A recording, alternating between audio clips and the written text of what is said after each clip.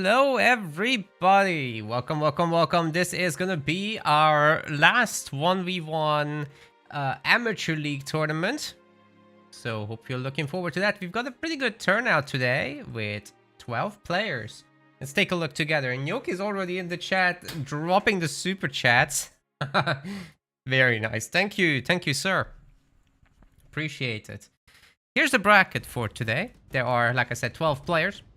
And Conquetal really wanted me to cover his game first, so why not? It is the last one after all. And then we'll just follow along with that set. We've got a lot of the regulars with Doggy, Lemonland, Double, Smirk, Professor Franco, who's actually new, I think, to Metaplace events, but he's a more known quantity among the player base. We've got Slurms as well, who's been god of the chat for a long time. Good to see him play finally. We've got David Conquetal, who I mentioned, Shadow, J-Dog, Cano Raid, and Dayton Kill. So it's a lot of new names here, obviously, being an amateur league. We'll see how we do today, but I think we're gonna put this on a long pause. Either way, today, let's just enjoy it, yeah? The players are currently figuring out the... They're figuring out the picks and bans, the draft system. So I'll be able to share that soon. Between these first players today. Just give me a sec. But I think they're figuring it out. We're gonna be fine. Yeah, there it is. Here we go.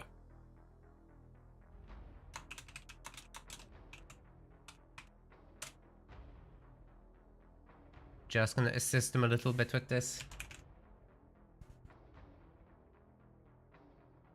Also, sorry for the late start. We were hunting for Smurfs. We found one shady person who I've removed. But they weren't showing up in the Discord anyway. The others we've cleared for now.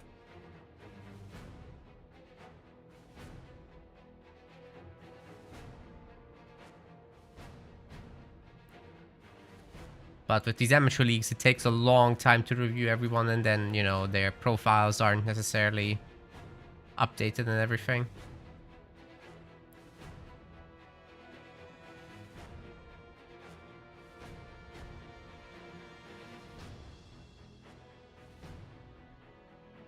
So once they ready up, they're going to be able to start picking their leaders.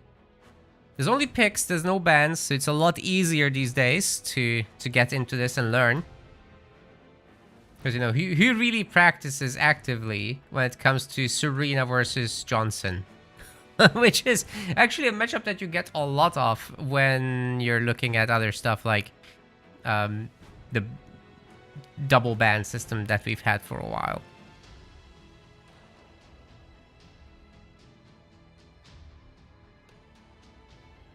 The amateurs are amateuring? Yep. It's a fair comment, not gonna lie.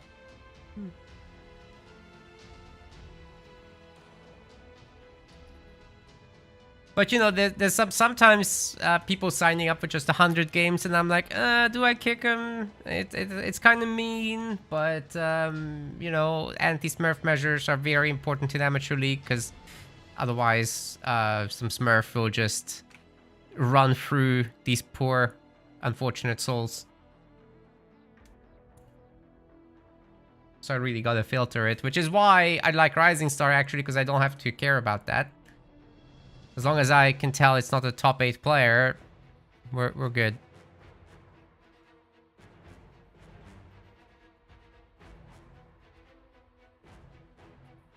Like, we typically know who the Rising Star players are.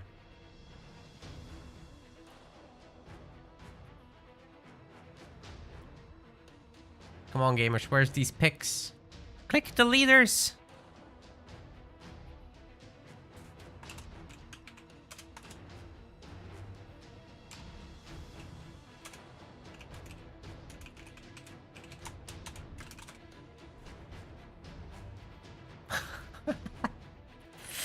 if he's sitting there for like 4 minutes? All you gotta do is click the button that's not here for me, but it's there for them. I'm just a spectator.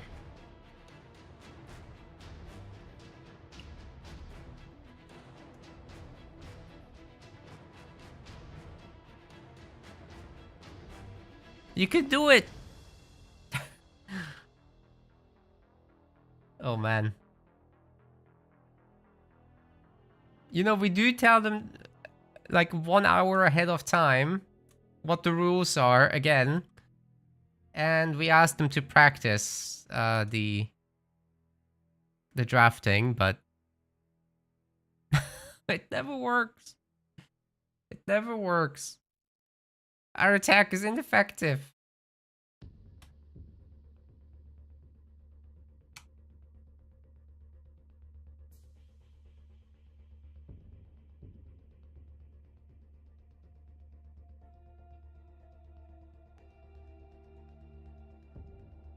Okay, who is this person constantly changing the name?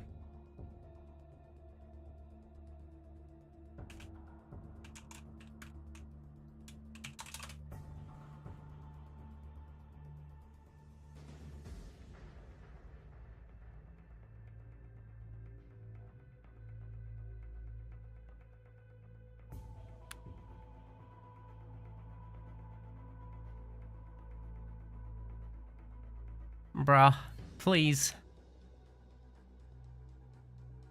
Ah, oh, they're picking. We made it. Yes! Somebody clip it. It's the most epic play all day so far. They clicked the ready button.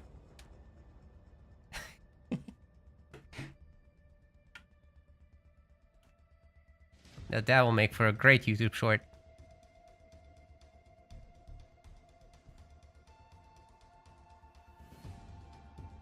The next time we have an extended wait like that, I'm just gonna put on the clips, actually. That's gonna increase the production quality, right? That's how it works. Sanction the noobs. That's right.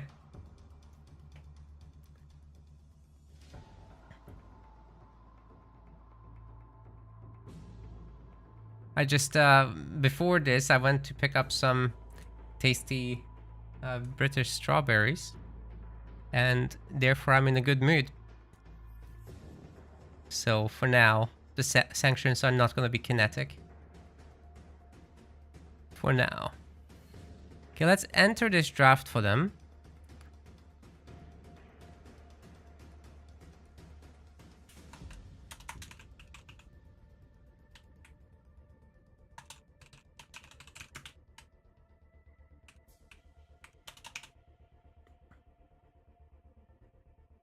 Then I can bring it up during the thing. It's very nice because I can just press an import button and then we're sorted. Hopefully this is not going to crash my tool. No, it looks good. All right. I can make myself spectator and we can fight. Great.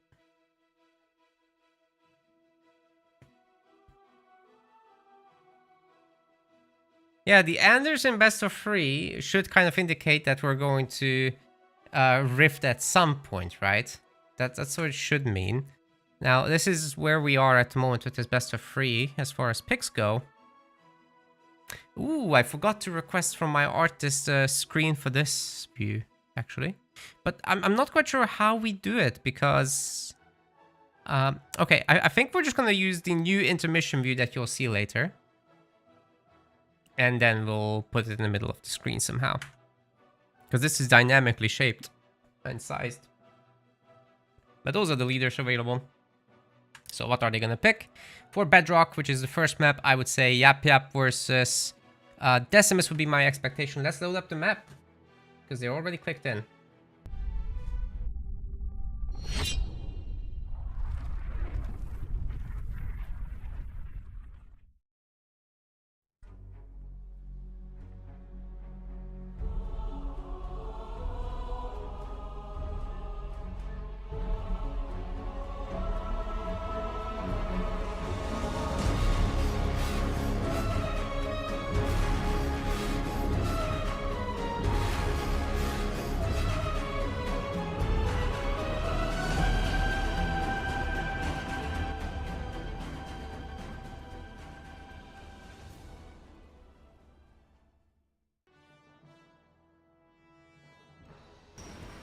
Ladies and gents, welcome to our 1v1 Amateur League tournament. We've got £50 on the line, and in the blue color, this is Shadow. This is just the first round of today's event. And on the other side, we've got Concretol. I can't pronounce whatever his actual gamer tag is, so we're just going to use his website username. He's going to go with Decimus. And now the Amateur League means that we're basically banning everybody that's established in the tournament scene, right? If you're more than 3 MMR in terms of your rating in 1v1, you're not allowed. That's it. The Grunts and the Choppers are coming in for some immediate pressure, shutting down the UNSC gathering outside of the base, forcing Shadow back into the Shadow realm, I suppose. Oh yeah, that's brutal. The Marines are getting bullied hard, and you know, there's still some gathering going on in the back here. There's even a sensor tower for a quick mini base, so Concretol has learned definitely from other players. He did say he was getting some coaching before from some of the top players in the Amateur League. Shadow is currently forgetting to put down extra buildings, which is definitely hurting the economy. I mean, he went Generator second to start with, so that was, you know, a little bit wild. Anyways, as Cutter, because you kind of want the extra Marines out in the early game, right? Well, we're going to have an early barracks as well on the main base, rather than, you know, populating the slots first and then putting it on a mini or something. Double Generator, a good follow-up from our Decimus player, I would say, because it allows you to be more economic. You upgrade this thing quickly, then you get the Harvesters, then you spam Grunts from all your minis that you're purchasing at the same time. Which is a little sloppy here. The mini timings are a little bit slow, but that's okay. As long as this gets followed up properly with Grunts in the future, then you can take the power nodes, and you're not that far off really from the pro players. But every little bit counts, every little bit matters over time. I just noticed we got the 1v1 text on the screen. Sorry, 2v2 text. Let's change that to 1v1. That's better. Yeah, that's better. Let's go. By the way, the leader pool for these guys is here on screen. So after this, we're going to still have Anders, Yap Yap, and Isabel available for Shadow in this best of 3. And for Concretol, there's going to be Forge, Colony, and Wordus. We've gotten rid of bans in the draft format. But drafting still does mean that you're not able to, you know, play something that the other guy has picked. So they're basically picking the leaders 1v1. And then it blocks the other guy's access to the same leader. So we'll never have mirror matches. It's going to be interesting. The players have to do some learning, but it's not as brutal as with bans. Because with bans, you just get rid of the best leaders that you want to use anyway. And guess what? Those are the leaders that you're going to be playing in ladder anyway, most likely. So those are also the leaders that you're going to come across most likely. If we have too many bans, it turns out the players can't practice. And we found this out specifically in the Pro League, where we've had a lot of Serena and Johnson matches and like nobody knows what's going on. I don't want to put the amateurs through that. At least the pros are probably dedicated enough to, you know, give it a shot. But then they get their own little Serena versus Shipmaster matches, and, you know, life is tough. Life is tough. You can't practice that. Shipmaster is just Giga Chad. And then something like Arbiter gets banned, or whatever it is, depending on the player. Okay, so Shadow got a very interesting Mexican generator, and he's floating a lot of resources. I almost want to see another Mexican generator. I am kidding. I don't want to ever. I would never. Don't do that, guys. When you put a generator on the mini base like that, it's going to be extremely risky. And eventually someone's going to go and get it, you know. Especially with Decimus, you're at risk of playing against someone that will just spam brutes in tier 2, right? The tier 2 timing is really on point, and we've got the other raid camp follow-up as well, which I really hope will be Dark Skies brutes. So one of the reasons I don't like the Warlord immediately here in tier 2 is because you already got a really good amount of grunts out supposedly. But then again, this number of grunts right now is not great. So I would have hoped that was a bit more or something. Those are not bad. Suicide Grunts don't really manage to connect with anything, and the Spartan Slam is nice as well. You gotta be a little careful and disengage. Like I said, you would have needed a lot of grunts, and we just haven't seen that yet. A beam would be nice to counter the ODST satchels. Oh my god, they've eaten it. The grunts have eaten it, and the split against the beam is actually really good. Like, say what you want about Shadow's build order and lack of buildings early on in general, but the split was god tier. That was beautifully executed. He wiped out all the grunts, and now he can go and punish Conquertol.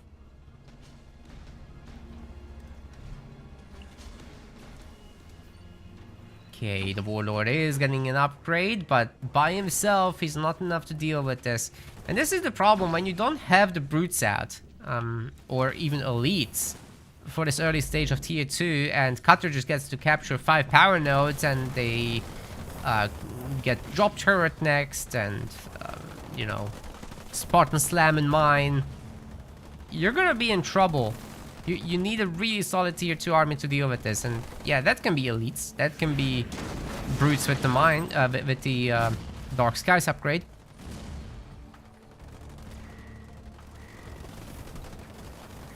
I like Dark Skies because it allows you to put on pressure yourself, so that's pretty nice. The Ranger build is much more defensive. We're gonna see a transition into Warthogs, apparently. Nobody expects to Cutter Warthogs, so Shadow is really getting it together here, especially with the extra base expanding. That's very nice to see as well. But you know what? This Warlord is gonna pack quite a punch himself. Plus, adding the Marauders does mean that you have at least some building damage, but getting rid of that raid camp, I don't really love that. I'm still the Brute guy here. Well, they're probably gonna find this base as it upgrades. There's plenty of Marines to save it. The Marines don't have grenades, let alone combat tech. There's generally not a lot of power for Shadow because he didn't go for a third generator. That's something you really want to sort out as soon as you hit that Tier 2. So now we're floating all these supplies and there's nowhere for them to go. I mean, you can put them on this new base, obviously, but we're just not seeing that. I like the triple sniper here. That's going to be a good counter to our boy over there. Oh, the mines are going to stop the escape. Very nice. Base does need healing very urgently, and I don't think Shadow's gonna have it. But then again, there's not a lot of base damage. Boundless Siphon is in, so this hero is just slowly but surely healing. The Vortex is gonna come down on all the infantry, including the snipers now, which is gonna shut them down quite a lot. In fact, there's no more snipers right now. Diego isn't gonna be doing great damage against the hero, but he walks over the mine anyway. Diego is gonna be going down, and guess what? The Decimus army is OP. Even without the extra base, even without the power nodes. Now UNSC might be able to hold on. Just barely. Satchel gets eaten once more. Conquertol is hungry. Oh, by the way, he doesn't have a flag because the tool doesn't have his flag. He's from Pakistan. Good to see someone from that area of the world too. We need all the flags, Sean. I think in the casting tool. Not sure if he's around right now actually, but oh, the base is done. It's finished. I don't want to play anymore. So what's Shadow gonna do about what is that? What happened? Who did that? Was a barracks, right? I don't think you really want to get rid of that, though.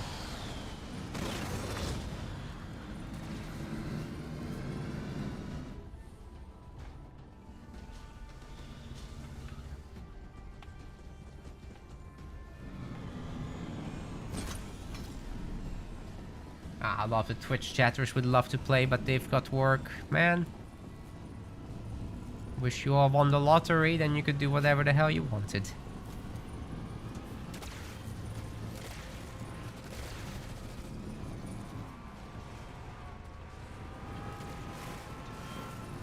It's always such a bummer to hear about so many people having to work these weekends.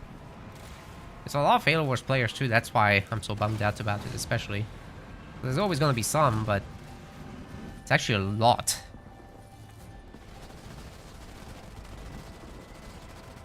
And we do have Combat Tech Marines now, but this is kind of not the phase of the game where you want to spam them anymore. And I'm really worried that Konkotol actually is gonna bring out the big Decimus boy very soon.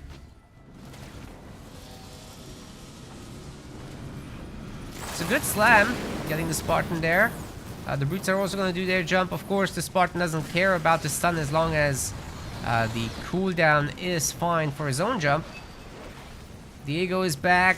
Vortex is gonna get the Spartan kill or secure it anyway. Only one gen. No, there's one in the back.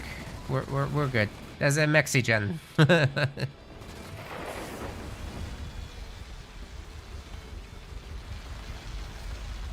Once again, a really good split against the beam. It's just there's not enough stuff here to actually defend against the onslaught, and of course the big boy comes through. Not the best damage on the base with that one. If you really go close, then all the beams basically will be hitting the first of targets. So if you can manage to stand next to a turret and generator, for example, that's gonna be a very high amount of damage. Either way, this is fine. Shadow doesn't have units, and Konkotol did what had to be done.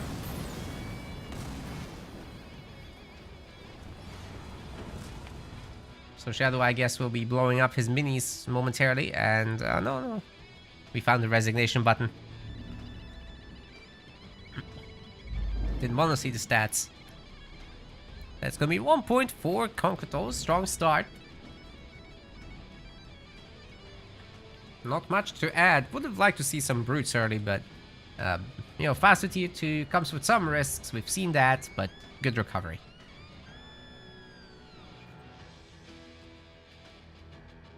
So now the map pick will be with Shadow.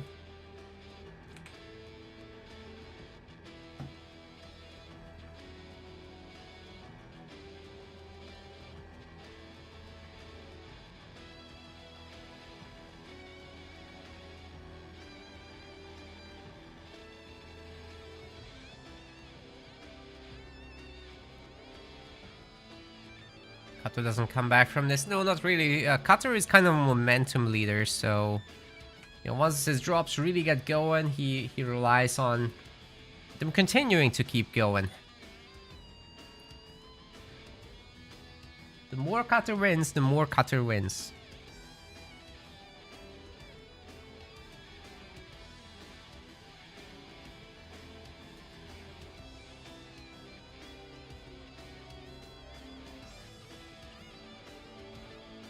Just waiting for Shadow's map decision.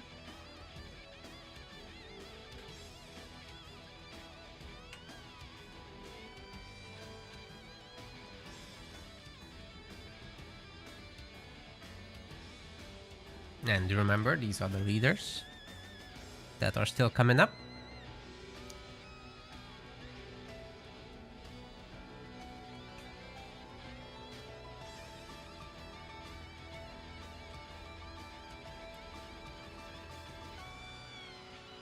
Quite like to see an Anders versus Colony or something like that. That could be a good matchup on Rift.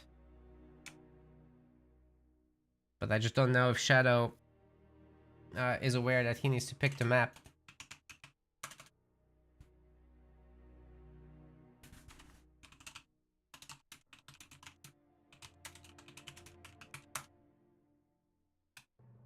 Just let him know in both places, Discord and the game.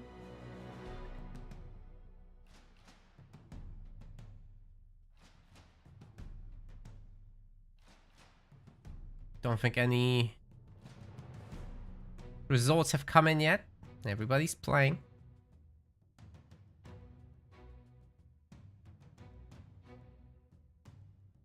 Next map is gonna be Mirage. So for that one, again, these are the leaders. I would say between Yap Yap and Anders, we very rarely see an Isabel, but it's very uncommon, to be honest. On the banished side, it could be any of those, to be honest. Even Forge is not bad, but Vordus, when fighting over the mini bases, is just going to absolutely have a party. Combat spoils is allowed, so I would very heavily favor a little bit of Vordus play here on Mirage, just because you get to constantly fight over the minis. Here we go.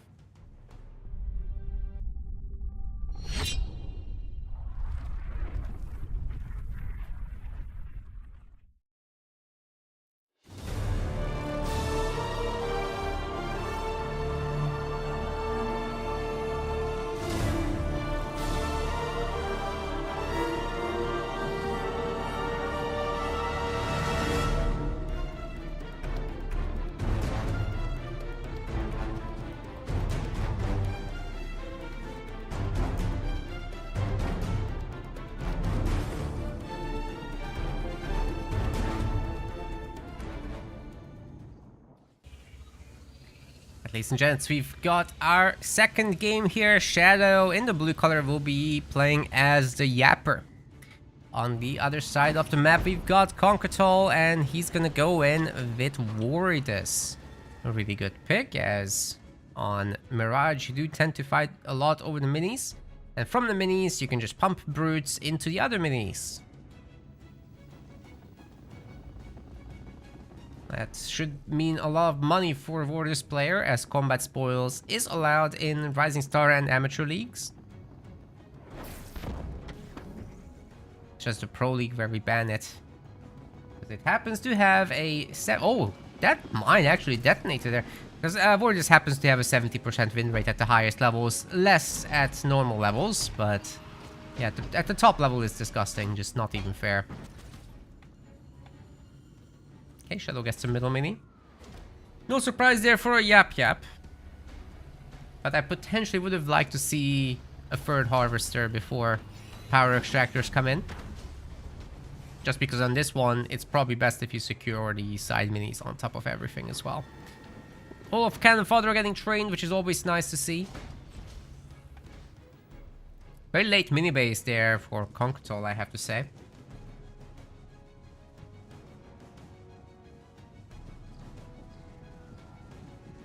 Yeah.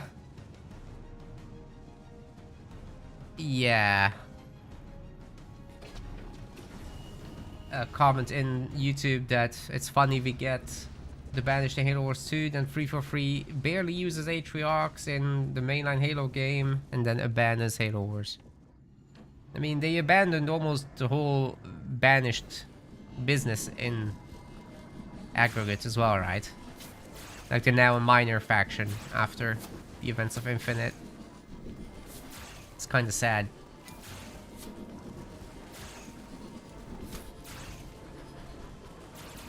No! This is anti-micro. You finish off the weak one, guys. There you go. You know, guys, if you let units live, believe it or not, they will keep attacking. By killing them, you remove their DPS from the equation. You'd be surprised how big of a difference it makes in low number battles, especially. So if you got like a 3 versus 4 scenario of the same unit,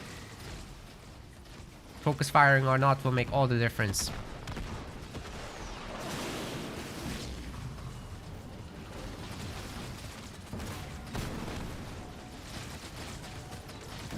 That Harvester is already under attack, but there's no anti-building business here. There are some mines, but they're gonna be used on the cannon fodder, interestingly. Oh, actually, they're really clumped up, so it's okay. That killed a lot of them. Grunt Riders are coming in to try and defend Shadow.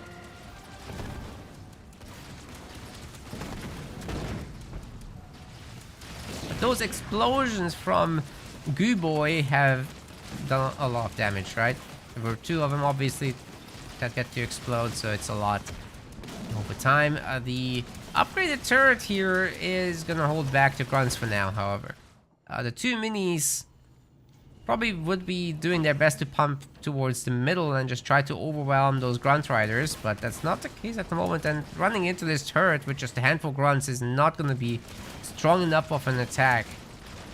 Conqueror will be aware of this going forward after watching this cast. And for Shadow, my main advice would have been to make sure to grab the side minis on top of everything. But he's in survival mode right now. He's gone for 2 extractors. He's getting 4 turrets. So he's absolutely making sure that he's not going to go down here. Technically, he hasn't done anything too wrong, but you can see that he has some extra supplies. And spending them on some extra minis just means that you can produce more later.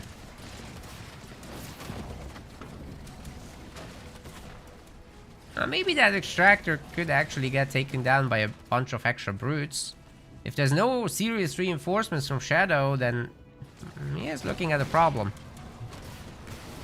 The Yap also doesn't have a super easy heal, like you'll need engineers. Are we gonna get engineers? Doesn't look like it. The Grenadiers are terrible against buildings, but they add a little tickle damage. It's not much, but it's something. Maybe they can stand next to the extractor to get the explosion damage too.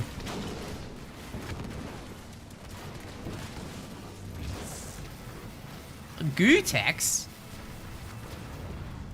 Yeah, that's surprisingly good against buildings actually. For the little time it lasts. And it gets the extractor too. A bit of extra power there for Conqueror, and should be able to go for a tier 2 transition from here really easily. Those 4 turrets are still going, and they'll keep going.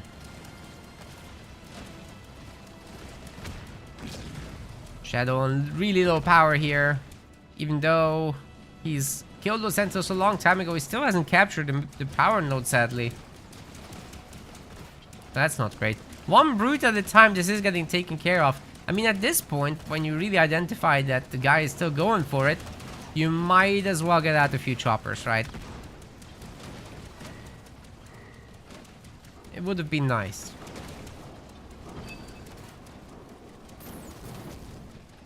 Another brute.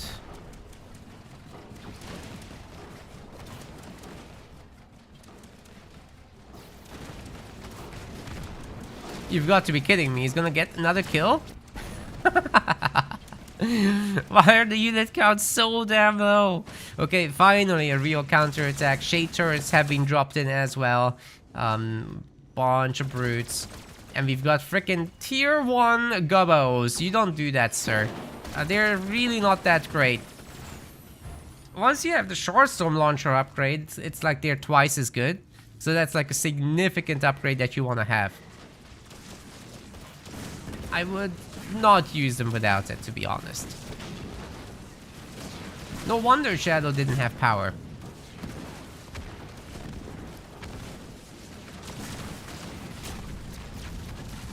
Good little counter-offensive for sure.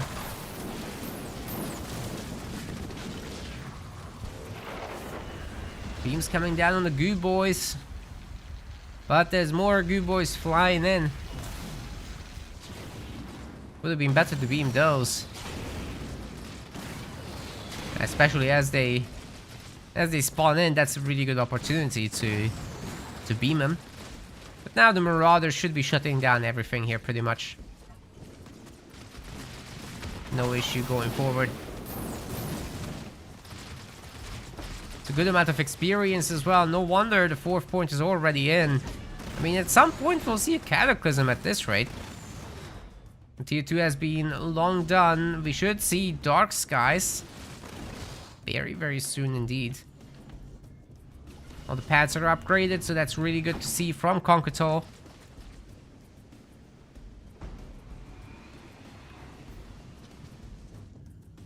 Probably a good idea to buy a second base. Oh, the Warriors hero is out. And his upgrades are coming too. Shadow still in tier 1, now starting to make some choppers. It's a little late for that.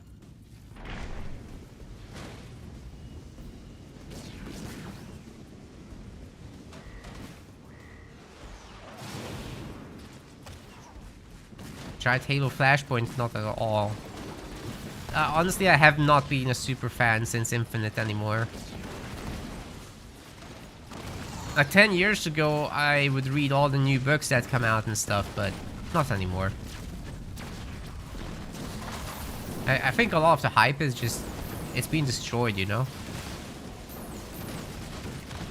Infinite.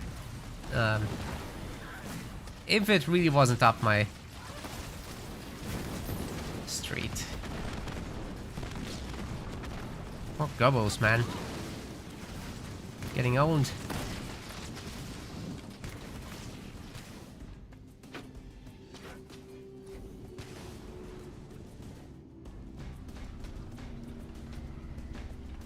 I mean, can you believe it? Infinite was almost 6 years ago. That is insane. They used, when I was a youngling, there used to be a Halo game like every other year. Like, are you kidding me? Halo 1, 2001, yeah? Halo 2, 2004, Halo 3, 2007, ODST and Halo Wars, I believe in 2009. Then 2010, it was Reach. 2012, I believe it was Halo 4. Like, that's some serious frequency. 2015, Halo 5. 2017, Halo Wars 2. That's not a bad cadence. And after Infinite, it just kind of stopped.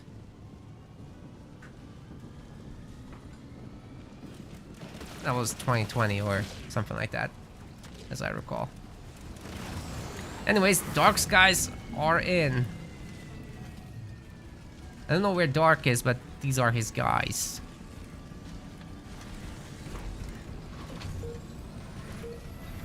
Shield just in time, but I'm not sure it's enough to save Shadow. Is he gonna have Shard Storm Launcher? He's only getting the heal upgrade for them now. Oh no. These are baby goblins.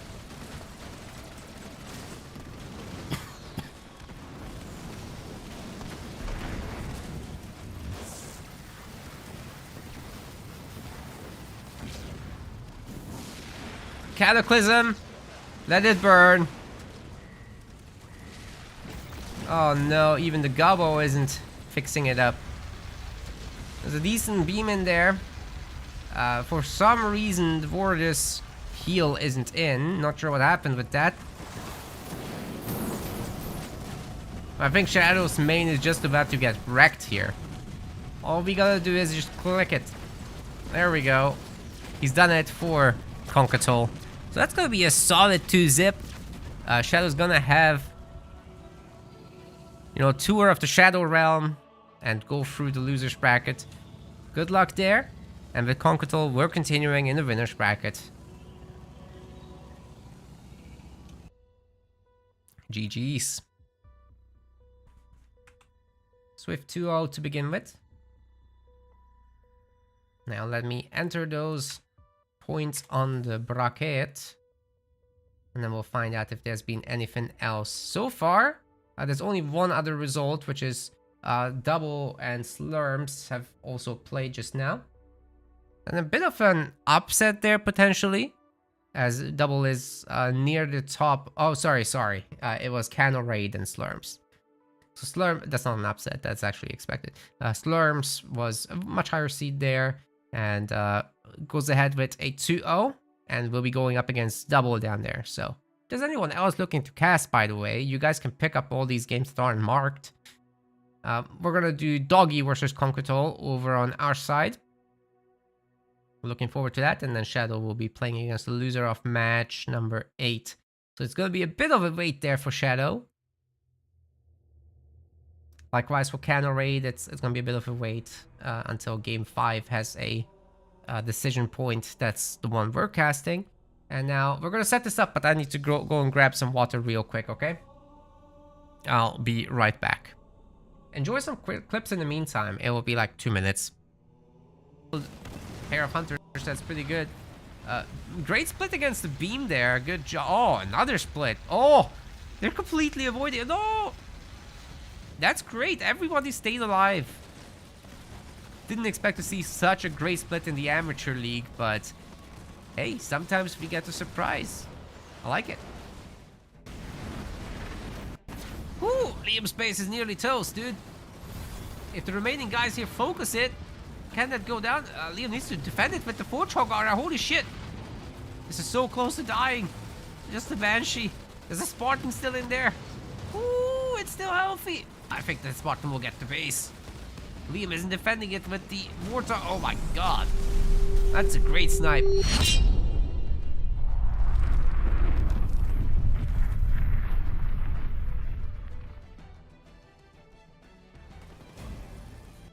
You can find a great connection against a clumped infantry force like that, especially Marines. That would be ideal. I think this is the moment. They're so clumped, holy cow! The heel, they're even more clumped than they should be. The beam, oh my goodness. All the infantry is getting eaten up. There's only the ice cream truck left. The ghosts are gonna ransack it. Oh boy, here come the poltergeist knocking.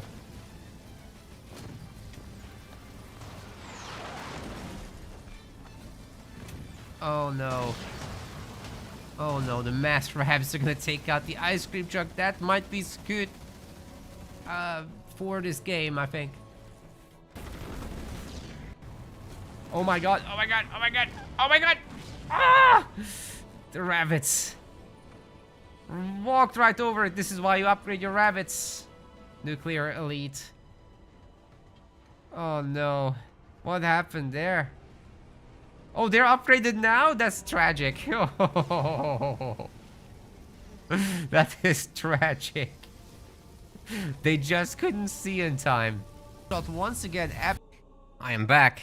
We gotta do something about these transitions for the clips. They're kind of cutting off a bit too early. Not sure what's up with that. I'll figure it out. Anyway. Well, good to see all of you here in the chat already. We're setting up the next game. Question in the chat from Gnocchi, have I seen the series? So I did mention that I really like the books, right? Now, that's a problem for enjoying the series. That's a very big problem because the TV show is actually an alternate universe. So if you really enjoy the core lore that the books put in, that the books add to the series, that's a tough situation because it's like you're not getting the thing you like. You're getting Master Cheeks. And it's like a much worse version, to be honest. So I do not like the series.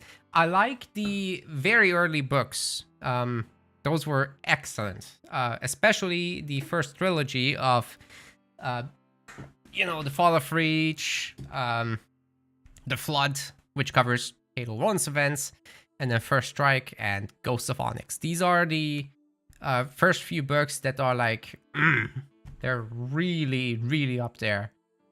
Seriously good writing, great extension on the lore, space battles, stuff that you don't normally get in the games themselves. So it's like really feeling like you're getting more out of the universe than what the games have to offer.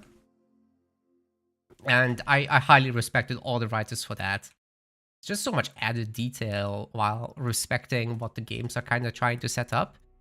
And the TV show with Master Cheeks is kind of the opposite. I don't know. It wasn't terrible, but it was not my Halo. Do you know what I mean?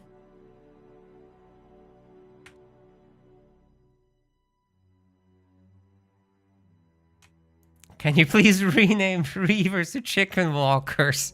What the hell? Excellent work. Alright, let's see about our next draft that we've got going on.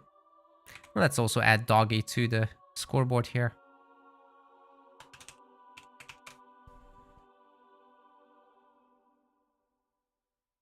He's from Italia.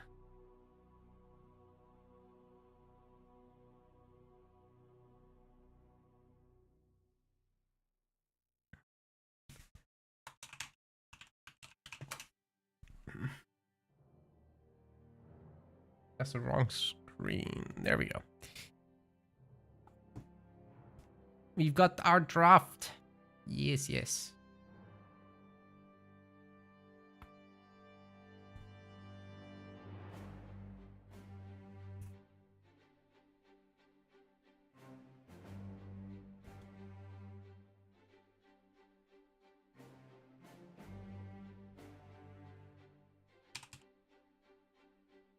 See, I think if they were gonna make a Halo show that actually was gonna resonate with the fan base, it should have been trying to put these books into movie format, to be honest, or series format. If it had been, in particular, First Strike, which covers the events between Halo 1 and 2, which in the game is actually just, it's classified. Now that's expansive on the universe, right? The vast majority of Halo fans have no idea what happens, and I don't want to spoil it. I think you guys should read it, but that's up to you what you do with that information. I think that's what they should have done. Some really good business going on in there. Lots of tension, lots of character drama. And of course, space. Well, we've got our series ready to go. Not, because they've just cancelled. But we should be going to Mirage with the following leader pool here.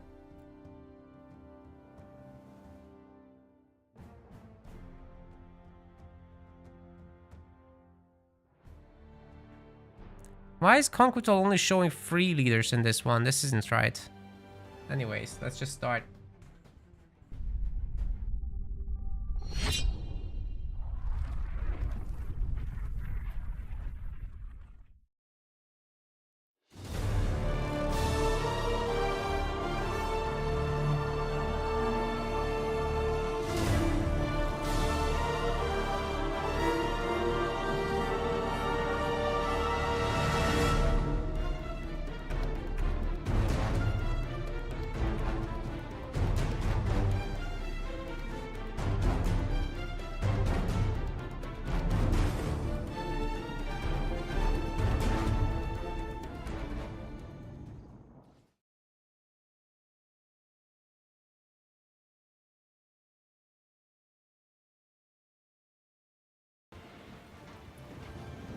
Ladies and gents, welcome to our second series here in the Amateur League. This is already the winners quarterfinals, as there's only 8 players left in the top side of the bracket. In the blue color, we've got Conqueror playing as Capitano Cutter. On the other side of the map, we've got Doggy bringing the colony.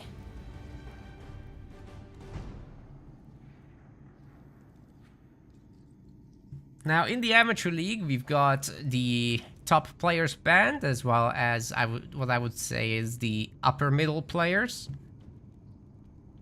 So everyone else is allowed, as long as you're under 3 MMR. You're welcome in these, although we're not planning an extra set of events this time around. We'll see. If Halo Wars 2 gets a little bit of a revival, I think I can be talked into it again. Let's say that Steam release thing is gonna be a real thing. Maybe we'll do a little bit of podcasting on that whole topic and put up a separate video. But basically what happened is our moderator Sean has put up a request on the player voice system that Xbox has created. So you can like basically drop all sorts of feedback about all sorts of games or core systems of Xbox. And he basically requested support for this, a Steam release, that kind of stuff. So let's hope we get a lot of upvotes on that from the community. Like I said, we'll do a separate podcast on it and then talk about it there. If that happens, I could see a large influx of players. And then we could do an amateur league with more success. But right now it's like, okay, everyone has already seen everything and they'd rather just watch the top players, I think. That's my observation anyway. So Doggy is just getting all the... Sorry, that's not Doggy, that's Conqueror. He's getting all the outer minis. That's kind of brutal. I'm sure he can't. Doggy should absolutely get this at least. And 2 versus 3 is not that bad if you have the middle. And your colony. And your double raid camping. So we should see Goliaths and the Capitano Now, those cutter will, of course, have the Spartan. I think it's manageable. It should be fine.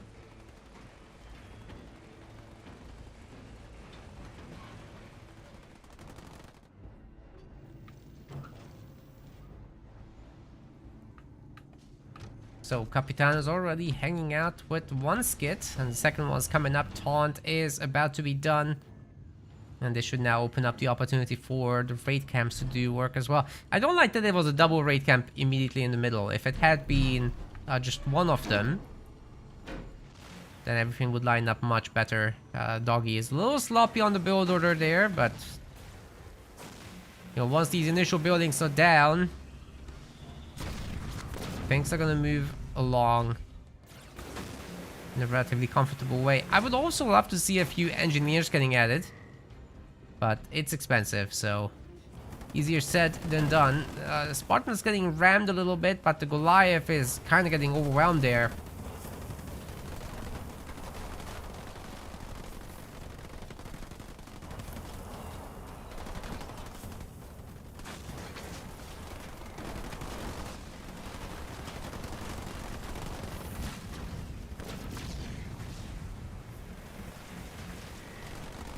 Like the addition of the Skitterer choppers and the suicide grunts especially, because the suicide grunts can just crash into these marines and do some major damage. However, the Spartan mine combo here is also doing rather well.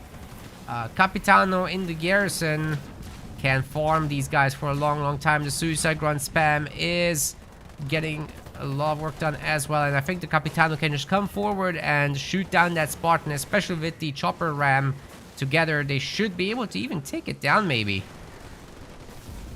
Oh, taunt will stop further orders being given, so we'll see how far the retreat order went. Not very. The Capitano is gonna own it, and now it's all the way to the main, I would say. Drop in the Goliaths. Hell, make more Goliaths on the way there. Why not? Oh, we're gonna have a very quick resignation there. Doggy is brutal. That was really nicely done. Not much to add. That was just pure momentum. Chopper and Suicide Grunt together can absolutely wipe these early infantry assaults. And especially if you have a hero out on top of that, then you should be just really comfortable overall. Some good comments being made about Forward onto Dawn. Yes. And you know what? Halo Legends was actually a pretty cool format. I like that. And as far as like the books go, oh, what's it called? The one with the compilation of short stories. That was really good. Was it Evolutions? I think it was called.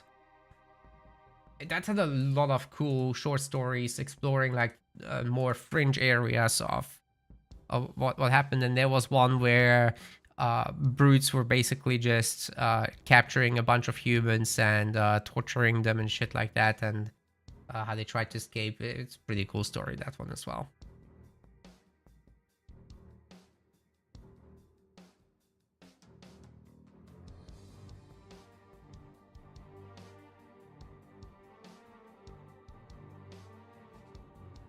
And some Spartan Force on suicide missions. There's some really good stories in there, actually. Yeah. Doesn't have to be long.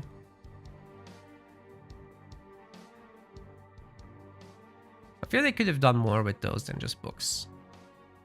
But everyone says that, and then they just instead want to make these billion-dollar AAA games that they can't get right. If they went smaller and they tried to, you know, really resonate with what Halo is supposed to be, instead of what they'd like it to be, that would be probably a good thing. But I think just too many higher-ups have been changed up over time, and there's just no long cohesive vision anymore. That's a big problem. Anyways, Rift is coming up.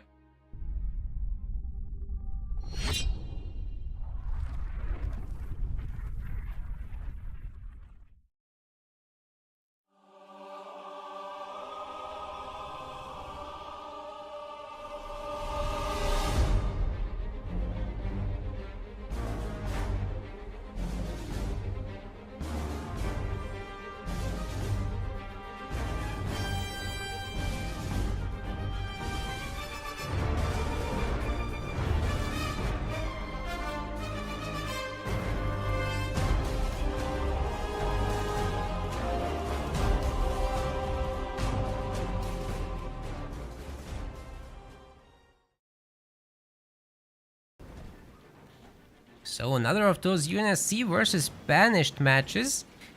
Like the variety, Conqueror is gonna bring in some Forge here for Rift. It's a good choice, I'd say. And has good chances against Shipmaster from Doggy. There's nothing quite like a good Forge Hog into Warthog's build against Banished. That can work out really well.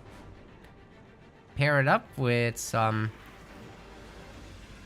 Dispersion, also Hellbringers in the mid game, and you can really go and do some damage with that. Why is this generator not upgrading already? We did pick up the power as well, so I'm not quite... Oh, there. It just wasn't showing. Okay. The resources we're checking out. I was like, what's going on here?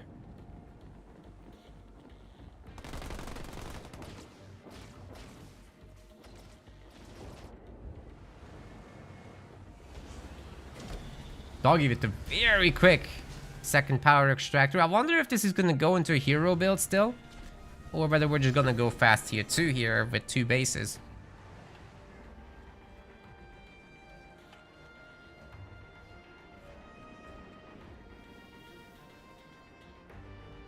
Still want to see that tier 1 Forge Hog because it makes the power node clearing so much easier and safer. No need to lose marine health if the hero's shield can do the tanking, right? I think we're waiting actually for a second generator here. That's why we're not seeing the hero.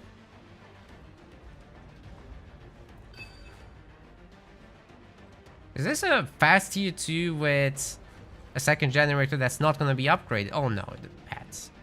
Okay, we're not making decisions when we need to. So that was definitely a bit of a float. It's just grunt spam from Doggy, interestingly, not committing to ghosts or anything like that. And so far, there's no hero building either. Come on, Doggy, your pad is empty. Harvester. Okay, just grunts. This is gonna be nice to capture the power nodes quickly. And you know, when you have that many grunts, you just should start the capturing before shooting. It's easier. Although elite grunts are pretty responsive. You can tell them to capture anyway.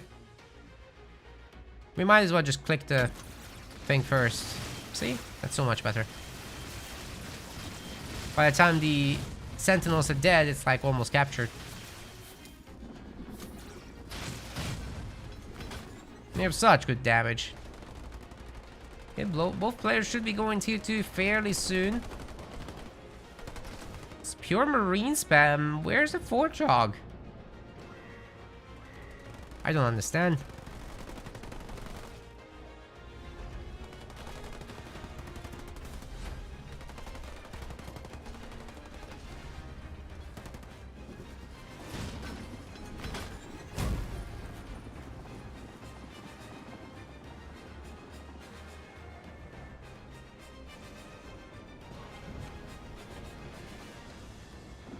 It makes a lot of sense for Shipmaster if there's no threat and you still go tier 2 anyway.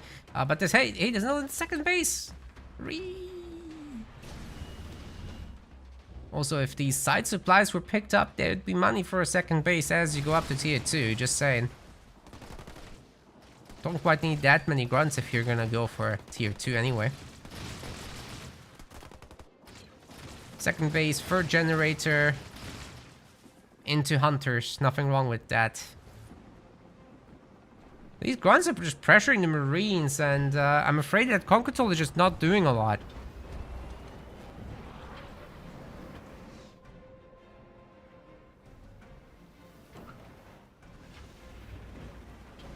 Will we see some marine upgrades here?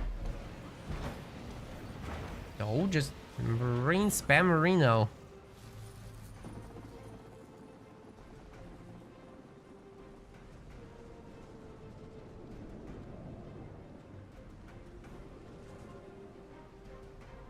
Second base coming up for Shippy Mac ship face. And there is a second raid camp, which is nice, so that there's gonna be some hunters.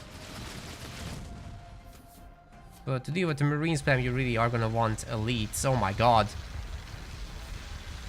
I didn't expect to catch that, but that's freaking brutal, dude. Poor Conquertol.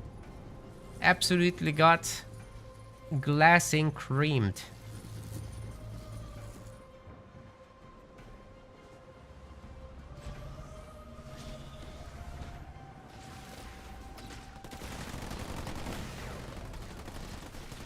There's somewhere an elite ranger in this, right? Yeah, over there. I don't think those Marines are gonna make it. Oh, Jesus Christ. That's terrible. See, that could have been a third generator and a second base. I'm just saying. And you still could have had a Warthog. So, when I say in tier 1, you want that Warthog to take node safely, this is why I said it. The Warthog could just outrun the beam. With the Marines, you just have to mega split, but I don't think most players can realistically do that in the amateur league.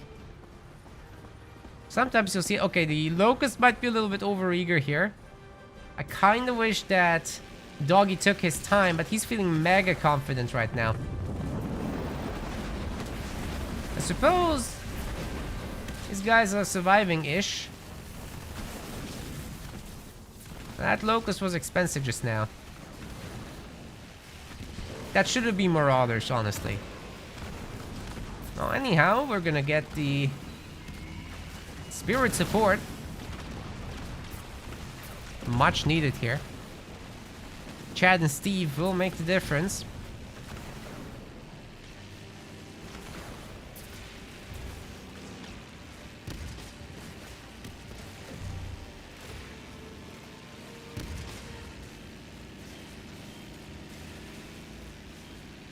That Warthog isn't gonna get the shields back anytime soon. Yikes. Oh no. Oh no, Conquertol. It's alright, Doggy is the favorite in this entire tournament, so no shame there. But I would say he should think about what I said. Open with that Warthog in tier 1, right? Make it the 6th building or something. If you're gonna go double gender, make it the 7th building. Add in some Marines or Rabbits. Not too many. You don't want to stick around in tier 1 forever. Because you're gonna want a tier 2 with Warthogs, ultimately. Aided with a bit of Hellbringer action, right? And if you have 2 bases, you just got a so much more solid position to do that in. Whereas if you get beamed and creamed in tier 1 without an economy to back it up, then that's basically game over against a shipmaster that gets the right unit set.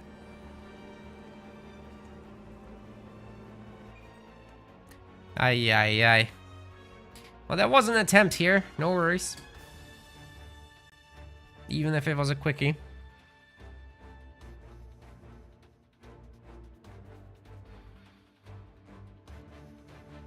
We always knew that Doggy was the #1 seed in this tournament. There's still the loser's rounds for Conquertol, right? He can try again there. He's gonna go up against Cano Raid. Good to see Trendline in the chat. His style of play is called Doggy style. Nice. See if there's any further results coming in.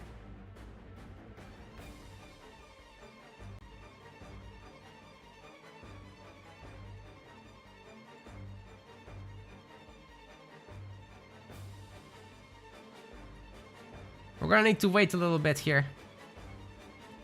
And I think we're gonna cast match 6. There's nothing else to do.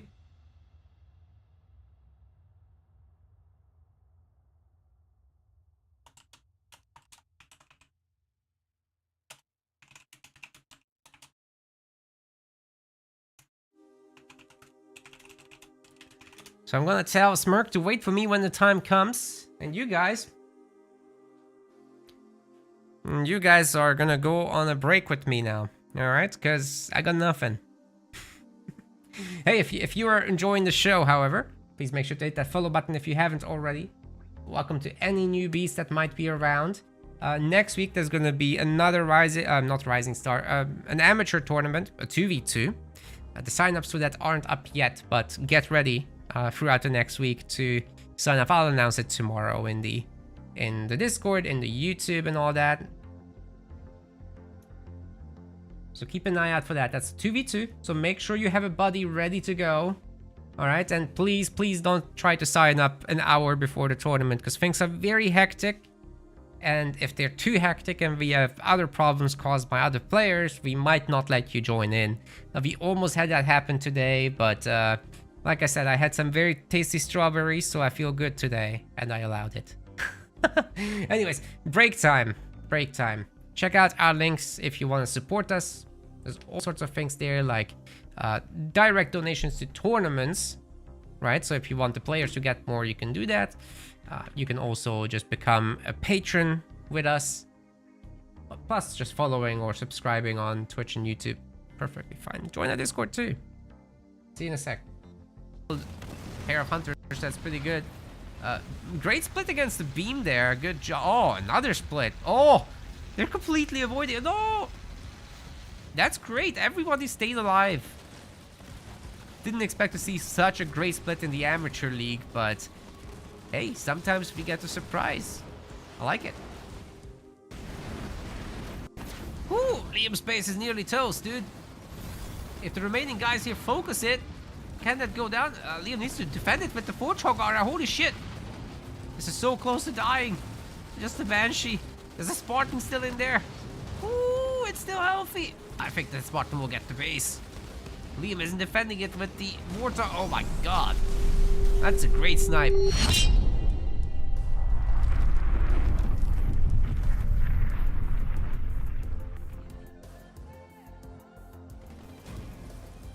You can find a great connection against a clumped infantry force like that, especially Marines. That would be ideal. I think this is the moment. They're so clumped, holy cow!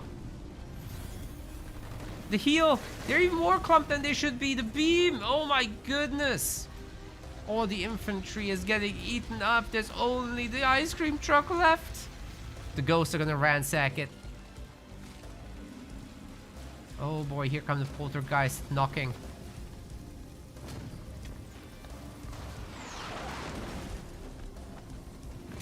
Oh no. Oh no, the mass rabs are gonna take out the ice cream truck. That might be good for this game, I think. Oh my god, oh my god, oh my god, oh my god! Ah! The rabbits. Walked right over it. This is why you upgrade your rabbits. Nuclear elite. Oh no. What happened there? Oh, they're upgraded now? That's tragic. That is tragic. They just couldn't see in time. But once again, absolutely guts the Marines, but they're just getting healed back up, so no worries with that so far. They're doing a great job picking off some of these Phantoms, and they're staying high health. As much as these Phantoms are well equipped to actually kill the Marines.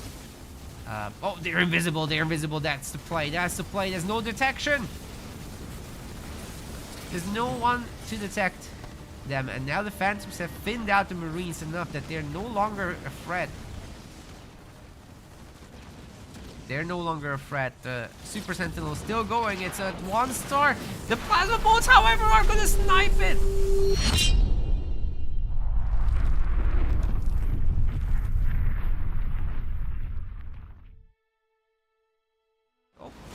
How did he see that? The grunts. Oh, the Methane shuts it all down. Whew, that was tense. Just a few seconds later, and everything would have been different. That was a great defense right there. Okay, these guys can just smoke the base forever. There's no detection here. So it's technically all good. And they are healing it. Drop another smoke. It's perfectly fine. Oh my god. Liam's base is going back to full health.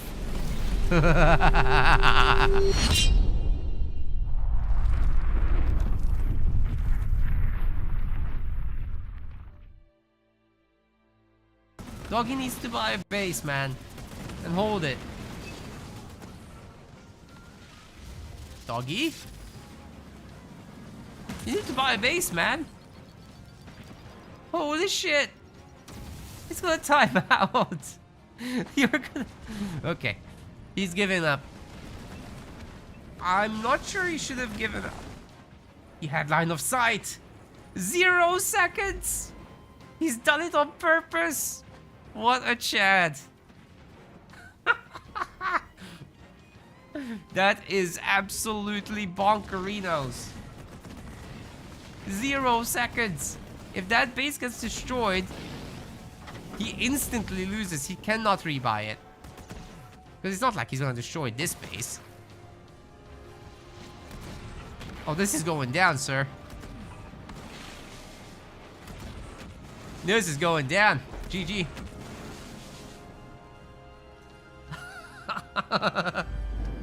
That was way too tight there. To be fair, he only could have bought it like a few seconds sooner.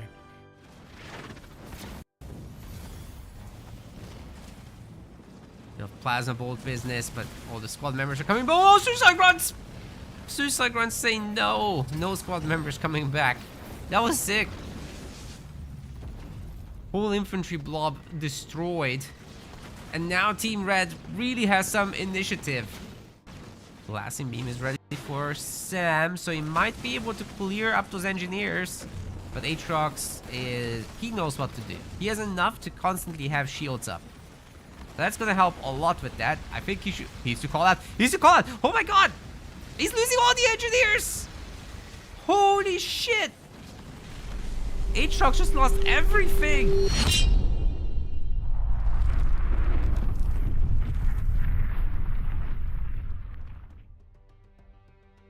Defending here, but those ghosts coming out of stasis. They were pretty close to death. That was dangerous. Some of them going down there. Spartan looking for some action there with the mines. They're gonna detonate too. Oh, that was great. That was a great stun and mine combo. But can the Spartan actually get away? Looks like no. Still probably worth it. That took a lot of pressure off the guys. It's gonna be close. You can dodge a lot of the shots with this.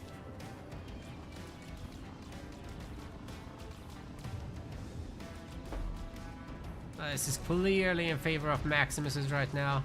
Oh wait, is it though that Ghost isn't shooting while he's trying and failing to ram? Psychic Wizards dodge micro against the ram is actually amazing. He crashes into a building and gets wrecked. Oh my god, no way.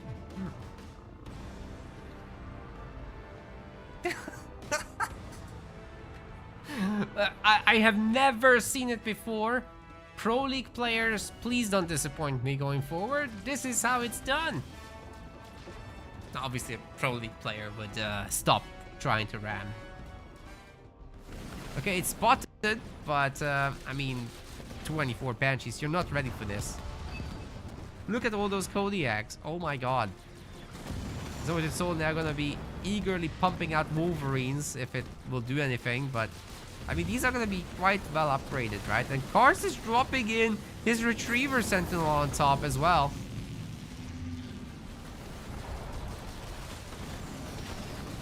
Zoid and Soul's main is gone. 3 generators down. Holy shit. That's so much damage. Do it again. There's 3 more generators here. Those are going to be the most valuable Banshees we've ever seen in any Pro League ever. Sure, there's a little bit of anti-air, but these guys are way late to scout it. I think this other base is going to go down too, isn't it? Oh my god, they're going to leave. That's it.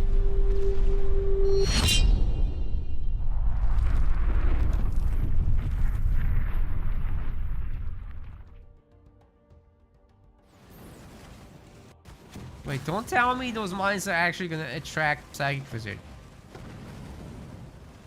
There's no way.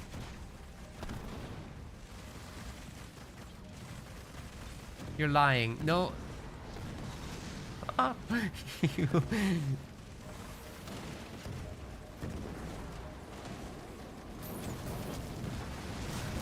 wouldn't dare to make a bet. Like, if I said something like I'm gonna stop the stream if he does that, that's what he would do. Jesus Christ, man. It's like a Psychic Wizard magnet. There go the other Frost Ravens. This is definitely a Frozen Retriever, ladies and gents. The shatter damage is going to be immense. Oh my god, they're countering it so hard.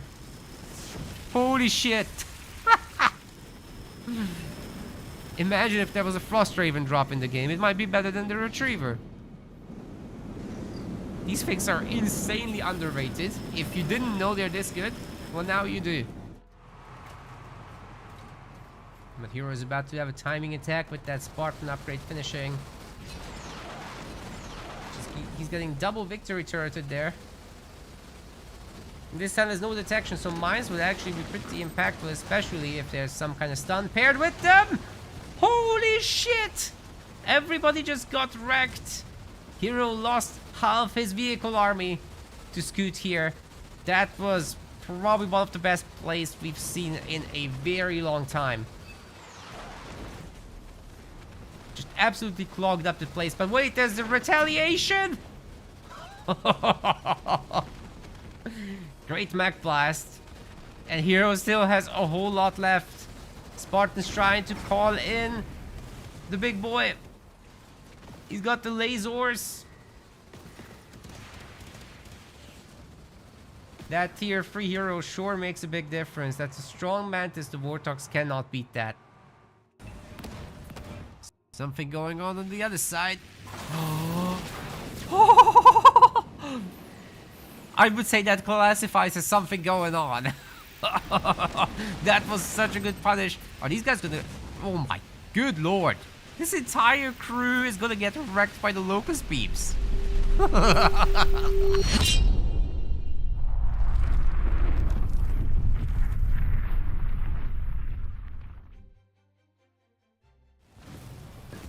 Now in the bunker, it's gonna be difficult to dislodge him. But there's mobile bunkers. It's fine. In theory.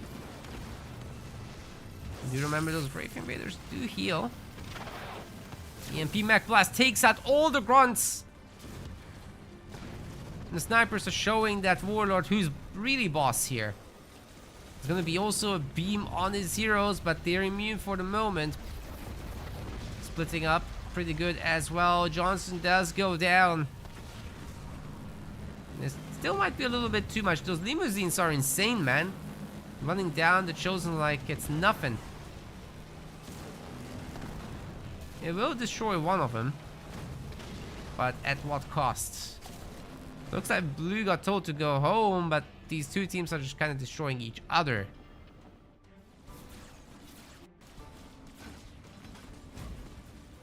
Oh my god, the beam!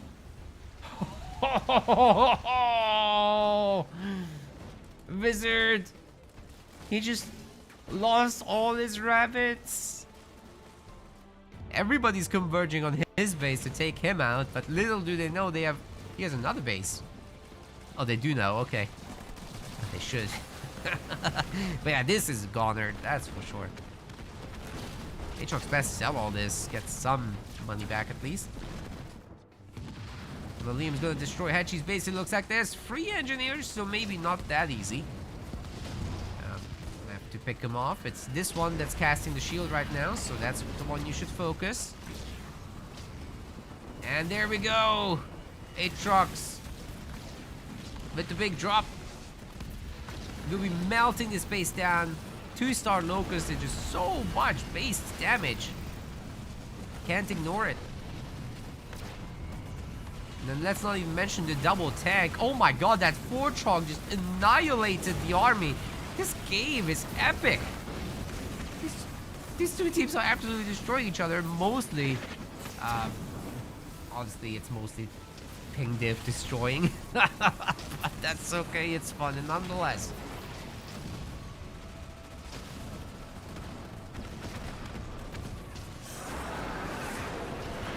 They found their stride. I'll be curious to see what they can do in the grand finals, because it certainly looks like they're heading there. There's no defenses here. Hedgie forgot how good Colony was. He is very good.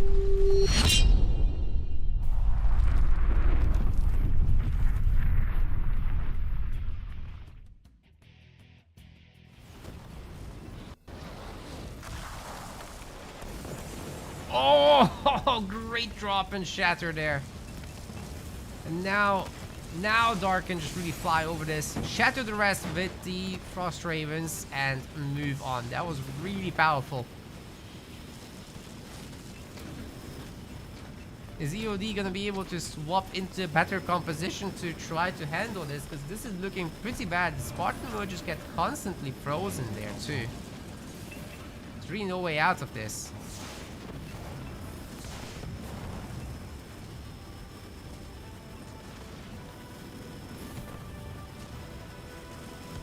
We stuck here. Glacial Storm will be ready, so expect Winter Wonderland business. Hey, don't get this. Dark! Get him! Her, whatever. Get her! Oh my god. I'm gonna cry. Well, now Aatrox has momentum. Ladies and gents, we are getting somewhere. That was a result, and now we're waiting for the Smirk versus Professor Franco game. This is where we are at the moment. So this match number 6 is about to be on here for us. They're currently drafting as well. We've also got Lemonland versus David. We've got Double versus Slurms. So these are all ongoing, and in the loser bracket we got Conquertol and Cano Raid. So that's all nice. See how this is going. I mean, they're here. Huh? They're 2 Smirks.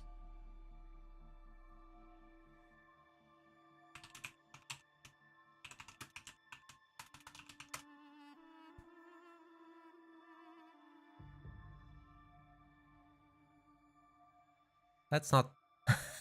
That's not right.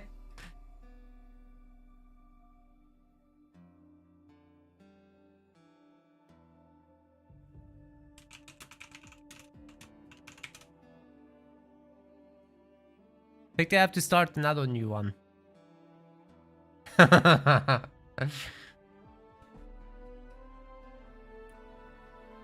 No, this ain't right. Professor Franco has invoked a Spider-Man meme for this one. You guys know which one. That one.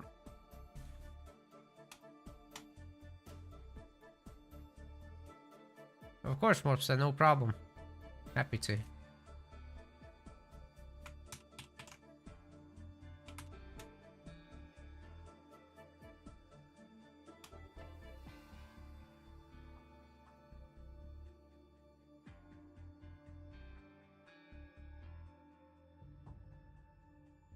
Now, hopefully we are going to be able to just jump in this without any further issues.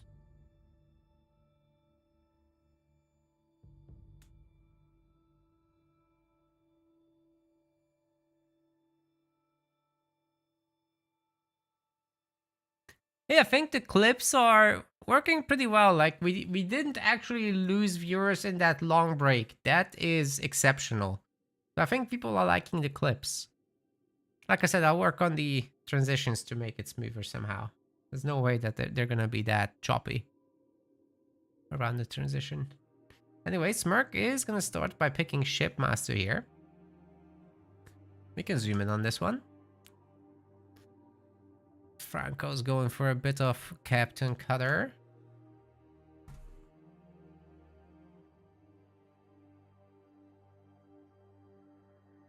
Arbiter and Yap Yap. Smirk really knows what he wants to do. Quick clicks from him. Wardus as well. Ooh, that's a really strong set of banished leaders. I'm surprised Franco hasn't tried to steal any of those. But then again, people specialize in certain leaders, so, you know. It's just helpful to be able to play RB and ship at a high level. Oh, I've given up, Legend. I don't even want your score anymore. GG. That's it.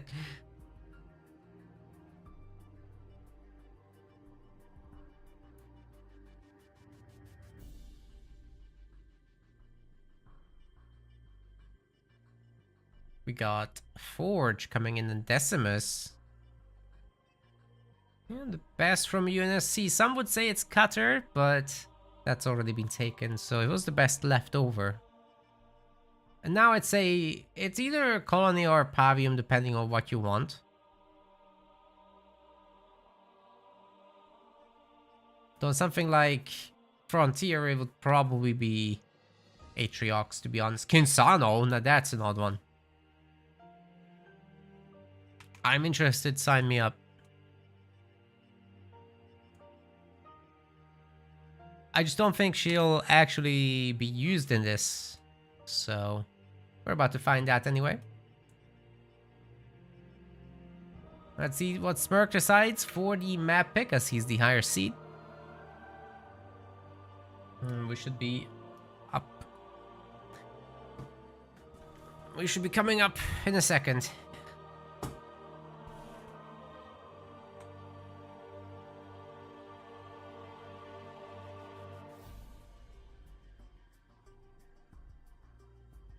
First map is going to be Frontier. So it would have been actually pretty good to add an Atriox for that. But, you know, a little bit of Kinsano or Yap Yap. Can't really go wrong with that, to be honest. Just I think Atriox is a little bit favored there compared to most other leaders. You could just pick, however, a Shipmaster and be totally fine. So I'm not particularly worried for either side here. Smirk had some good picks. Let's go.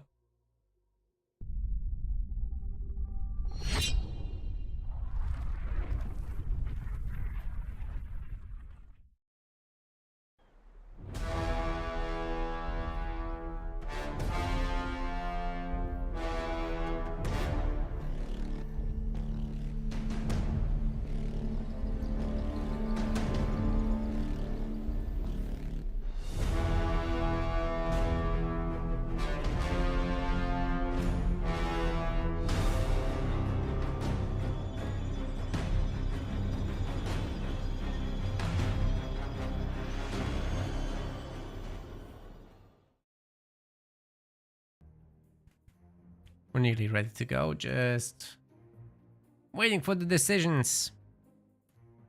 I'm sure eventually these guys will pick their leaders, and then we can hop right in.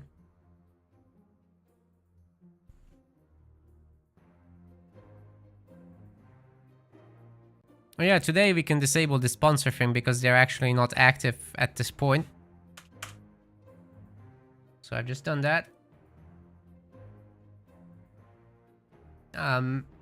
Apparently they're shutting down or they're getting bought out, one of those options.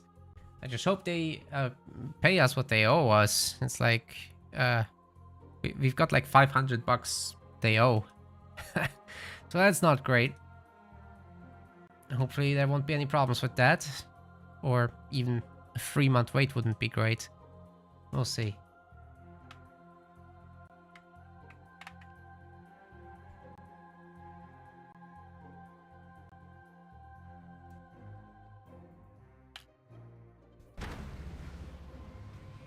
Ladies and gents, we've got our another winner quarterfinals here for the 1v1 Amateur League for Halo Wars 2. Smirk is in the blue color, playing as Wardus, and I believe it's my first time casting one of his games. Is that true? It very well might be. And on the other side, definitely first time casting one of his games. This is Professor Franco, playing as the Yap Yap. Now I really like both of these leaders on this map, but I think Shipmaster is the God tier pick. For Frontier, the other one is Atriarch, so that's usually what we end up seeing. These two are a little bit of surprise picks, but hey, Borders can certainly do great here. And into Yap Yap, that's pretty much ideal, right? All these little cannon fodder are great targets for the goo.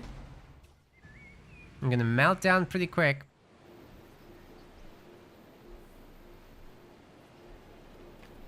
Now with this amateur league, of course, there's no top players around. They are all banned. Even the mid to high level players are out. So everyone else gets to practice here. Plus take home around 50 pounds.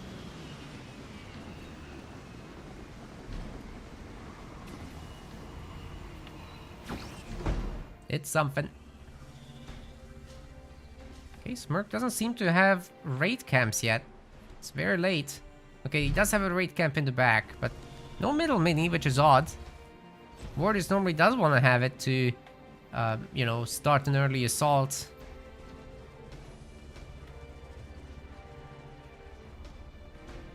On the other hand, Professor Franco's already pumping the heavy grunts from home. Not from this mini, interestingly. The 3-star grunts are actually able to pick this up before they die, right? Oh, perfect timing. They're still gonna go down or time out, but...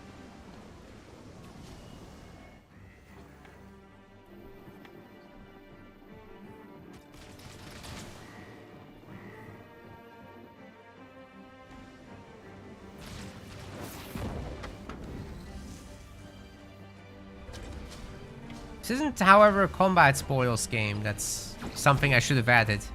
Although it's allowed in the Amateur League to pick combat spoils, whereas it's not allowed in the Pro League.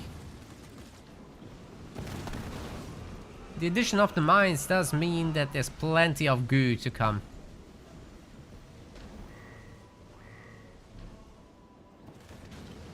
It's even harder to make the cannon fodder work.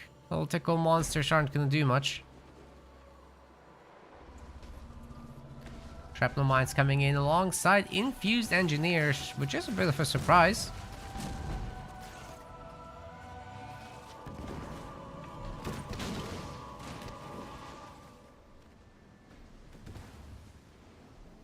Methane wagons and grunt riders. Together they're sure gonna end mini bases quickly. But will it come to that? Again, these brutes aren't actually getting resources from the base, so it's totally okay to trade base for base.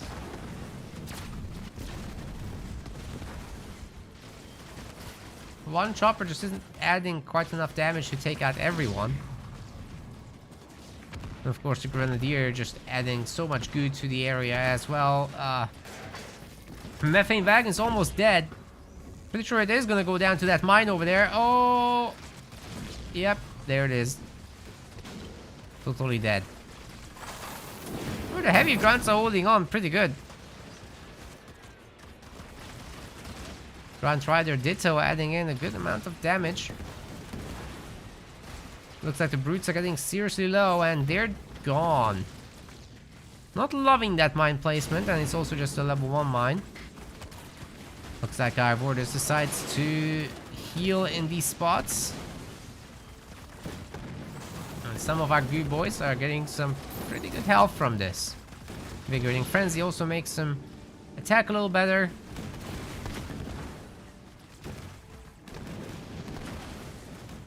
And from Yap Yap you've got a second base, interestingly, but no second generator or anything like that.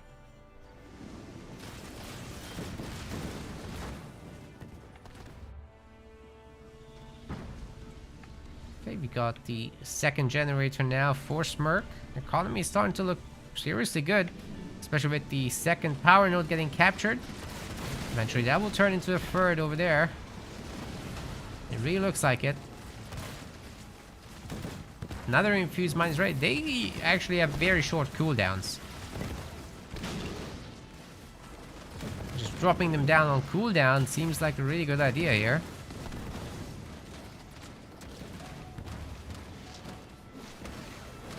So Franco is gonna lose that forward mini, I'm sure. He's done before, he'll do again. So Franco's coming up with that second extractor. The forward base is upgrading. And it's just all heavy grunts from here on out, I suppose, because we want to get to tier 2 eventually, right? Smirk has the middle mini. That's now 4 minis to 2. And he can go tier 2 while grabbing an expansion himself. Yeah, things are looking on the up. Just a moment and he'll have the 200 power.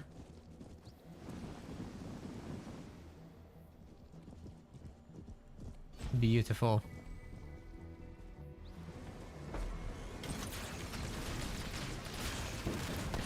Yeah, see, Smirk clearly gets it. Like, he watches those resources when he's close to the thresholds. He gets ready to buy the thing, knowing exactly how much he needs to spend for the next objective, which in this case was 500, 200.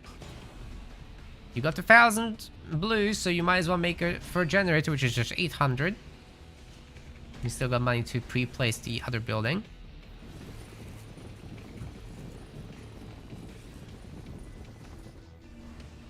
Yes. Oh, beautiful. And no, they can't hear me. That would be unfair. We've got a 1 minute delay on the stream.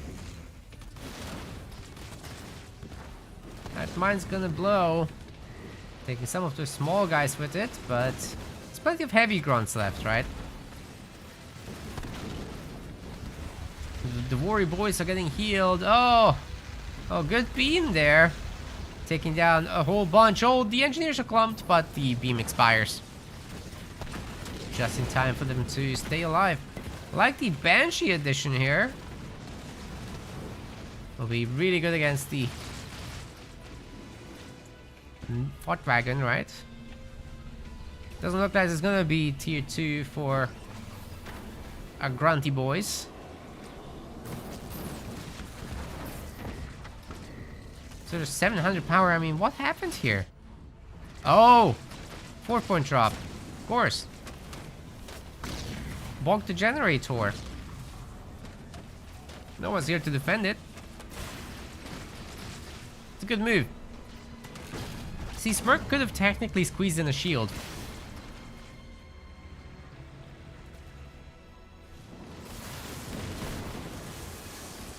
Technically, but it would have cost him production. He would have had to cancel some units that he was making.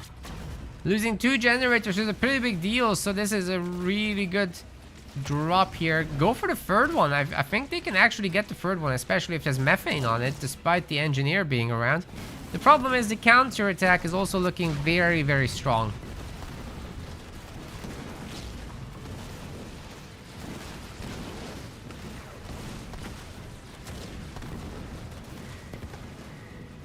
Grenadiers are eventually gonna get these heavy grunts. There's not much those can do about it. No, there's only 1 brute on that base. The Banshee's also adding in quite a lot. And the extractor is actually staying up, despite what I've said. I wasn't focused very much, I guess, and the other thing is that there was no methane on it. Base is getting seriously weak at this point. Franco makes it to tier 2. Good stun. Let's see if there's gonna be... Oh, there's another heal from our warders. That's kind of brutal. So all these grunts on veterancy level 1, supposedly with mines, we'll be able to do something about this. And we've got warders drop as well. And the engineer can do a lot about that base, however.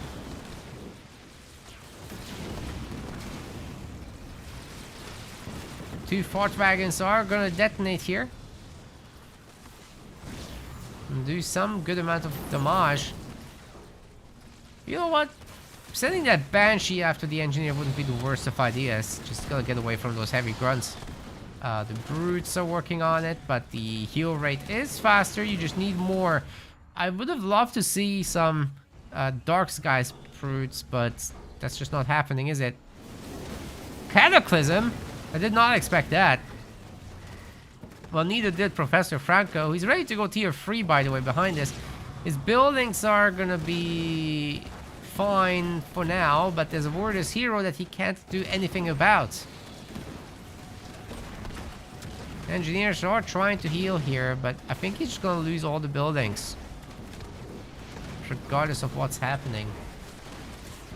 And one base tier 3 is just not as strong. He's trying to get out his heroes now, but it's a little bit too late for that. This base really needed some shielding. And then maybe it could have stayed alive, but now the Brutes and Warriors together, they should be able to get this down, right?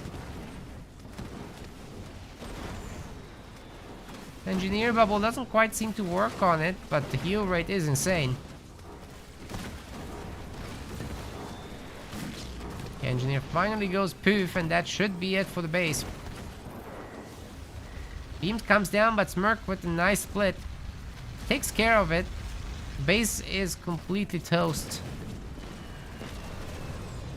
How sad. The Goblin was just here in time to save it, but didn't press the button. I think it could have actually reached that, right? Potentially.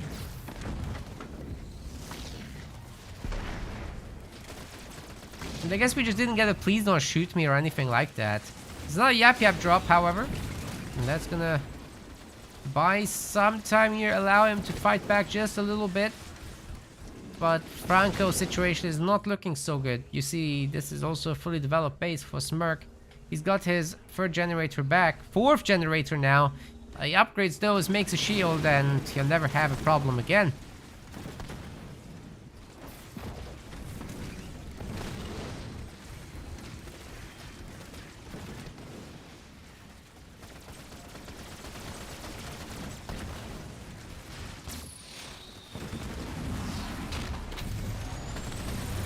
Grunt Dome's once again gonna buy some time, but the Yap Yap army has been thinned out, so if he had please don't shoot me, I'd say there's nothing to shoot.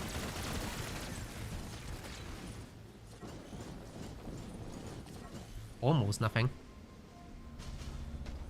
Tier 3's coming through, which means there will be some Wraiths. And, you know, at this point, making some cannon fodder is not the worst idea. At least you have something. Even if you just end up feeding the other guy with XP.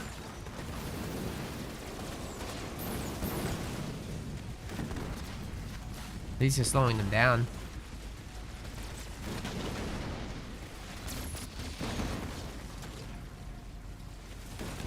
It's not much of a slowdown, is it? 2 Gobbos are gonna get squished. Ouch. He got censored. Smirk OP. Good win. Really good leader pick as well. And actually those mines were not too bad. I still think he would have gotten more out of combat spoils, but that's just me.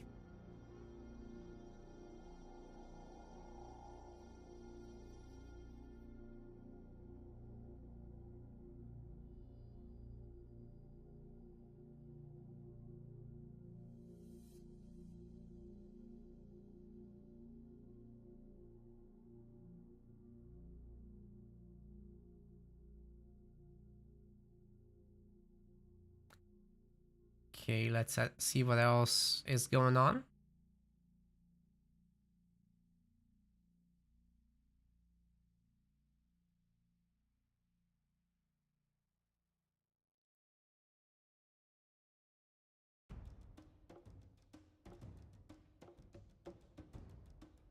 It'll be Professor Franco's map pick, right? And these are the available leaders for this one.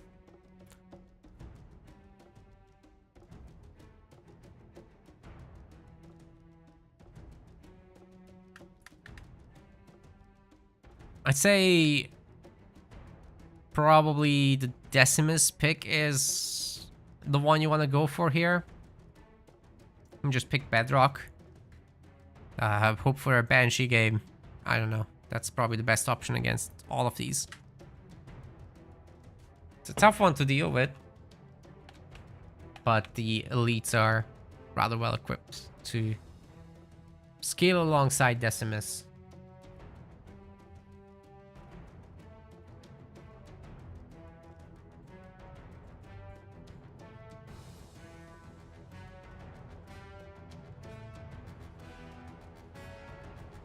Oh, he wants ashes. Interesting. I didn't expect that. Well, in that case, maybe it's gonna be a forge one. Because you get to expand a lot, upgrade your bases a lot. Have some good times with the vultures. RB is nice too, Shippy is nice too, but I think forge is probably the easiest one to pull off here, especially in the amateur league. The arbiter stuff is just a little bit difficult. You have to play quite perfectly with arbiter in order to be highly successful.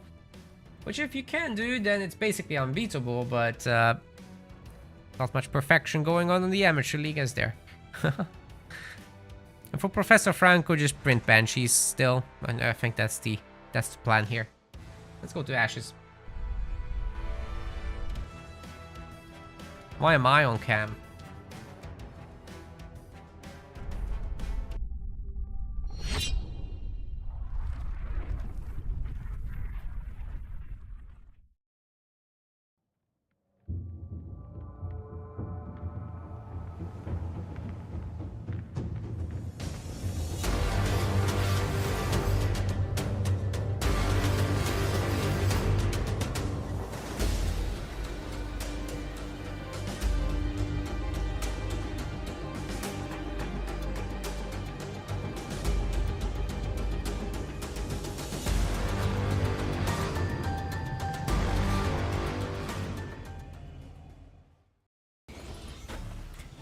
Ladies and gents, welcome to game number 2. It's gonna be here on Ashes. We've got Smirk. He's got Shipmaster. Good times ahead for a Shippy player here, for sure. Professor Franco is gonna go with Cutter, which can definitely work. You know, you can open, let's say, probably not Jackrabbits, but I still think you want a good number of Marines to just capture power nodes. If you detect that it's a cloak game, then you do want the rabbits though.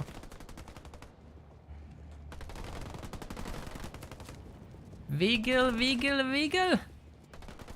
Go boy! It's a little difficult against Cutter's Marines because they just catch up so easily, right?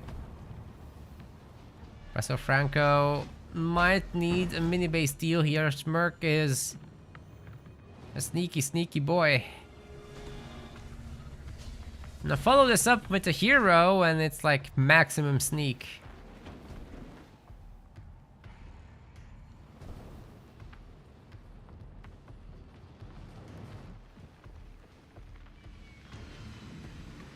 This is one of those 4 versus 2 mini-base situations, isn't it?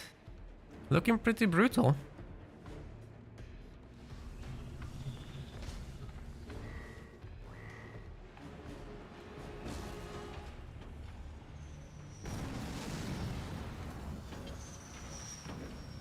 Early barracks.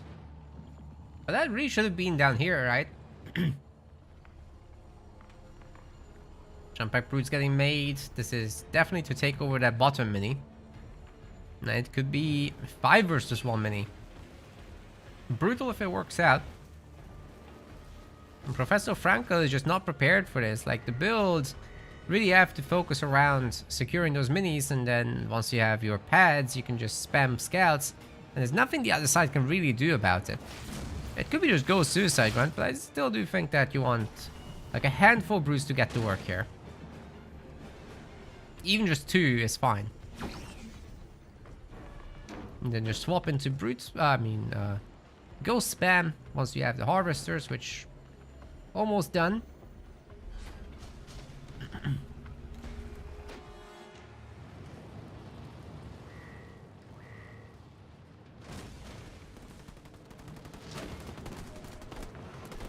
Hey, some nice reset micro on that rabbit to get rid of the brute real quick. Probably don't want to rush jumping down then. Wait for the ghosts instead. It's mostly Marines. And some Hellbringers. Doesn't look like Franco is gonna have Marines with grenades. So the ghosts are actually scary, actually. Smirk is upgrading their shields now. Has a lot of resources, not spamming ghosts very nicely. Oh, it's a It's a node strat, it's a node strat. Please kill the sentinels. Right, there will be a warning here. Definitely. I'll quickly reach out in the chat while you guys watch the point of view.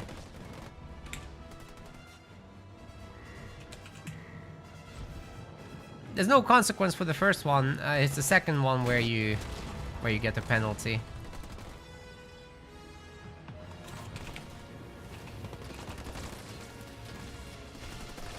Yeah, two boys stayed alive.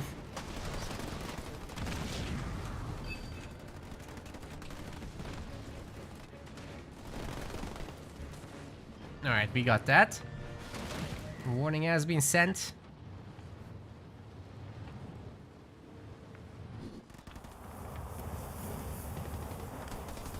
I'm sure it wasn't on purpose, by the way, but it happened nonetheless.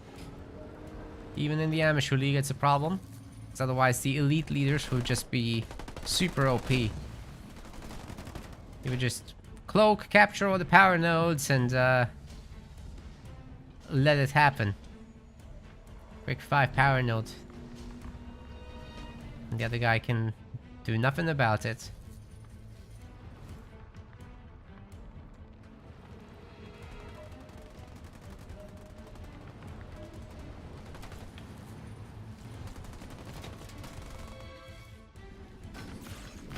And now Franco's gonna do it. What? No, the one Marine should be able to take the 2 Sentinels, right? Just barely. It's a close fight.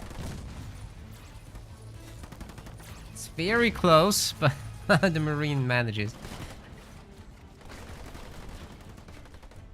Alright, Smirk, I'm kind of mad about the number of ghosts. Like, we have 1,800 resources in the bank. There should be 20 ghosts in the field. Right? That would be the expectation.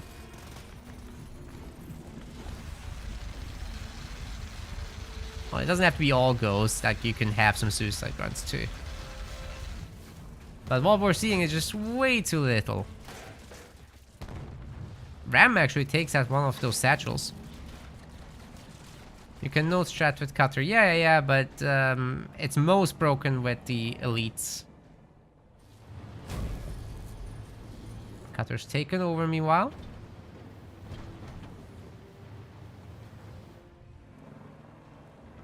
That's why we have those rules, guys, so that elites can't just take all the power nodes in the first minute of the game.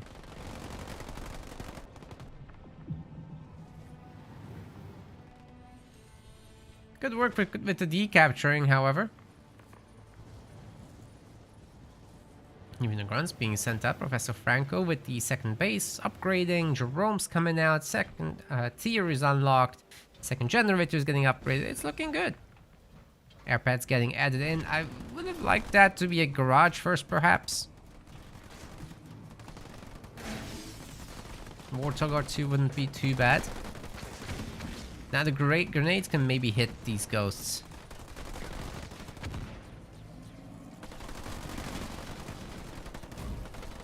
We should also get to see some combat tech Marines soon, because that's a lot of Marines actually on the field. Spirit support getting called in, now that's something. Maybe we'll get to heal some of these ghosts, but there is a Diego and there is a Spartan who can absolutely punish this, however. Unicorns and their bubble shields are doing a lot of work. The Marines are going down one by one. Maybe Diego isn't actually safe. The Spartan and the Marines didn't try to take out the engineers first. That's a problem. Professor Franco's base is definitely hurting. Smirk is looking really solid here, by the way.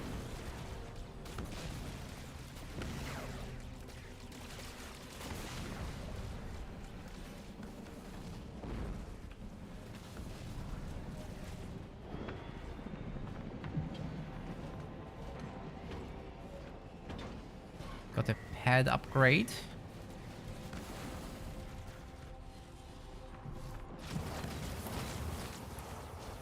Looks like Smirk will be losing this soon enough. Wait, actually that's not gonna go down, is it? ODST drop here would be pretty nice to make sure it goes down. But Franco doesn't have the money. Not sure what he was making that made him... Could have cancelled that Nightingale if we're honest about it. Oh, it's a complete miss. No stun.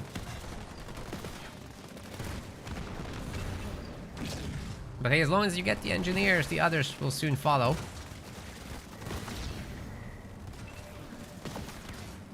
Do you not have extract? I think this is one of those greedy matches where you go for double raid and don't have extract, so you can't call out your veterans. It's unfortunate. Got the honor guard, however. It's gonna get upgraded soon. And then it's gonna be an absolute menace. There we go. There's another upgrade for it. I think it was a good move, because, like, you could have gone tier 3 instead, right? The Smirk. Gotten out some Wraiths. Good beam there, getting the 2 Nightingales. But anyways, going for tier 3 there wouldn't have been the best option, because the Spartan just steals your Wraiths one at a time, and you're gonna have to fight against 2 or 3 Diegos, plus the Cutter big drop. So I'd rather say that a very solid tier 2 banished with good upgrades is preferable here. Yeah, see what I mean? 3 Diegos against 2 Wraiths, that would not be nice. Smirk is gonna lose the space for sure. This honor guard has got to catch up somehow. There's a watchtower, so he can't exactly cloak. He could probably get the generator and get out. But what about the other bases? That was a third base for our banished. The turrets are only now coming up, so it's a little bit too late. And there's nothing to deal with the tank. Not really. Got a decent displacement. Beam was just used not long ago. It might have been better to save it, but it should come back fairly soon. There should be also time to upgrade the turrets. Especially the anti-vehicle turrets here against the tank are a really good idea. Will also help against the Wolverine there, but it looks like the Hunters got that. No problem. Diego's going down too. These guys are now heading to the main. No upgraded turrets here. But the Honor Guard's coming home, that will help. Yeah, but these guys, it seems possible to hold. Just barely. Still 4 ODSCs, it's looking strong. Big shame for those turrets not to be upgraded.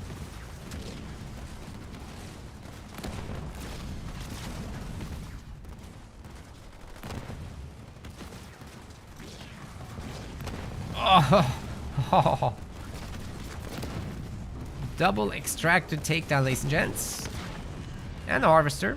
You don't need to go for the base, like just pick off the buildings. It's massive damage already. And getting out of here, however, will be difficult. ODST's getting dropped in. Shall we see some satchels, please? And there are some. It's all to do it. Oh, great job. Smirk didn't move out of it. He didn't have extraction still. Nor does he have beam ready, apparently. And close air supports coming in. The damaged donut will probably be putting an end to this base as the engineers get picked off first. And Cutter just has everything left to go on with. I think Smirk has to resign. There's nothing left here. And Franco's already getting the third base there. Brutal.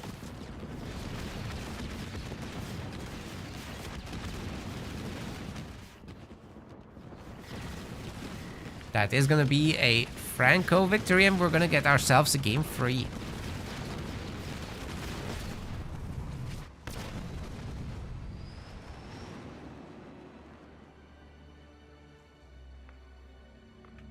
What is it? What is left? Oh, you.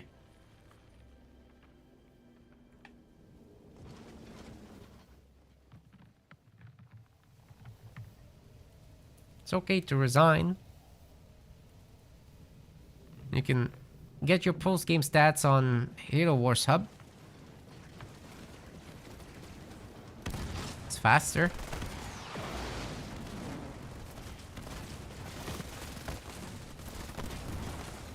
Shoot it, guys. Shoot it.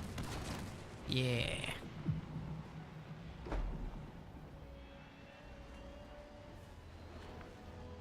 Well done by Franco.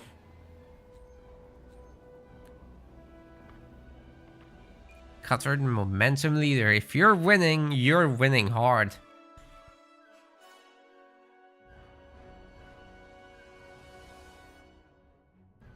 Now the next map pick is gonna be Smirk's decision.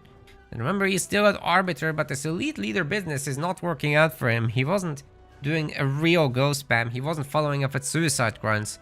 And then his tier 2 transition was kinda iffy as well. He didn't commit to it. Did like a little bit of wide expanding instead. And that just didn't cut it really.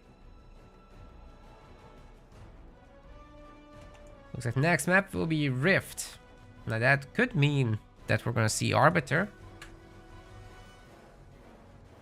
Kinsano is actually pretty decent against Arbiter until it gets really late. So that could be definitely an interesting matchup there. I don't think that's what will happen, but I wouldn't be shocked if it did. Let's send you guys to Rift.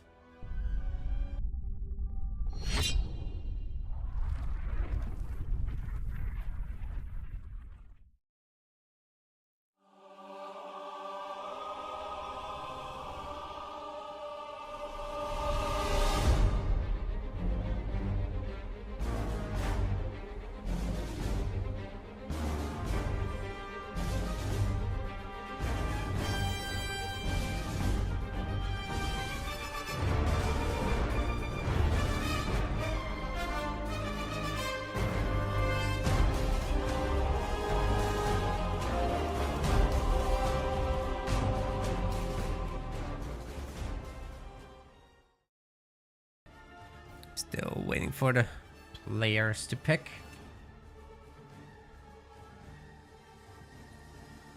Soon TM.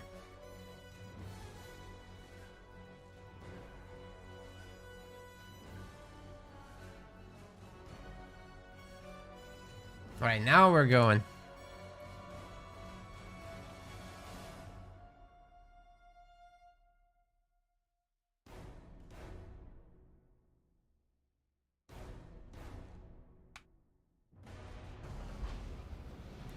Welcome to game number 3. Smirk is gonna bring the Arbiter. Completely expected here on Rift, but might be not the easiest thing to pull off in the Amateur League against something like Decimus, which is just a lot simpler. So Professor Franco might have the better pool here. Now, don't get me wrong, a perfectly played Arbiter is just the best leader, right? Like, there's not much question about that. Some maps, Vordus is better for sure. Like, Vordus just has an insane win rate. But Arbiter, you know, on a more defensive map is just perfect. Like, there's nothing you can you can pick that will outlast an Arbiter, really. You just have to be patient. You have to put your boys in your Phantoms and sit under shields until they get veterancy. And then with Conduit of Rage 3 and a whole bunch of active leader powers to proc it, you should be able to beat anything that comes your way.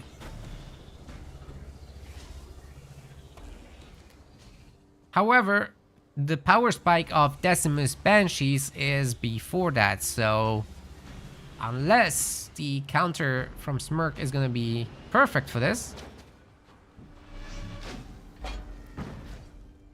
it will be a difficult hold.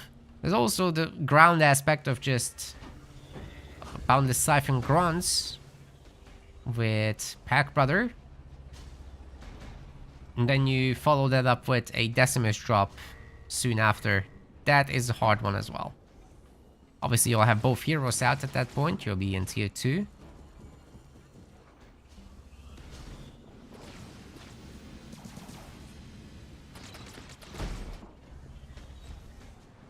In between Active Siphon, Beam, Vortex, you're typically able to deal a huge blow to to Arbiter in that phase of the game as well. Then you can decide to transition into Banshees or just tier 3 Wraiths.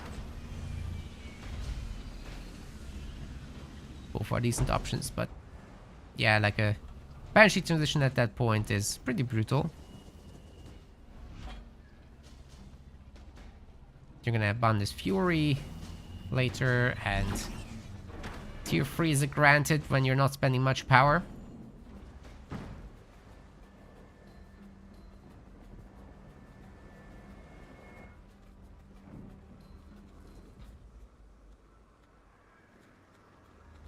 All the supplies are being picked. I like it. That's how it should be. Not those. I hope Franco remembers them. There's a lot of grunts here. When you have more than 3, definitely just start capturing before shooting with the brute grunts, by the way, because they can't start capturing after shooting. It's a bug with their setup. Elite grunts can. They're cheaters.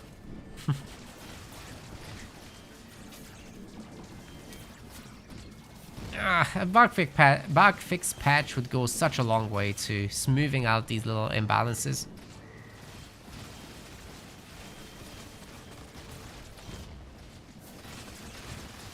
Or you guys know how you tell a scout vehicle to shoot something like a chopper, and they just, as you move them, revert to shooting infantry instead? Yeah. It's also not really intended, is it? Small things like that would be very nice to see fixed. Ooh. Stasis mines. Are they gonna blow? Huh. Not bad. But the brute grunts are many. They're so numerous, in fact. They're gonna just take over what seems to be 4 power nodes. And Franco is heading to tier 2, but off of just 1 upgraded extractor. This seems to be a signature move for him. With Banished, I really like the second extractor to be upgraded. It gives you a slightly slower tier 2, but hey, more economy. See, Smirk can do it too. He's got the second base. It's all further along for him. That's gonna be some... I don't know what this is gonna be, actually. Elites? Just to thin out the grunts, I guess. Not a bad idea.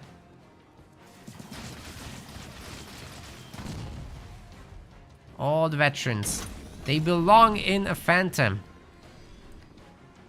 This is why it's so good to open with elite grunts in tier 1 and, you know, capture all the power nodes. Oh! Did not expect that. Professor Franco's base is gonna be hurt to start with, and he'll have to get into engineers in order to fix it up. Because Decimus doesn't have a leader power heal. Ah! It's unupgraded! No! The generator must be upgraded. It will give you double the income if you do. The more you delay, the more you lose out on.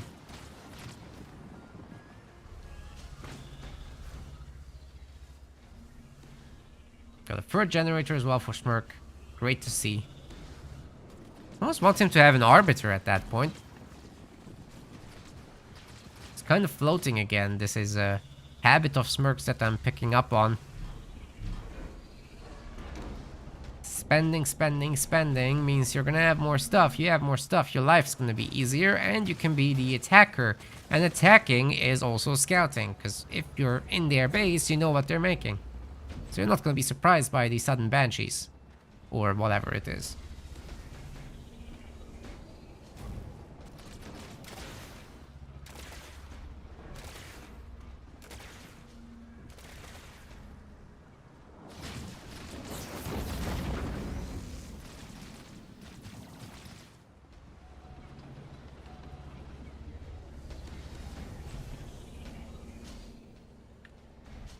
Still no third generator for Franco. He's falling significantly behind in income.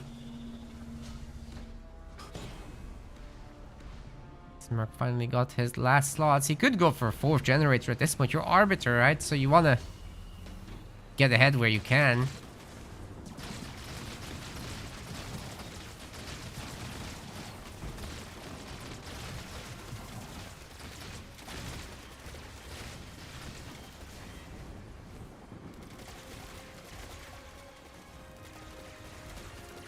Garrison elites are doing great here.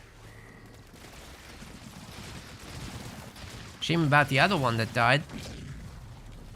Anyway, we've got Boundless Siphon now. Still gonna be very difficult to deal with this guy. But it seems that the elites with Boundless Siphon, despite being outside of the garrison, are just gonna win. There are 3 of them versus 1 after all. Garrisons are not that strong. Okay, Smirk is still... Oh, wait. 4th generator on the main. Oh my goodness. This is such a bad move. You know, a Decimus drop could absolutely annihilate that. And you actually have to fear that a little bit at this point. What's that beam doing? It did like 1 engineer. That's not so good. Sounds like elites getting dropped in. I don't like it.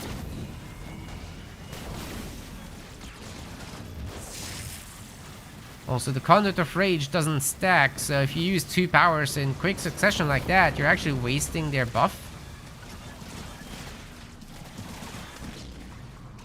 The drop's mostly gone now.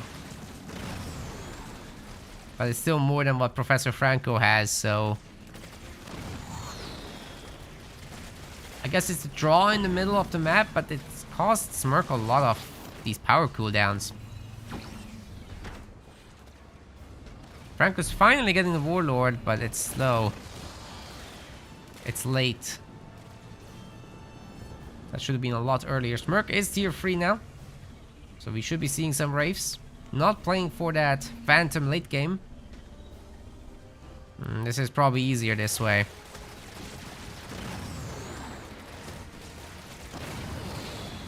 He's absolutely not set up for the Phantom play.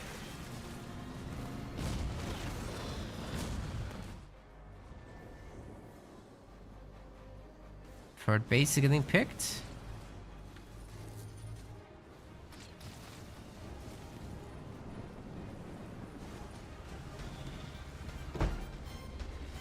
Still no third extractor for Franco. Okay, like I keep saying this every cast I do, but as you go tier 2, that third extractor should be happening on your main for most of the cases, right? There are situations where you're not gonna do it, yeah, but like 80% of the time I want to see that right away at tier 2 because you have the money.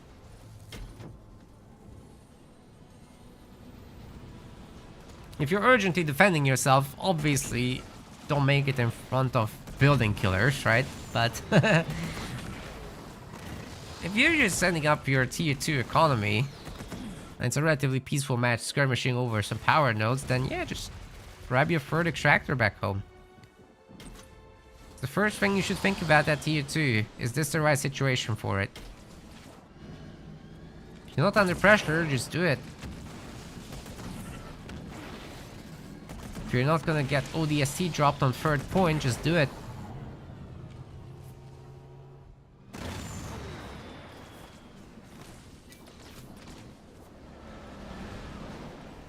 The blaster back is here. It's an interesting move. Smirk gonna go Scarab. He's got the kind of money.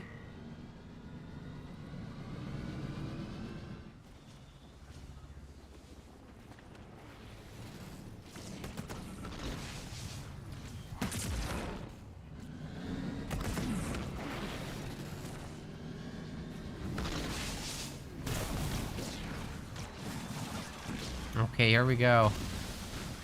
That mini's about to get it. This is a very weak attack, and the hunter should be able to take care of most of this. What's that stasis for? Smirk's getting a little excited here. I don't like it.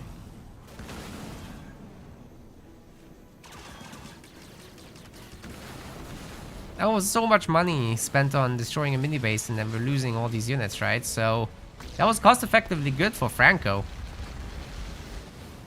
And he beamed the Blister back, which that's alright, I guess. Cost efficiency is about 1. Could be better. Sometimes when you beam a Wraith army and you get 2 Wraiths, that's so much better than just getting 1 Blister back, right?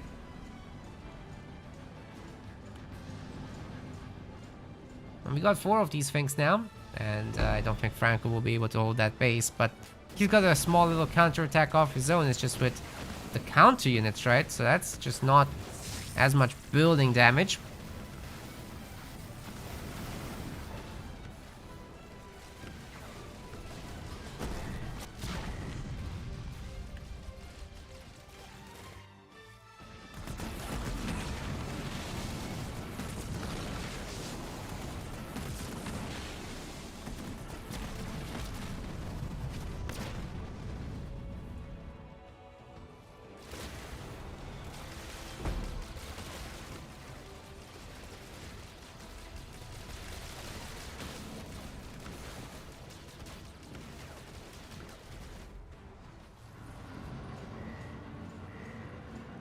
Such a small little hit squad. Why don't we have more stuff? Arbiter's coming, and there's gonna be hopefully a population upgrade soon after that, but both players kind of stuck here on 80 pop, and you know, it's just not a lot of stuff. They could be doing so much more. Hunter's in the garrison, holding for now, and Hunter Banshee is just a really good counter against the vehicle army, obviously.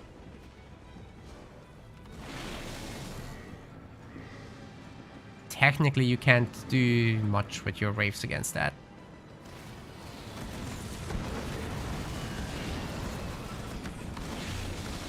But you know, with a good amount of Conduit of Rage, with some stasis usage, you can certainly turn things around.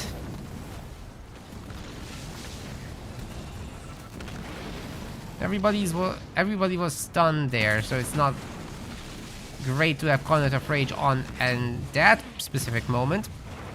Decimus drops in and actually causes a lot of trouble. Warlord's just gonna retreat. Everyone's just gonna retreat.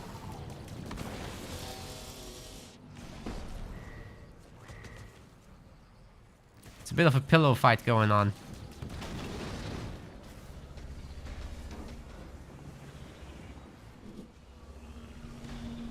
Little wet noodle slaps. Professor Franco now has a population upgrade. And is pumping. But it will take a moment until everyone's out.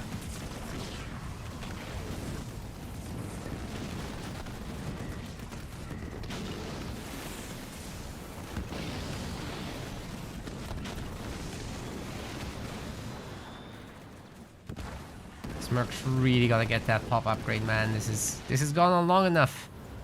We can afford 3 of those upgrades now. It's a big problem, and like I said, the Banshees, even if it's just a small number of them, if you're not reacting, they'll eventually take down bases. There's gonna be more.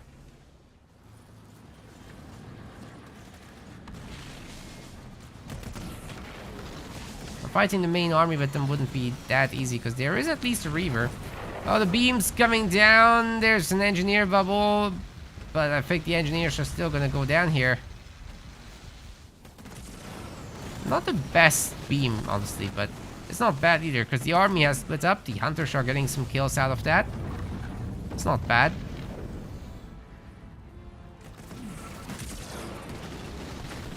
Blaster backs are still blasting, but since they benefit from the air upgrades, I don't think Smirk has them. I think he's been upgrading vehicles, right? Looks like he just lost everything. Finally has the population upgrade. Franco has had that for a long time, and he's on 100 population almost. Whereas Smirk is just on 47, so this is a huge opportunity now to push, especially after that bottom base has been destroyed. Professor Franco should also expand. There is a grunt here to get line of sight with. Although a pure attack here also would work rather well, in my opinion.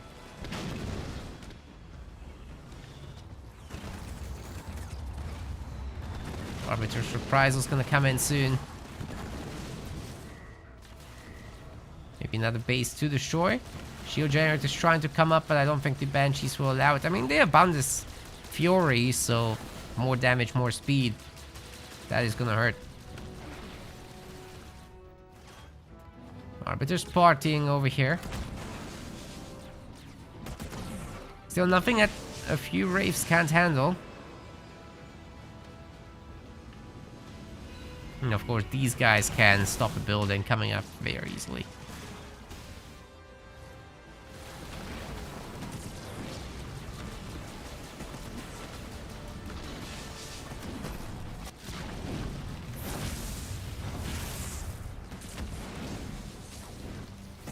Looks like Smirk's about to lose another base. There was an opportunity here to rebuild, however. What's like... Banshees? I mean, it's simple, it works. It's just Phantoms, but worse.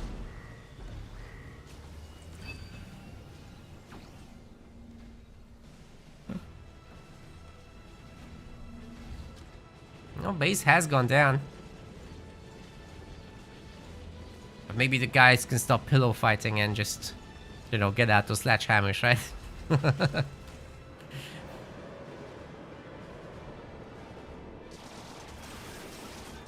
They're so careful. Both of them.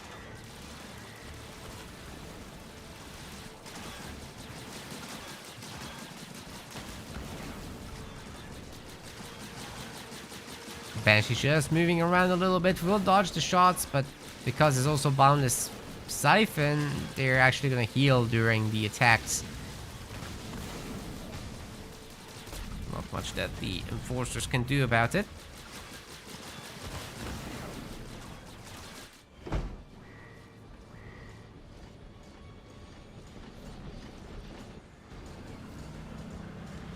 Hey, finally reinforcements level 2 is coming in. Would be a good idea to trade away the blaster bags, in my opinion. Wow. This is a throw on purpose, however. It's okay. Smirk just wants more Banshees. Can destroy the Reaver.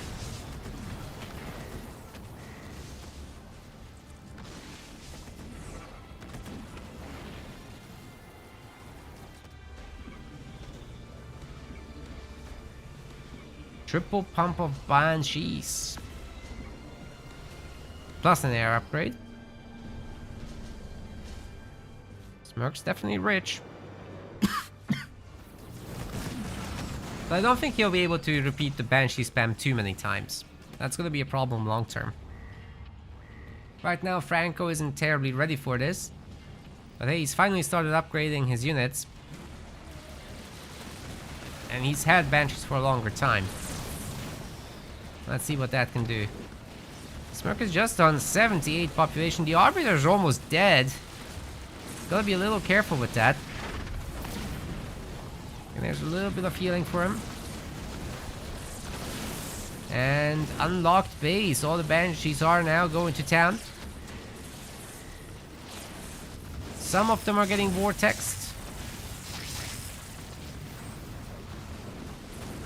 Arbiter is going down. There's nothing that can shoot up here, really. Just a handful of Banshees. They are gonna get taken out first. As long as Smirk keeps up the pump, things are gonna be good. Beam tries to hit him, but with Conduit of Rage being as good as it is, doesn't seem to do much. Oh, another beam. That one was better, but not enough. Anyways, the pillow fight's over, I think. We're serious now.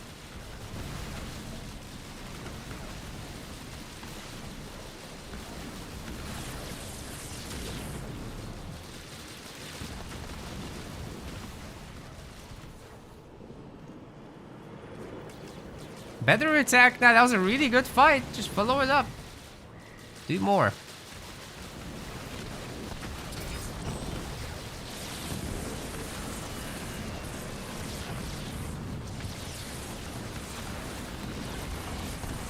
boys are cloaked. They're speedy. They're leeching. And they've got Conduit 2 at least. I don't think it's Conduit 3. But they're doing well. I think they can main this now.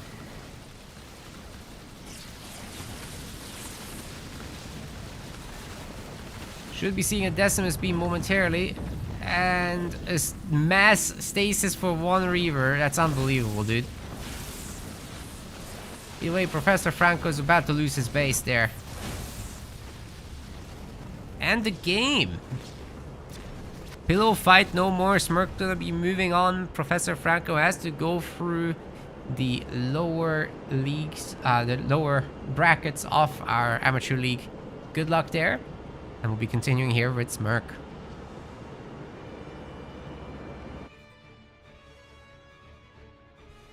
Thank God they didn't keep pillow fighting. Sometimes you just gotta mean business in Halo Wars 2 and make the decisive moves, and that's how you get stuff done.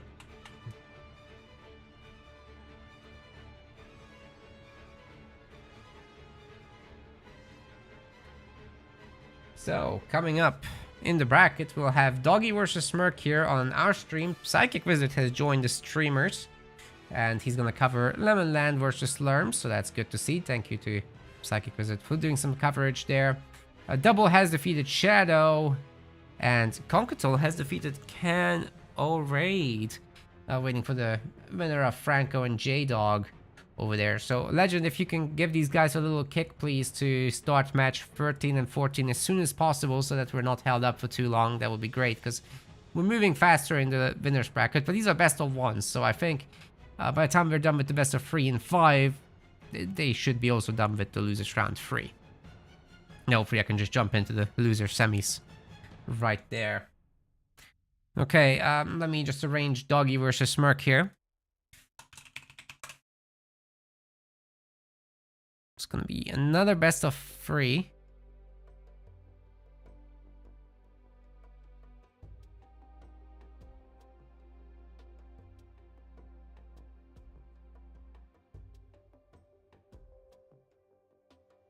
It should be Doggy hosting it.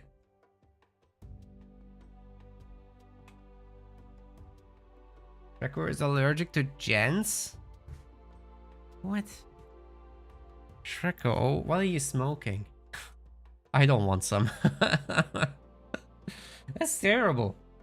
You must make generators.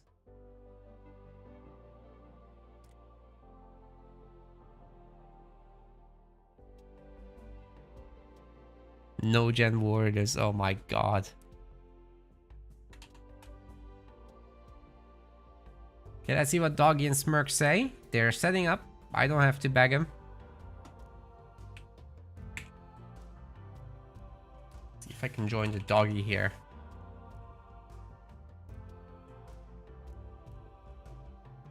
Nope.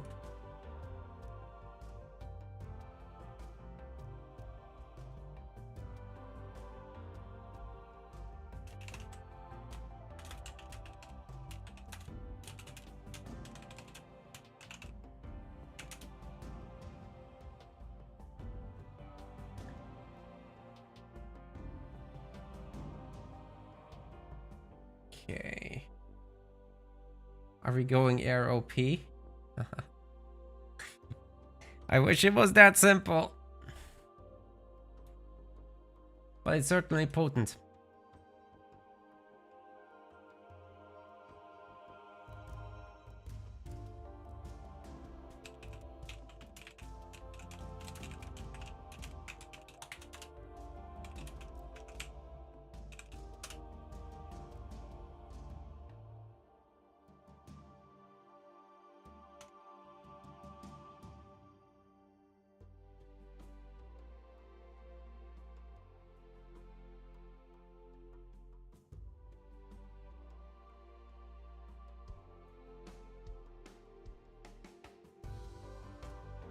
Yeah, we're just telling the amateur league players that there's in fact a lower bracket.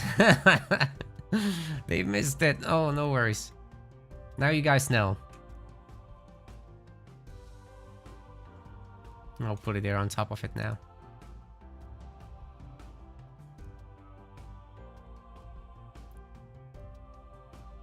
So how am I gonna join Doggy if I can't through the interface? That's bad. Let's restart the game. Maybe that will help.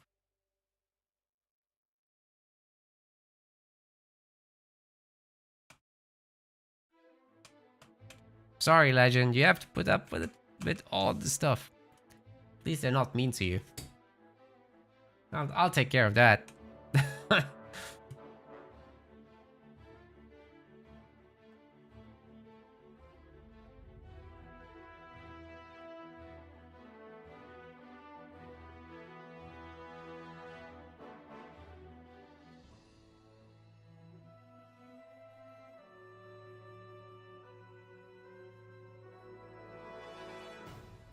Let's try to join the Doggy guy again. And this time it works. The restart. Probably not the restart. I don't know what fixed it. But something did. Let's see if we have got a draft. Yes. Well, nice. They're already picking.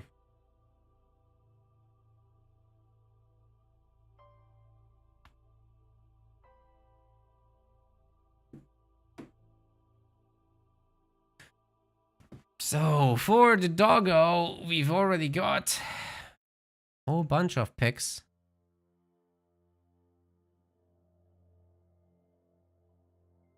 Shippy, Colony, Jerome, Decimus, solid. And for Smirk, this is Yap Yap, Isabel, Vordis, and Atriox.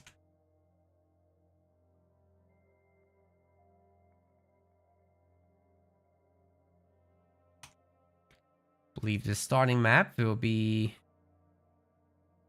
Fishers. So definitely brutal business.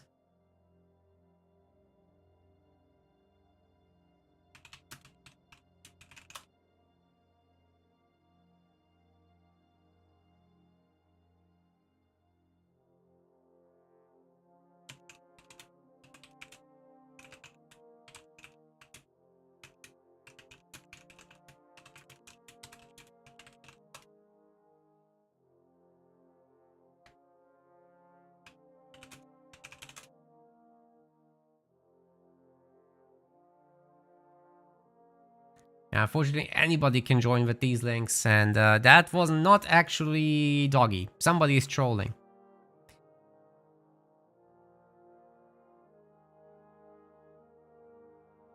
Somebody's freaking trolling. This is not the real deal, what you're seeing. Forget about it.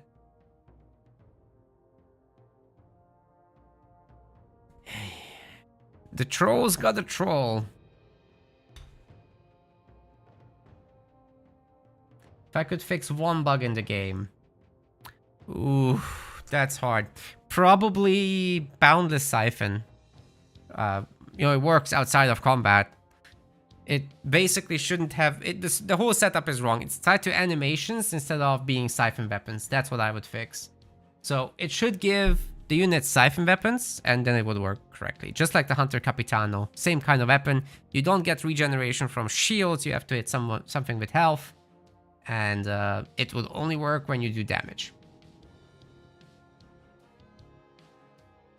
That's what I would choose personally.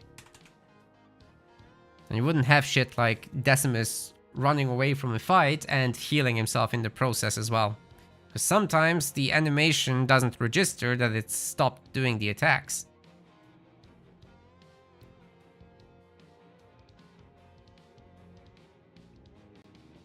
The other one is that they can pull scarabs. That's also really freaking bad. You just can't play scarab against Decimus.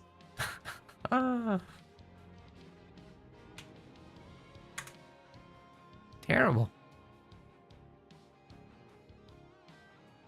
Okay, I think this time is the correct people.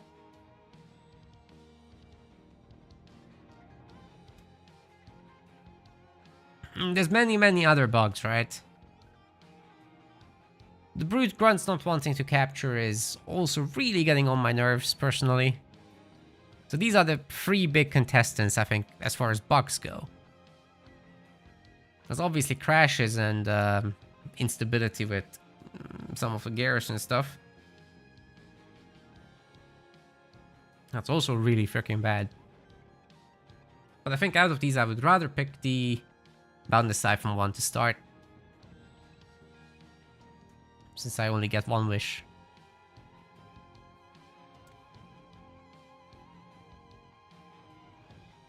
That doesn't mean that Decimus is the most broken leader in the game.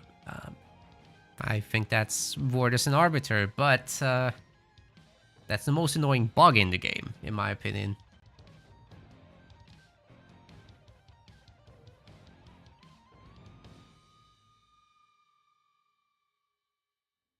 Speaking of Vortis and Arbiter, Smirk has him.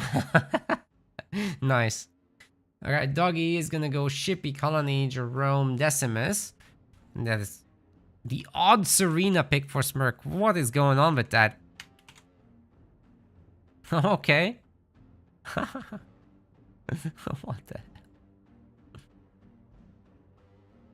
Well, I'll be ready when they are. The first map is gonna be Fishers.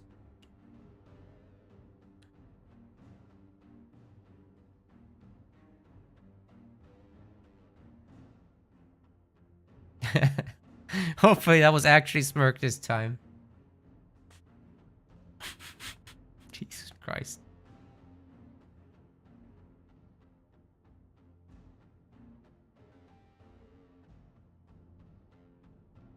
Alright, we can go. We can go. Let's do the Fishers thing.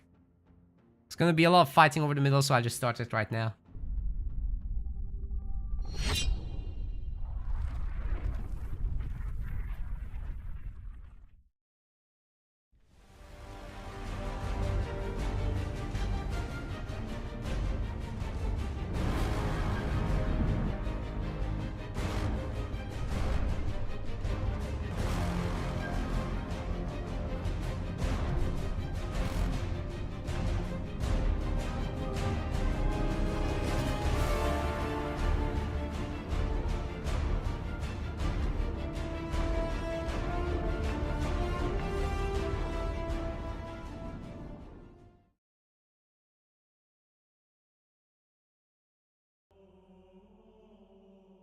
Ladies and gents, welcome to the semi-finals, the winner semi-finals of the Amateur League here for Halo Wars 2 with meta plays. We've got in the blue color a Smirk, and he's playing as Vortis on Fishers. Interesting. Right away going for the power node, by the way. Doggy, on the other hand, is going for a hero first build with Shipmaster. That's going to be really brutal. That Honor Guard can absolutely destroy all the grunts. I'm super curious how this will go. Now, let's do a quick edit there because the match highlight is incorrect. That's a semi-finals. There we go. That's much better. The Amateur League means that there's no top players. There's no mid to high level players either. It's just the everyone else category. And they get to practice. They get to... Some of them get to win a tournament, right? That's a pretty nice experience to have. But unfortunately, we don't have a whole lot of viewership on these. Neither live nor after the fact. So it's like really bad for our averages, which means we get worse offers for sponsorships. Not great. So for now, we're not going to be doing any more of these. But perhaps if Halo Wars 2 does come to Steam, then we could talk about it. I don't know what it is, by the way, about it. Like, a game like Age of Empires, people love the low elo legends, and here it's like, I'd rather not. That's the response we're seeing.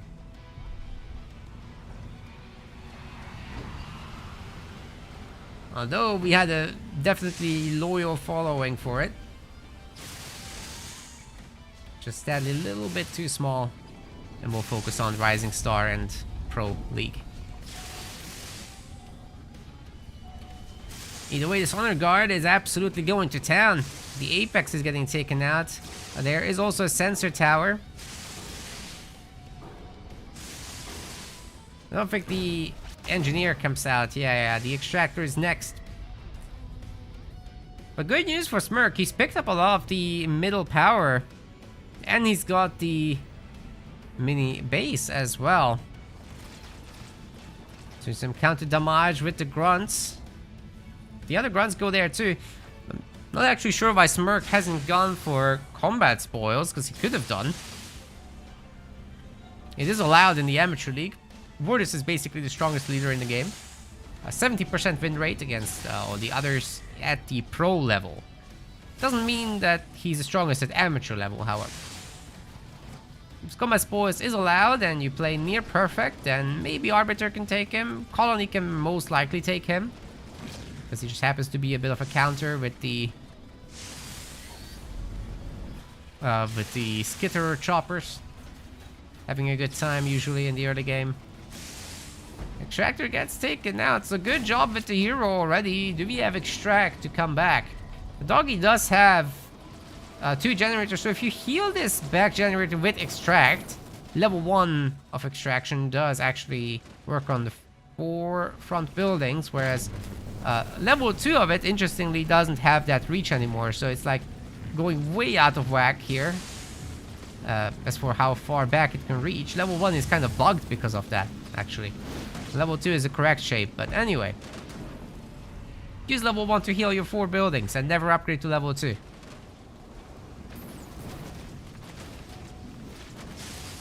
On the guard is an Invisibro and nobody can see him. There's no power to get detectors out. And you should be able to cut down the brutes without issue.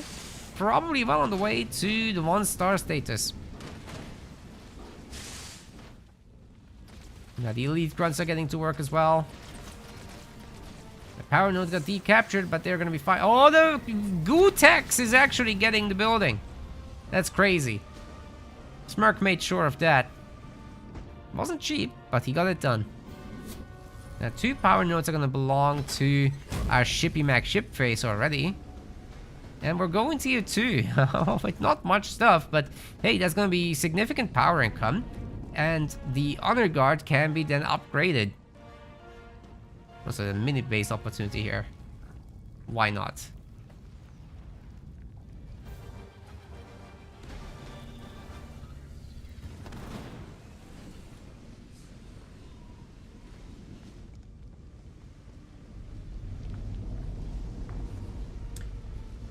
We were just talking about with the chat about what bugs to fix, and that was like Boundless Siphon healing out of combat would be mine, but then King of Sea says that fixing node strat for Shippy and Arby would be good.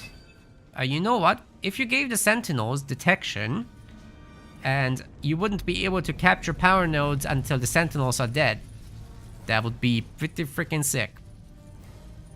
I think that's what it should be. Like the node sentinels just get detection.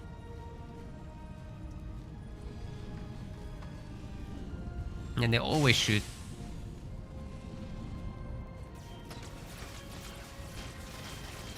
And if you can't start capturing, then Cutter can't do it either. You just have to take care of the sentinels, and we don't have to have the rule. It's just natural part of the gameplay. Oh, that would be so good.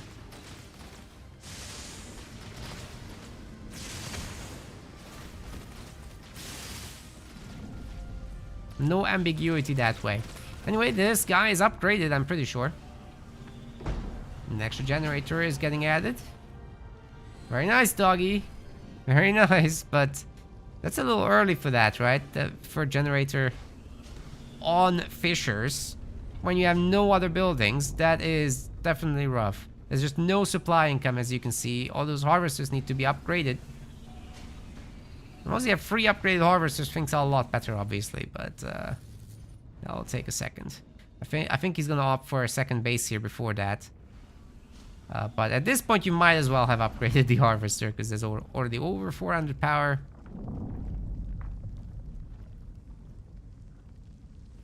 Going to the moon with this. Is this an attempt to get a tier 3 hero fast? If you don't spend any power now, then you're gonna get that. 2-star grunt. Nice.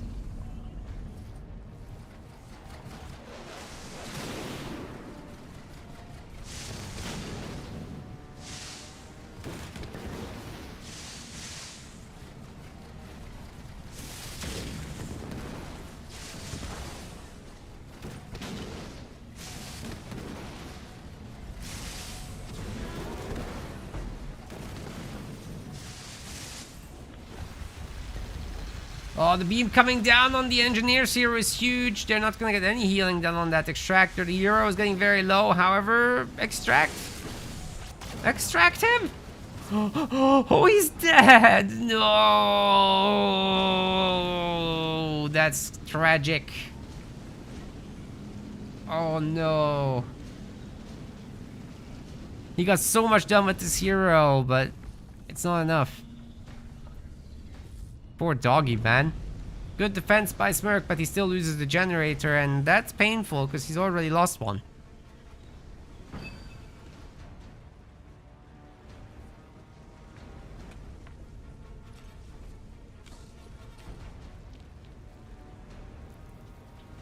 Ah, thanks, Rockharf. Yeah, we made an error with the date.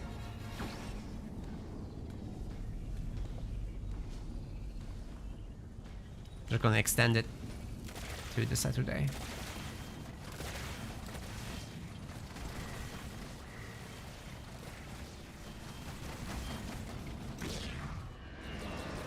And there's the extra base, and we're gonna get some unicorns in to help.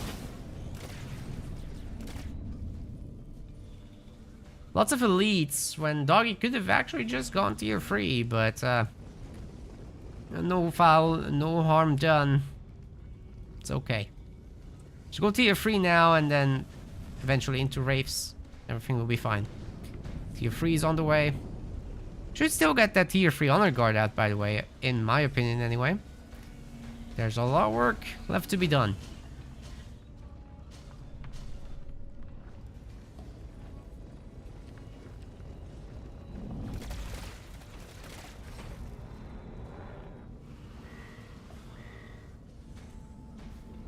Three foundries, wow.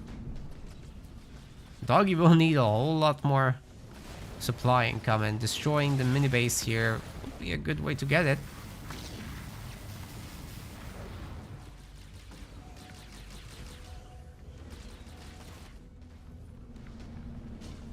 I think Doggy might be interested in getting a quick Scorch upgrade or something.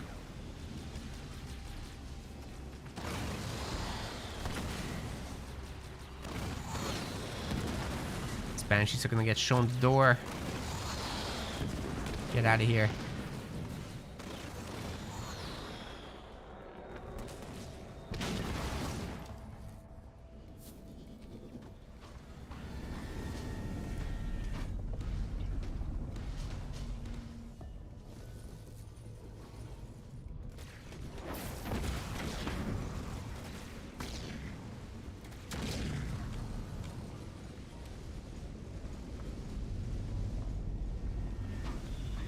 And now for the Wraiths. It's difficult to afford them, like I said. There's just not enough upgraded pads, but they're coming along. 2-star grunts.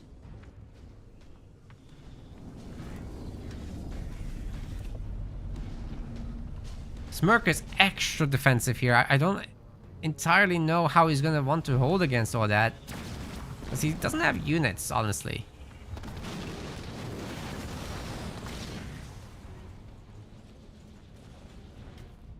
If our Shippy Mac ship phase decides to call in some more spirit support units, then how do you stop it? Okay, Gutex is coming down again. Doesn't cover a huge area, right? It's not exactly the best of powers. And Smirk's units are falling one by one. Eventually this base will be in trouble. There's more Wraiths on the way too. Sounds like spirit support.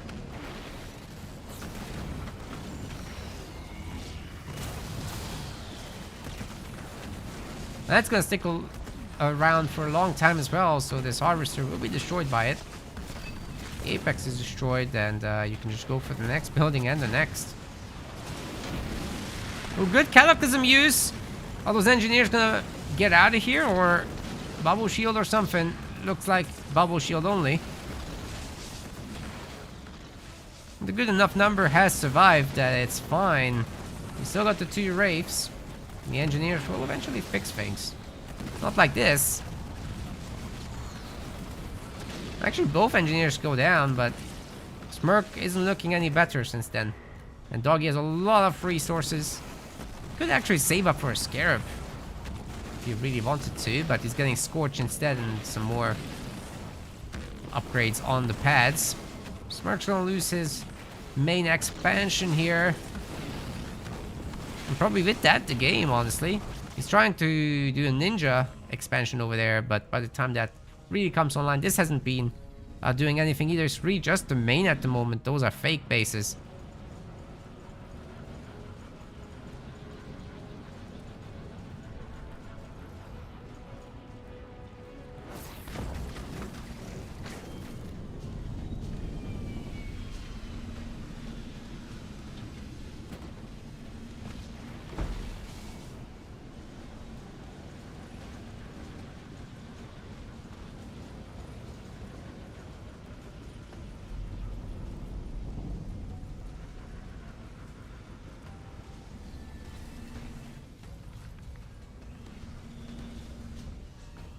Yeah, Doggy's getting very rich. It's absolutely time to think about this crab. Or just upgrade Pop and make more Wraiths, that's fine too. But you know, bring out the big guns and do some damage.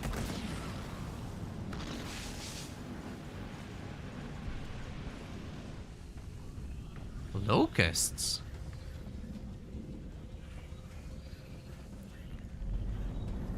Doing a sneaky there, but I don't think they can really make a big difference. Good idea here to split off one Wraith to just take care of the mini base. A little bit of hold position can't hurt here.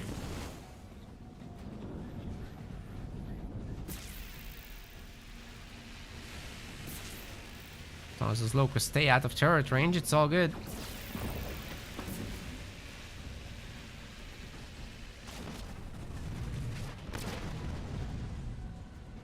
Doggy's playing very defensively, I have to say. He doesn't have to come back for this. He's got spirit support.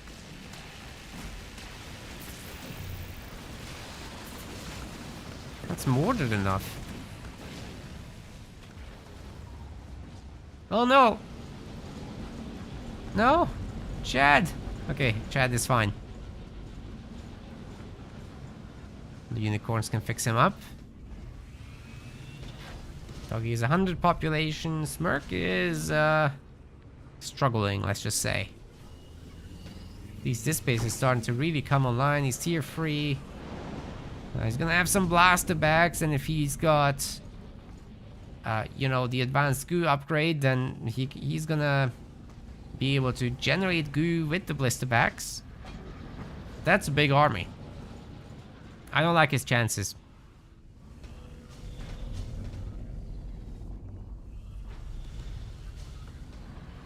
Shield isn't gonna be up even. Oh man, that's a dead blister back right there. Very unfortunate. Another shield comes up. That many Wraiths are gonna make short work of it.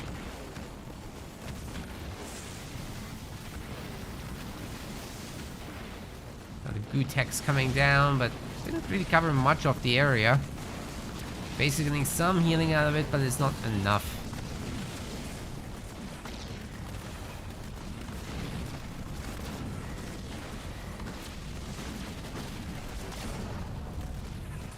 I like shooting the shield there, even though it's not necessary.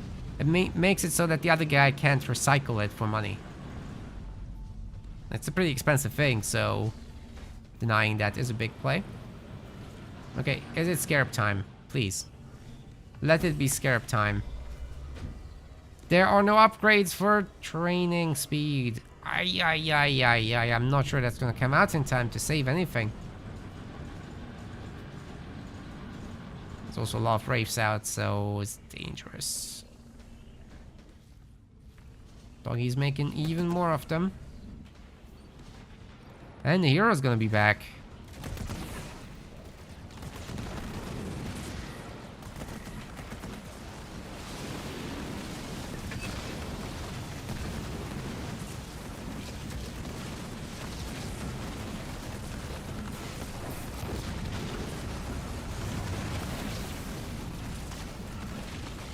Oh, they just teleported on that. Interesting.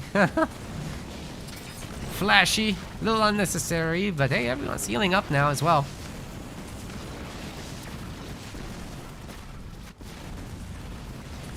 Pick off one building at a time. We'll see that scrap soon.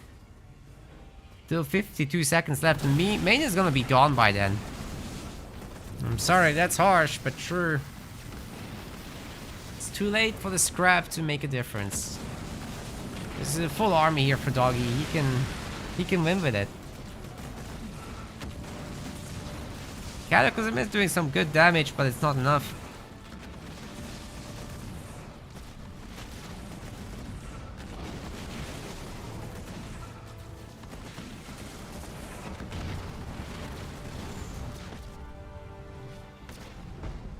Ay, ay, ay. Too little, too late with the scrap. No doubt Doggy will fight it.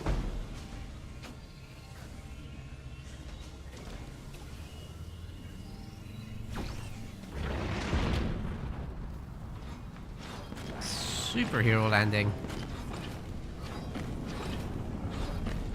And then what? Oh, this is tragic. It can't see the other guard. Now that's a 1v1 he'll lose. We need engineers, but there's so many reavers, they'll just take him down.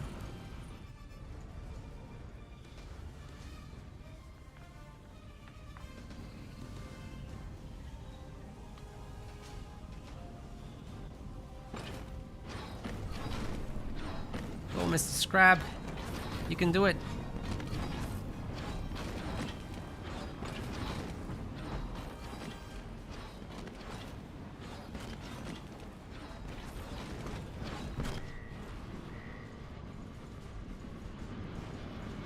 And there are 4 Steves in there. 4 of them. Well, technically 8, because they're couples, but... Steve and Steve.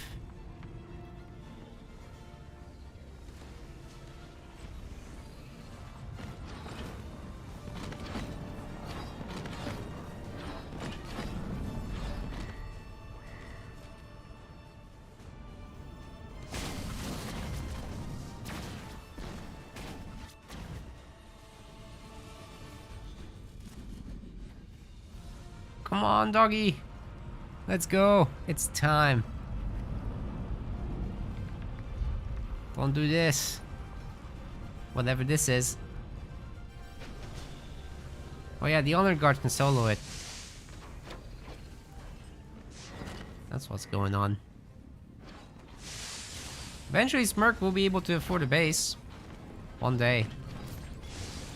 But that day is not today. He needs engineers.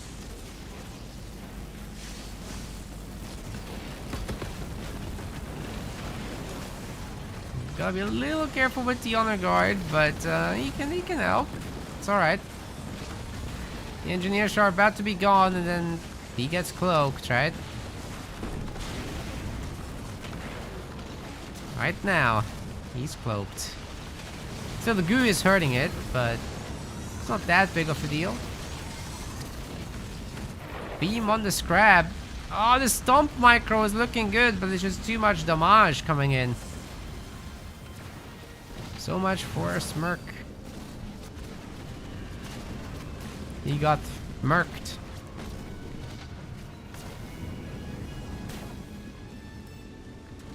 GG, good start by Doggy here. It'll be Smirk's pick next map. That was just solid, right?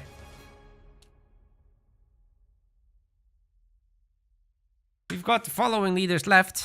Just as a reminder, we've got Arbiter, Serena, and Pavium for Smirk, and Doggy's got Colony, Jerome, and Decimus. And we'll see what Smirk wants for the next map. Out of these, I think Pavium on Bedrock is definitely a good choice. I'm not so convinced about his Arbiter on Rift. It's traditionally a good move, but I don't think he's the arbiter kind of guy yet, right? It takes a lot of finesse to pull that off very nicely and smoothly.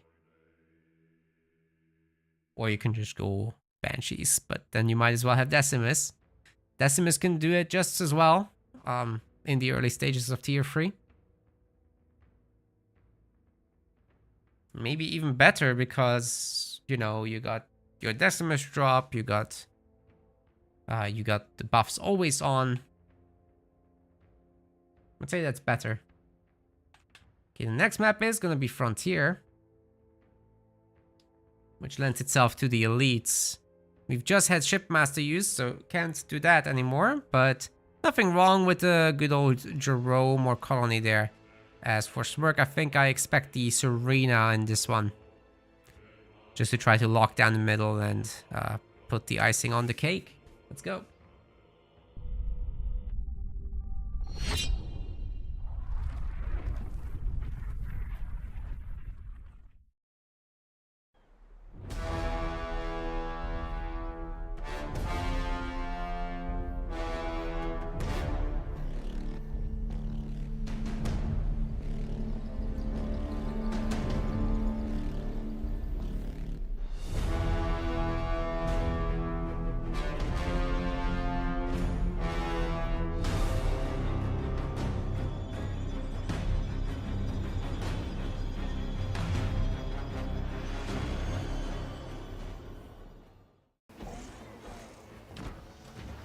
Gents, we got Smirk, and he's a pretty cool guy.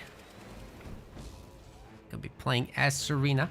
On the other side, we got Doggy. And he is gonna colonize this place if he can. Marines are baiting the chopper. Let's see. Oh, it did get the power pick-me-ups anyway. Well, that's a good start for Smirk. Should be winning that fight against the chopper, even with the skit around. Isn't gonna run into the second one, and this is an opportunity to actually heal up the chopper. So, good job. It's a no second Marine coming.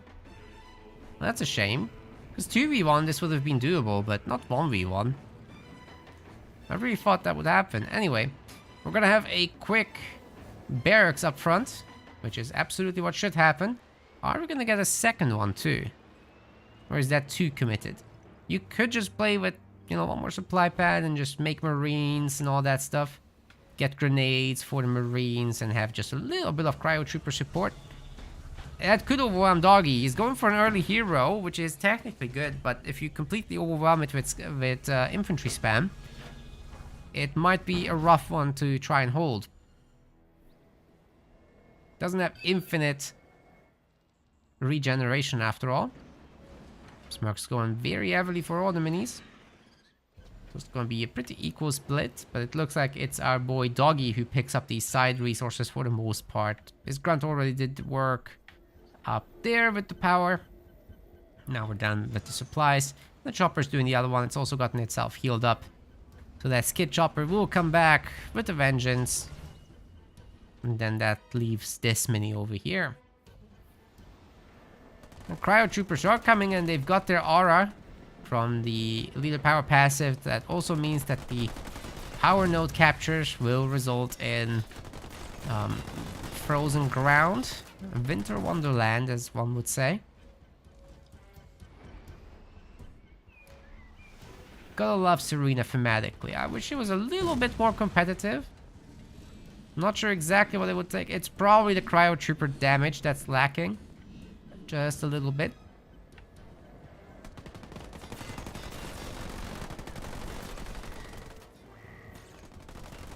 Certainly their freezing ability is great. It's just they can't follow it up with the shatter. And it's everyone else that has to do the damage, not these guys. Well, Capitano is also gathering a little bit of XP here. There's gonna be a Goliath, which is a little bit unusual, but you know, a handful of Goliaths against an infantry blob isn't necessarily terrible, especially if they're backed with Capitano. I would like to see a Suicide Grunt or 2 or 5. could make all the difference.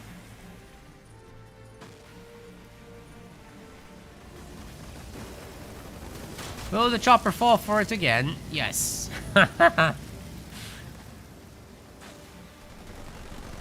It's calculated.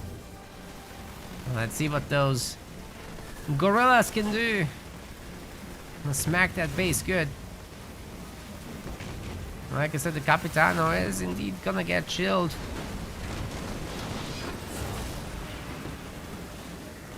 Chopper's gonna get it. Ooh! Takes all the 3 mines down, however, but also a grunt got killed, so not bad overall. Sniper goes down, and that should be Smirk's front base. Doesn't look like the Capitano really cared in the end. Save the skid chopper with the heal zone, and everything will be fine for our colony gamer. Smirk repies the base, but thinks better of it. He needs the resources. To do what, though? Turrets aren't gonna save you. Especially not the watchtower. It will help you see better as the Goliaths destroy your base. 1 star is achieved on the Capitano, by the way.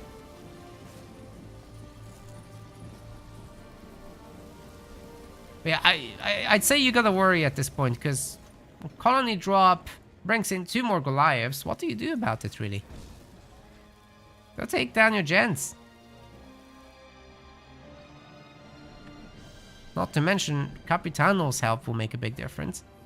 Doggy can also expand if he wants to play more defensive, but I don't see why you would. It's totally okay to be on the aggressive at this point. Guess he's gonna figure it out, but he's got a star on this guy. The Capitano is such a Giga Chad, then just keep going, right? What could there possibly be here? Good choice. And you can still get a base. Go buy the minis. Oh, preemptive heal. That's never great. In order to try to hold the turret, but that's not gonna happen either. Chopper did blow up, but there's now another Goliath. Oh my goodness.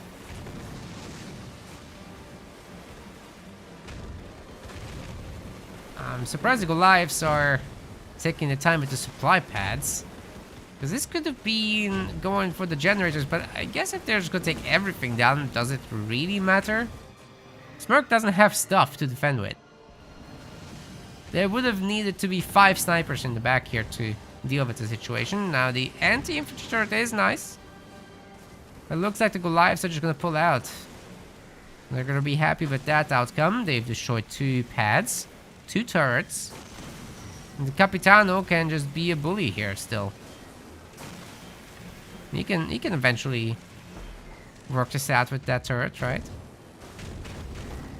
Smirk's gonna lose another mini.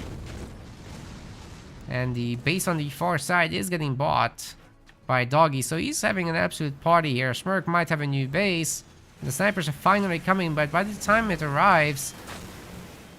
Oh, so close, but so far. Hunter's brand has branded the base. I'm pretty sure the engineers are gonna be back. Oh, chill out, guys. I'm sorry, that did not work. The generators are still gonna be going down here. And Goliaths are just restored. Better than ever. We can do this all day.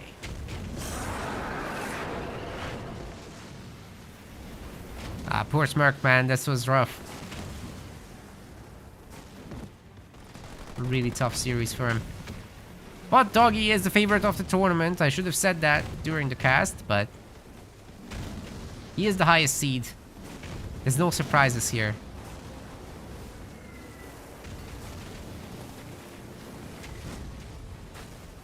Still, Smirk isn't toast. He's got the lower bracket to work through, right? Unless he can somehow out-kite this Capitano and take him down with the snipers. That would require insane micro, however, and most people just can't do it. There's a very small range in which you're out of range of the Capitano, but still have enough time to kite. So you gotta be absolutely on top of that. It's just not gonna happen. Doggy too strong. And he's going to be moving on into the winners finals already. Smirk has the losers bracket to work through, so good luck to him there. We'll continue with Doggy. Alright, gamers. Where are we? Quick score for me to enter. And it looks like we're about to hit a break, right? No, we actually have Lemonland ready. That's the outcome of the other match. Lemonland has defeated Slurms. Good to see Slurms as well hanging out today. Psychic Wizards already covering some of these other matches, so thank you for that as well.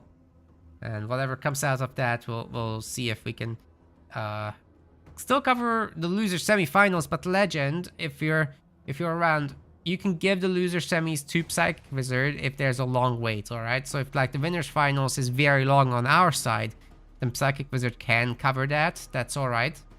Just please update it as needed. Anyways, we've got some results. Professor Franco was worried that it's over. It's not over. Concretol is also going to fight him, and Psychic Wizard's casting, so he's going to get himself some content to review. Both of these guys are. That's great. And then we've got Smirk versus David coming up as well. With Psychic Wizard later, so you guys can just wait this out. Let Psychic Wizard cast all the things. These are just best of ones, so they're gonna be quick. Let's get it on with the winners finals in a moment.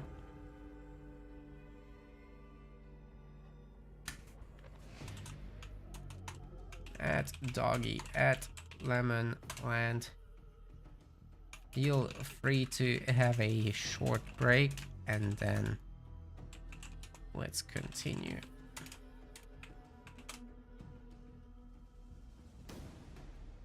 So I'm just gonna pull up the clips in the meantime while we're gonna have a short break here. It won't be long, so that's gonna be nice. In the meantime, you guys can hit that follow button if you haven't already on Twitch. On YouTube, you can subscribe.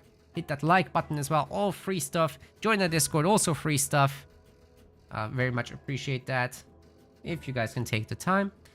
And other than that, if you want to directly support us, you can do so on our website with the pinned links in both chats.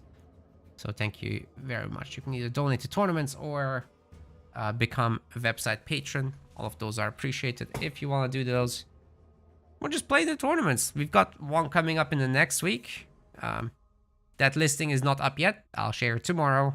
So look out for the announcements, as always, on our Discord as well as on the YouTube posts. I'll also put it on Reddit. All right, short break and we'll continue.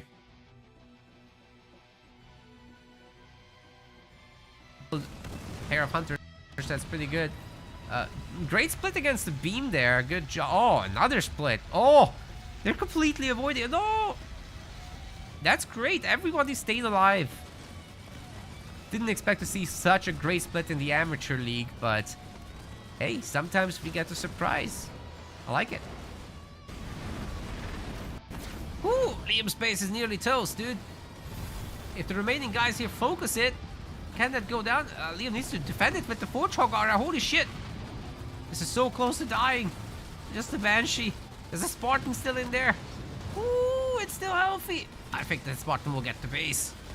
Liam isn't defending it with the Mortar. Oh my god. That's a great snipe.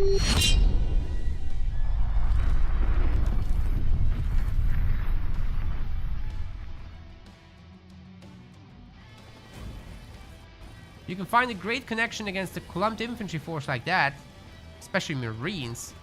That would be ideal. I think this is the moment. They're so clumped, holy cow. The heel, they're even more clumped than they should be. The beam, oh my goodness. All the infantry is getting eaten up. There's only the ice cream truck left. The ghosts are gonna ransack it. Oh boy, here comes the poltergeist knocking.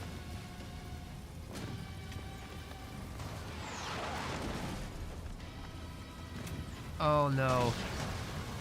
Oh no, the mass revs are gonna take out the ice cream truck. That might be good for this game, I think.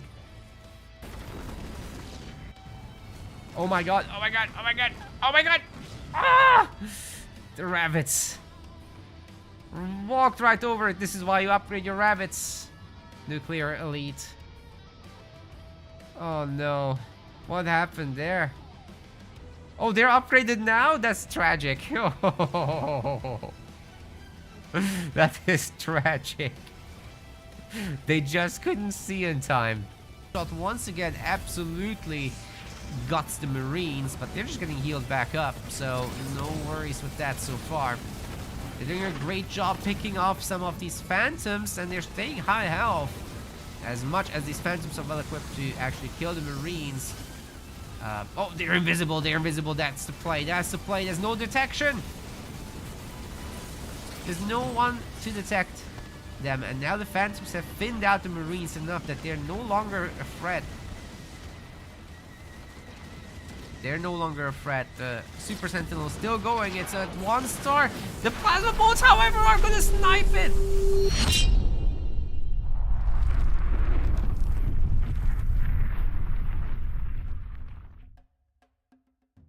Oh, how did he see that?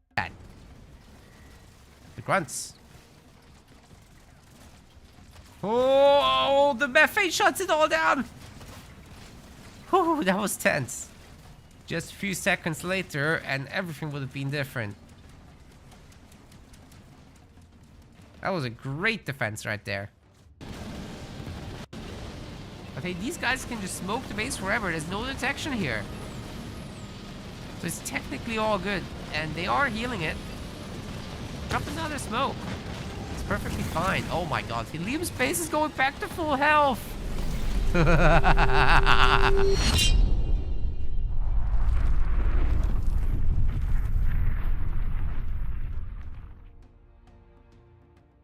Doggy needs to buy a base, man. And hold it. Doggy? You need to buy a base, man. Holy shit. He's gonna time out. You're gonna... Okay. He's giving up. I'm not sure he should have given up. He had line of sight. 0 seconds. He's done it on purpose. What a Chad. That is absolutely bonkerinos. 0 seconds. If that base gets destroyed, he instantly loses. He cannot rebuy it. Because it's not like he's gonna destroy this base. Oh, this is going down, sir. This is going down. GG.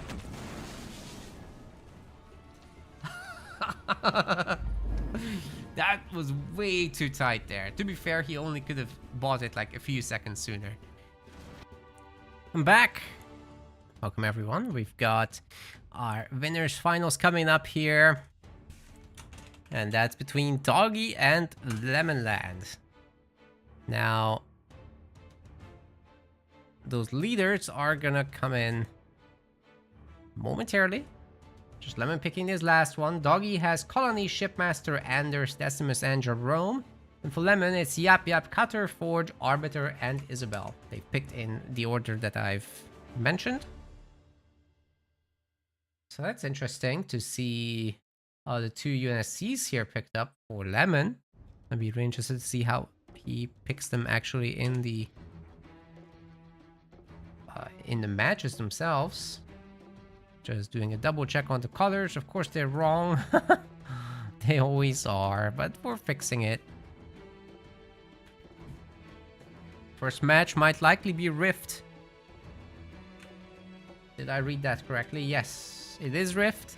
So expecting something along the lines of a Arbiter versus Anders wouldn't be out of the question. It could be Anders. It could be Shipmaster as well for Doggy. The others are a little less likely. I mean, we've seen Decimus before here. It's just simpler than Arbiter. Gets you roughly same power budget for most of the time, unless we're really encroaching on that 1 hour mark, which typically isn't the case in amateur leagues. So that will be interesting to see. Let's go to Rift.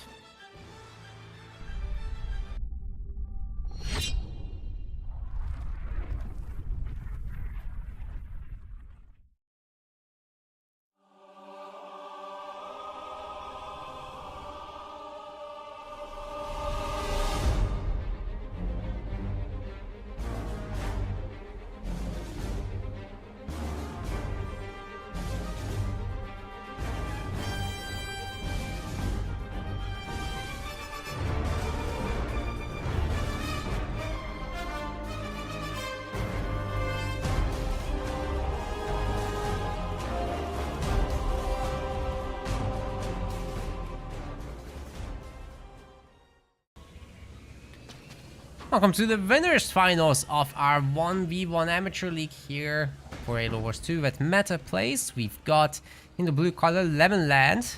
It's gonna be picking Arbiter. On the other side of the map, playing in the red, Doggy is bringing Shippy. It's a pretty good matchup for both. They're typically like, I would say, this map, Lemonland, starting off with a mini base steal, but doesn't get the other one. Barely, by the way. That was rather close, but Shipmaster just has insane line of sight on the grunts, so that wasn't a super difficult pickup there for Doggy. Let's see if he's doing a retaliatory mini base steal as well, or whether we're just focusing on the power pickups on the side. It looks like the latter has been the case. The ghost is getting sent out, but it's too little too late. So this will need to be taken down conventionally with a barracks, and Doggy is not doing that. No barracks, so he'll want to overwhelm it somehow with either grunts or ghosts. You know, you can absolutely go grunts against ghosts, but you have to support them with engineers. They can hold their own. It's alright. But ghosts are detectors once upgraded, right? And your cloak upgrade isn't going to be helpful. So it's really only way to make him useful. Oh man, Doggy just swapping out the raid camp now. That's unfortunate. That should have been the first reaction to begin with. It actually costs you money to recycle that way, and then your building is idle, your response is delayed, and then you got 500 resources that you don't know how to spend. Not so great. But hey, I guess if you're gonna queue extra ghosts, it's spent. They'll do it. It's just the other guy's gonna make more ghosts. Because with that many mini bases, you can just keep upgrading your harvesters after your ghost upgrade is done, and you'll out pump. Because you can make 4 ghosts at once, and the other guy can only make 2 ghosts at once. Although Doggy has started them sooner, so it's not quite that simple. Some stuff to keep in mind. The one brute is all that we're gonna make, and then back to a harvest store. Oh boy. That mini base better get taken out soon. Ghosts are looking for a little ram there, but they're not fast enough. Doesn't seem like they have raid too. Could have been good with that, but don't have it.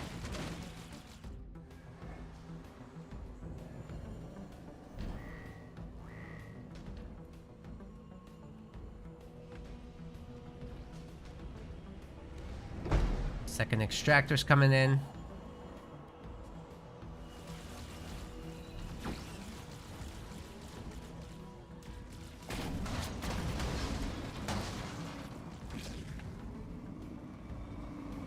Nice takedown on that last ghost there. So overall good count for Doggy. If he gets back this mini base, production is going to be equal from there. Lemonland on 37 population, Doggy on 37 population. Superior ghost count here, I want to say, right? It's 8 versus 7, so it's pretty close. Get a good engagement out of that, especially as the sentinels are hurting them. You can get a lot done. Yes, Morp said this is the winners finals, so there's going to be still a losers finals and a grand finals, as we are doing the double elimination thingy today.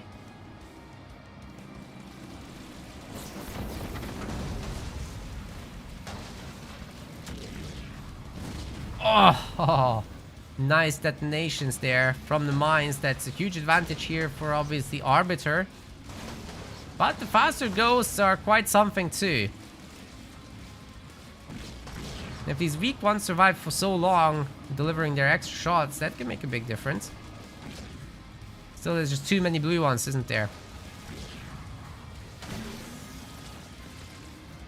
Doggy's gonna have to retreat. Let's see if he can get a tier 2 for himself. Not even close. Lemonland is just ahead on that. He's got 3 power nodes in the moment, and he's controlling the map with Go. So very well done. Oh, the red ones are very clumped up right now, and they're getting rammed off the map.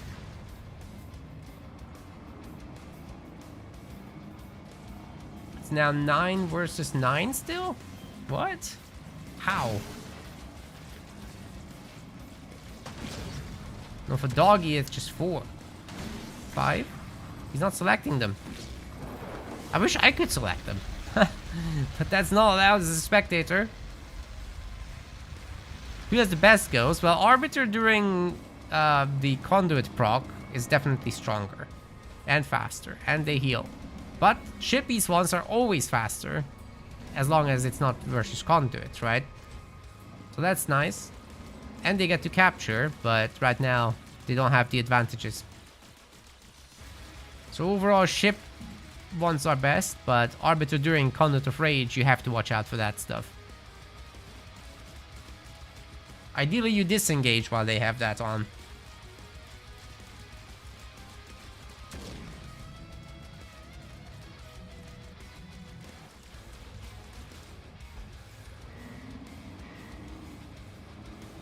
And then yeah, the 4th point drop for ship is really nice.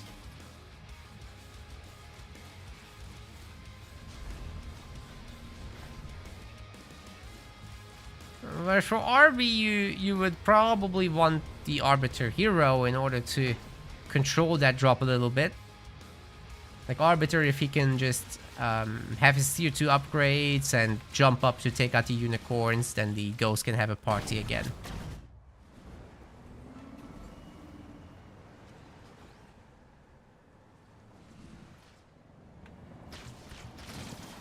But it's not the Ghost phase that decides this matchup, really.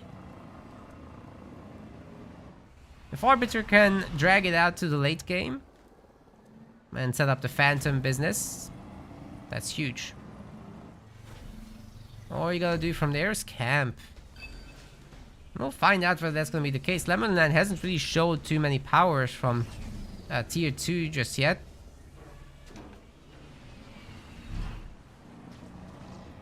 I've not seen a Plasma Bolt or anything like that, so it's very likely actually that he's got himself... Oh, perhaps don't engage that. There's a Hunter.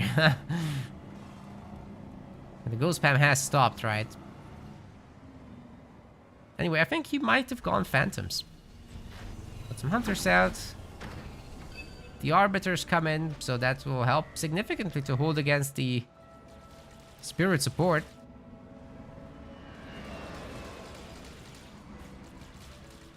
Elites are getting dropped in to try and take down the base. Now the Ghosts are buffed for blue. It's a huge opportunity for Lemonland to get something done, but the Ghosts are just shooting the base as well. I don't like it. If the Ghosts had fought the other Ghosts, then maybe something could have happened, but now there's a Spirit support coming in and Lemonland just threw away his whole army. There's a whole bunch of Hunters here, so the Ghosts were never going to get anything done at this point anyway. And you probably don't want to mess with Chad. Chad is just wild. He's also got some other elite buddies, so it's difficult times for the Hunters here. Arbiter's coming. I'm not sure how upgraded he is. I didn't check what upgrade was being done. And finally, the Extractor is getting upgraded as well, and we're gonna have shields on at least the back base, but why not the front base? To be fair, with this, you're probably not gonna be able to attack it significantly. There's gonna be a Locust. Okay, the Arbiter doesn't have his second upgrade yet. That's an odd one. But you guys see how much a Phantom could do right now with elites in it, right? I mean, Rangers. Not Enforcers. Basically, there was nothing there to shoot up.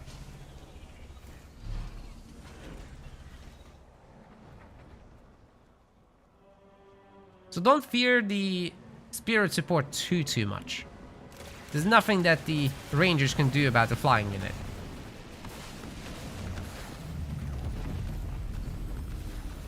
Beams coming down. Oh my goodness. This is why you sit on the shields with Arbiter. You don't have teleport yet at this point. And Stasis actually helps Red by keeping all those units healthy. Okay, the Arbiter is also in the wrong spot because being at home right now, he would be able to deal with Chad. Shield generator is not gonna come up. If this had been made back here instead of the sensor tower and the main was naked instead, that would be more comfortable. Yeah, the Arbiter should have been at home to deal with this, because now this is just gonna get overwhelmed. This is... The Elite Spirit Assault isn't gonna stop this. So it has to be used offensively, but there's a shield there too.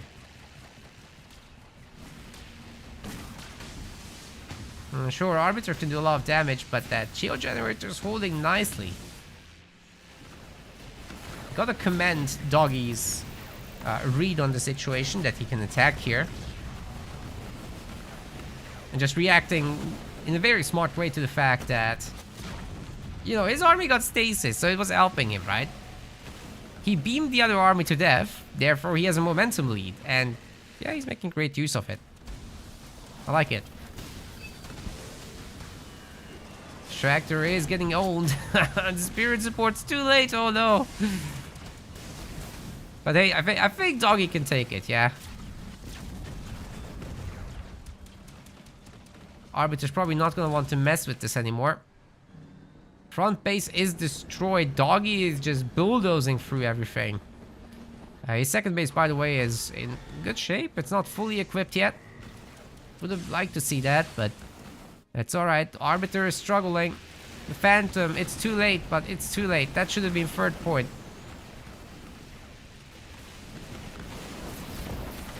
Now it just has nothing to put in it. Unfortunate.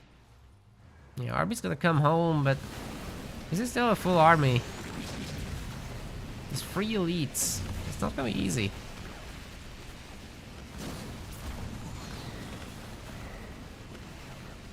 Can just shoot down the extractors one by one. Shouldn't be a big deal.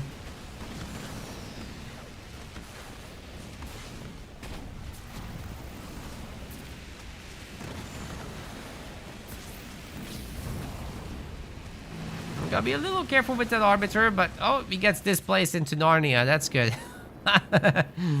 Yep, Lemonland could have technically gone tier 3 by now, you see. Or just upgraded air and infantry to level 2.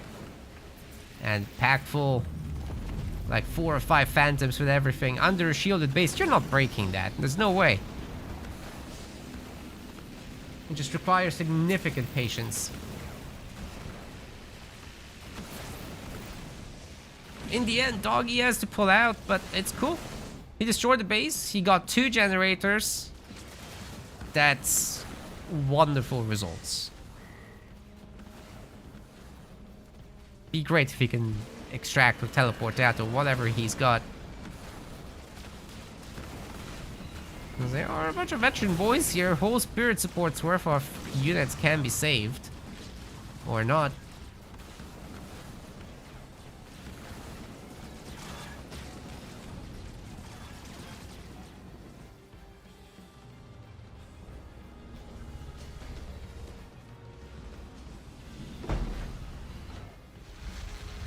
Oh, sorry, I'm missing a beam here. But that didn't do too much. Seems to have killed 2 Phantoms.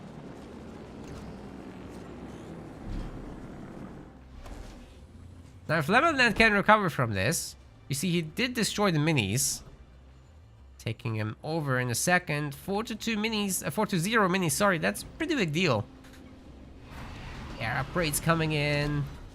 The expo comes up too, and we upgrade the infantry levels as well. You know, maybe.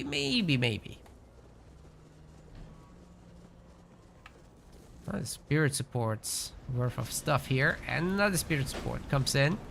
The stick stacking is real, but they still can't beat air. Those Phantoms have a bright future ahead of them. 4 minis. Lemonland's not dead.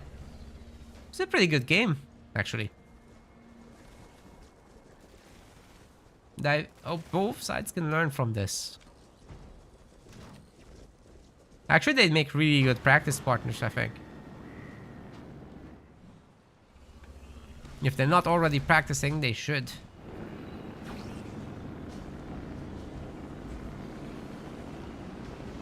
But I think Lemon just wasn't available for gaming too much recently until now. He just had to move and got set up and well, now he's ready. Hope to see him in the Rising Stars as well.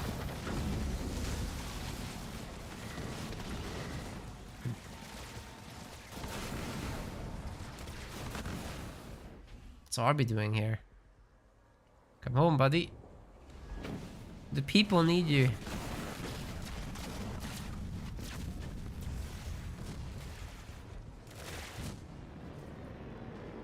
Yeah, 5 phantoms. That's pretty good, pretty good.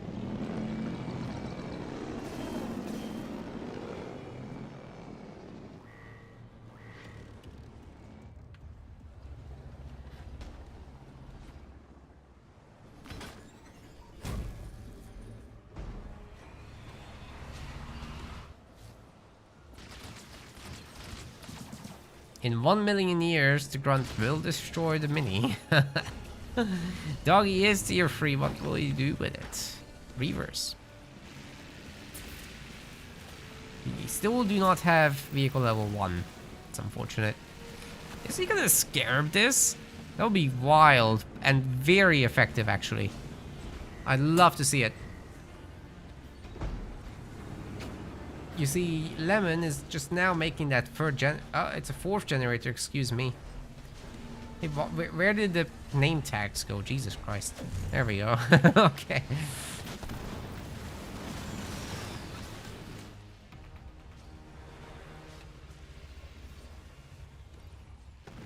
Population upgrades first. No problem.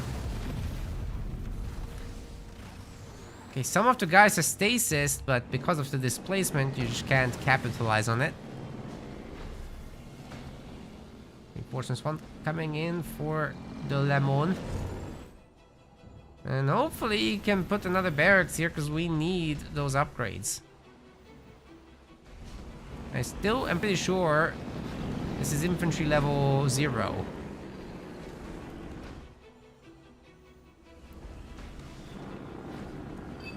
You can do a whole lot with those phantoms, but now that there's shields, this is gonna be reverse. You probably don't want to attack.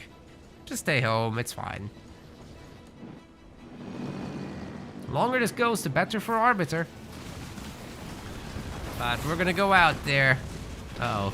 Is this even Conduit 2? It looks like 1. Am I crazy? That looks like 1. Yeah. It is. Oh no, oh no, oh no, no, no, no, no, no, no, no, no, no, Lemon!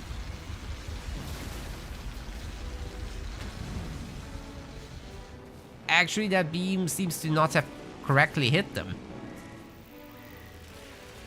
Are they having lag? It really looks like it. Huh. Okay. Well, losing 1 phantom's very acceptable. Just make another one.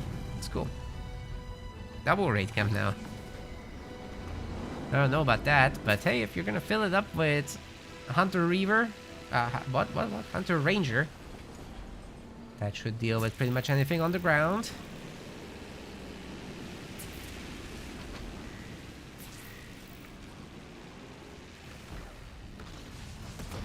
Meanwhile, the vehicle upgrade's done.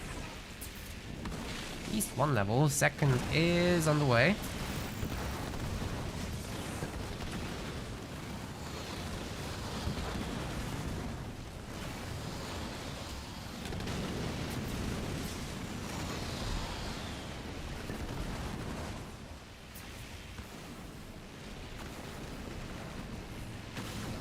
I think it's time for Lemon to upgrade the turrets. Just get anti-vehicle, anti-air upgrades on them, and those engineers will have it not so comfortable when it comes to trying to approach. And the Arbiter has been taken down. Everybody's cloaked. Looks like 1 more Phantom will drop out the grunt. Some veterancy in there, by the way. I was really starting to get somewhere, but this push is looking a little too strong, doesn't it? Displacement is ready also, so Doggy could technically just take down whatever he wants. The turret and the shield. Get rid of these boys and just get a massive advantage. The Reaver's still going, and I don't see a hunter in this. Why is there not a hunter in this? There were 2 trade camps for so long, right? Oh boy. Arbiter must have died like 4 or 5 times by now. This is also not so great. But good job by Doggy to take him down every time, right? He sees an opportunity, he takes it.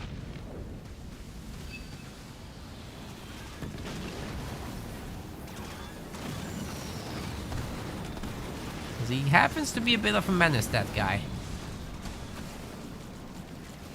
If you let him get tier 3 with a star or 2, oh boy. Now that's scary. That was a teleport out. Doggy's had enough. Can we get the scarab down? No, we're getting vehicle level 3 actually. And Wraith Reaver, I suppose. Where's the 3rd base, man? Lemonland has it. He's gonna be going tier 3, at which point he can upgrade his phantoms to have more capacity and then stick it full of infantry again. I'm starting to really worry for Doggy now. We have a great vehicle army, but the economy isn't there. If he loses this one time, replacing is gonna be hard.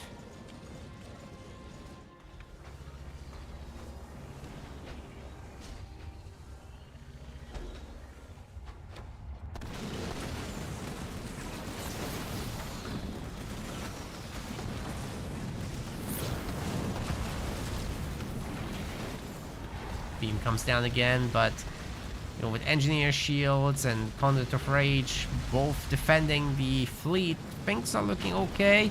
It's just now they're getting a little close to the shields, and there were shielded reavers in there. Can't really take those down, and we're still largely using grunts, which aren't going to be great against this kind of mix. Grunt on Wraith is just not that much damage, really, right?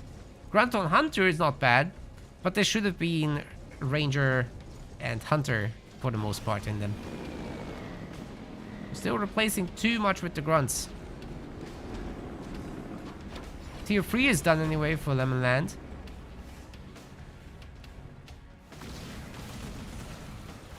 And Chippy Mac Shipface is about to get to 120 population. This is a pretty good army. Nothing else, you can take down the flyboys with this. Plenty of reavers here. It's looking good. Big Conduit of Rage. That does look like level 2 at least. Definitely level 2. Playing it safe with displacement. Every phantom you get is a win, right?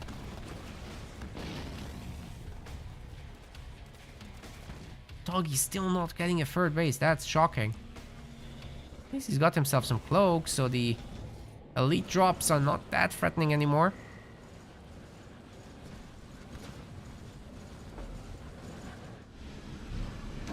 This game is slowed down to a crawl. Nobody's really doing much. If you move out, you die. That's the rules.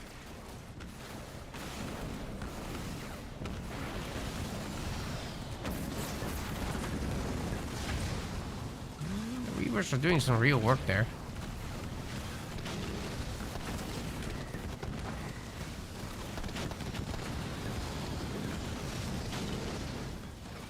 These phantoms also look plenty strong to me.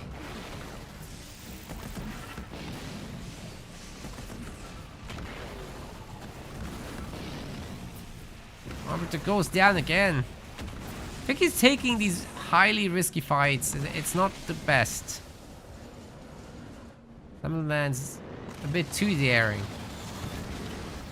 Okay, now there's hunters in there, at least some. But still not feeling like enough. Reavers are slowly starting to struggle. For now, they're trading fine.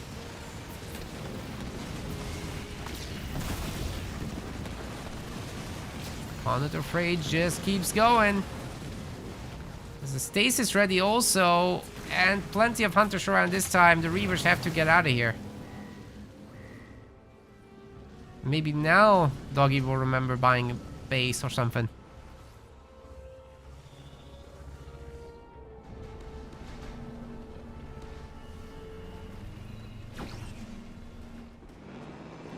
See that tier 3 Arbiter as well this time.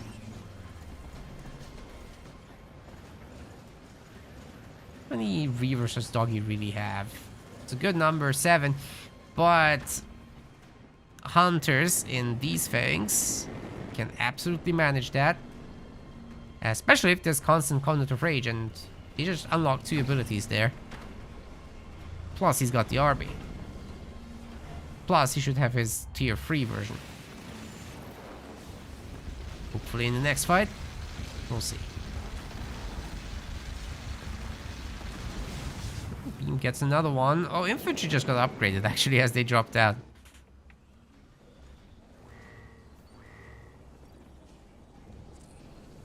Doggy's working on infantry, interesting. 120 pop coming in for Lemonland soon. And there's that third base that we talked about. It's about time. No anti-air here. Where are Reavers? Oh god, they're on the far side. So you basically get some locust pickoffs and then you get out of there. It's good. Looks like they also got the engineers and Chad.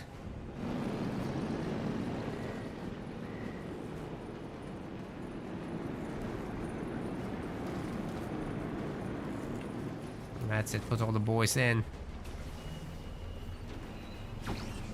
Beam cannons for hunters coming in.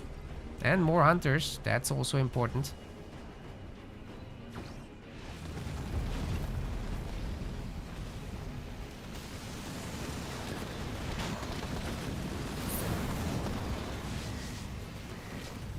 Still not enough hunter squads, there's just 2 I think in this.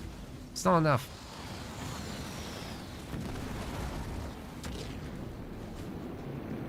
Stasis just tells everyone to shut up.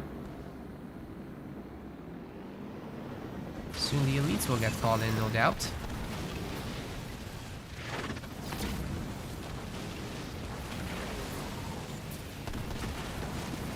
So losing some phantoms now is actually okay, because Doggy is about to lose the base.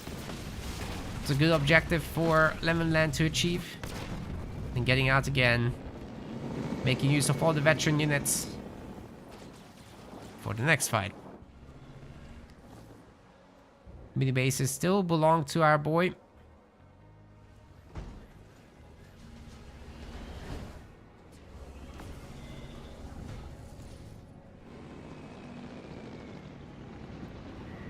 As I always point out, this arbiter business takes time.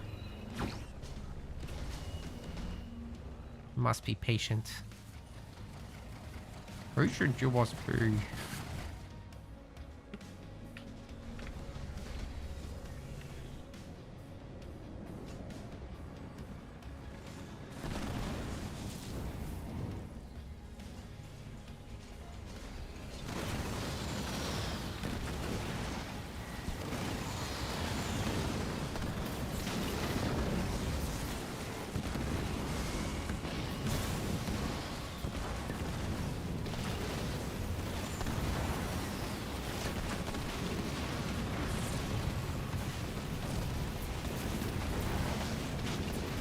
Plenty of hunters this time.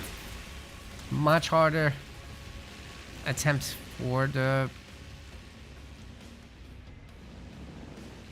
What were you guys calling it? Chicken walkers? Jesus Christ.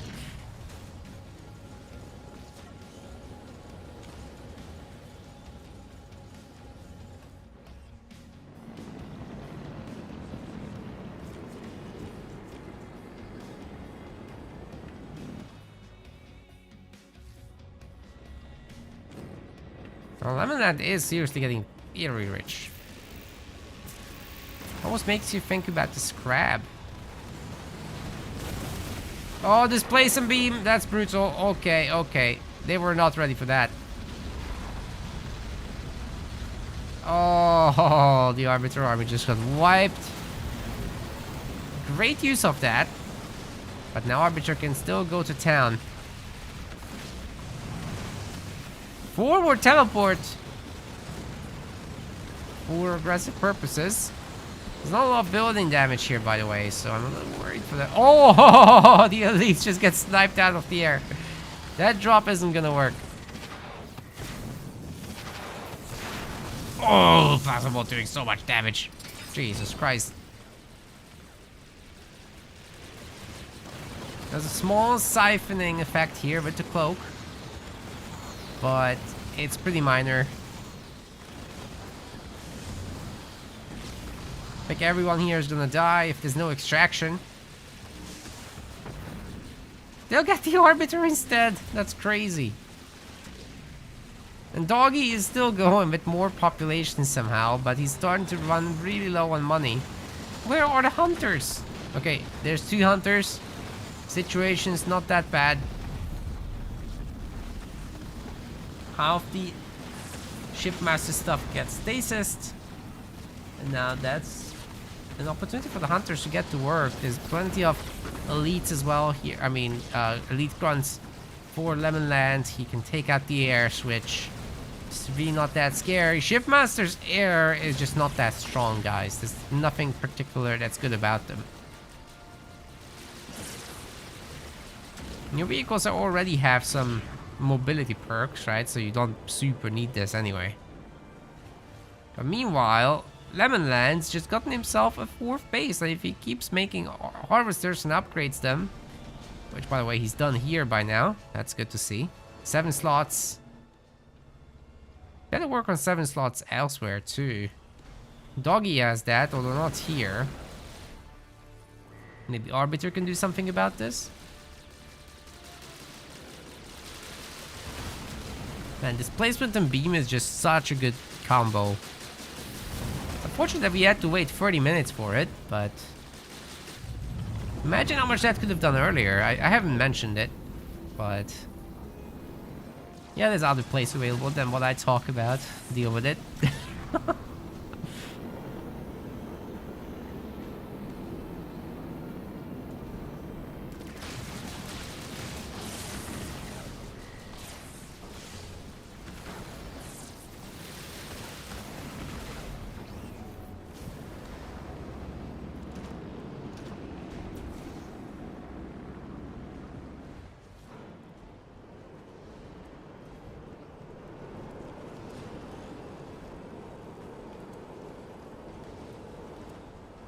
It's a lot of freaking banshees. Now you can do the grunt business. To be honest, once you have plasma bolt free and conduit free and whatever other powers, we've seen mines, we've got stasis, both stasis powers, and it doesn't look like Lemon is too far away from another one. Maybe teleport. You can do whatever you want here. It's cool.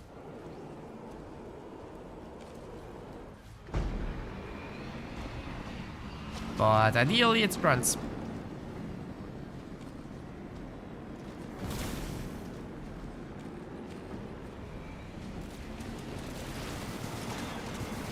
Okay, time to hit the main. Defending this with air is not going to be the easiest thing.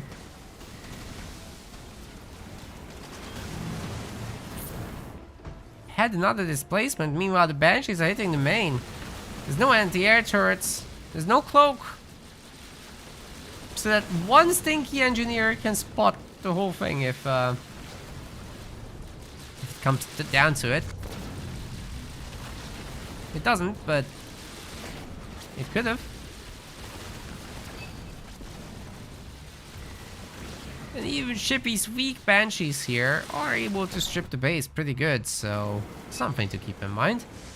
Meanwhile, Doggy's base is under heavy attack, however. He's gonna use a beam defensively, but with the Conduit of Rage free Phantoms, that's gonna be a bit difficult to make work. I don't know what that just got cast on. I didn't really see. But base is doing just fine. Look at that heal. It's full health. He's getting out healed. All this damage. Doesn't matter. Half the Banshees came home. Half of them stayed behind to fight Lemonland. Air OP. That's it. We have confirmation.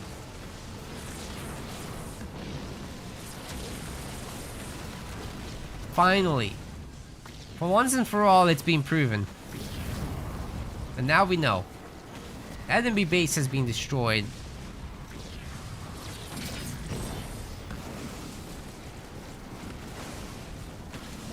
It is because of the mobility! You can fly over terrain!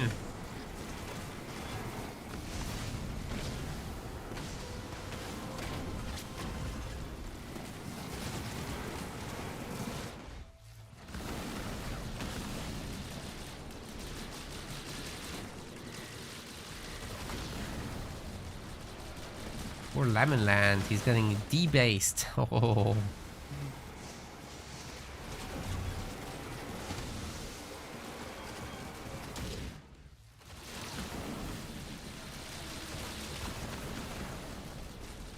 These Banshees don't even heal.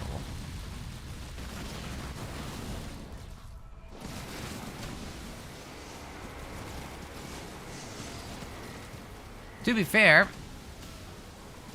it's far from over. This Lemon guy happens to be pretty rich. And this time he's got anti-air turrets. Plus a shield.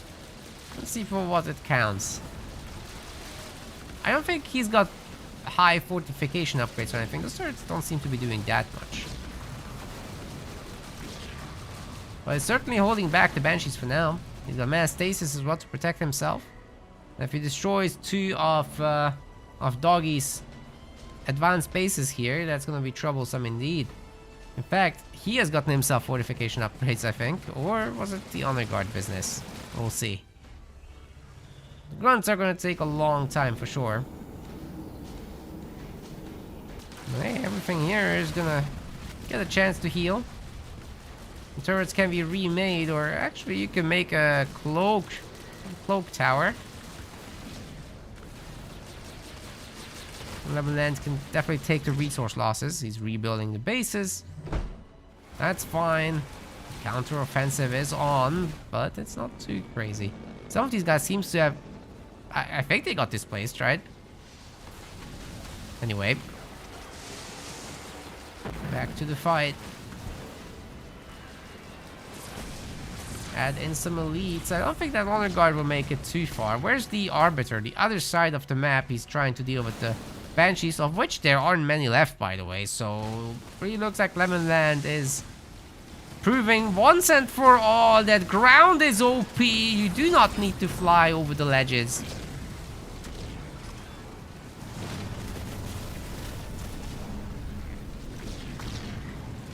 He just aggressively teleported to get a proc. No big deal. Doggy has been defeated in the air, not OP confirmed. Everybody can chill out. At least you're gonna need Decimus for that. To be fair, the Phantoms are OP. They're rare.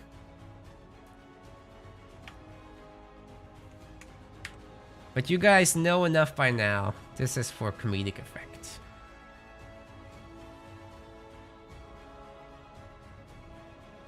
Okay, it looks like Legends work is nearly done.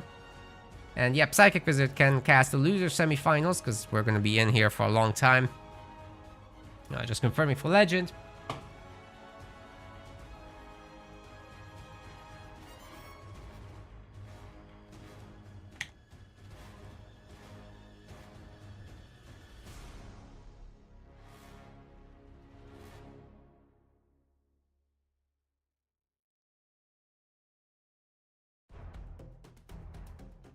Gonna be Lemonland's pick, obviously, coming up. And I missed what map it is. Mirage. Okay, what are the leaders? How about I'm gonna call for the Yap Yap versus Colony, but Honestly, if it was Cutter, I'd be actually happier with that because you can fill the garrisons with snipers and you'll be pretty safe against the Hunter Capitano.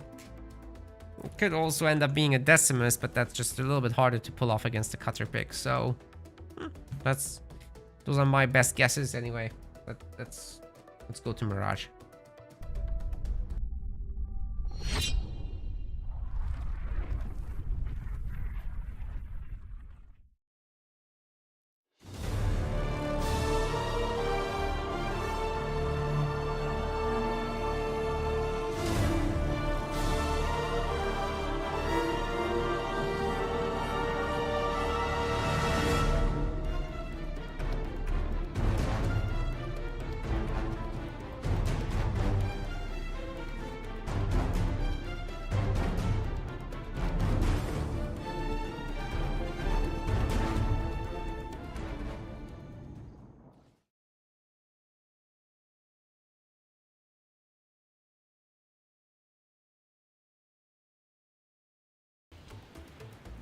Ladies and gents, welcome to game number 2. We've got in the blue color a lemon.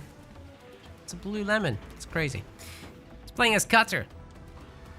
There's also a red doggy over here. And he's playing as Colony.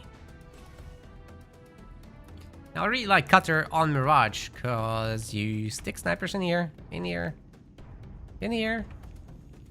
And nobody's ever gonna take this high ground. It's just not gonna happen until way later in the game, so you get to control the pace of the match, and if Cutter gets to control the pace of the match, you're gonna be able to snowball things. If you're winning, you're gonna win harder.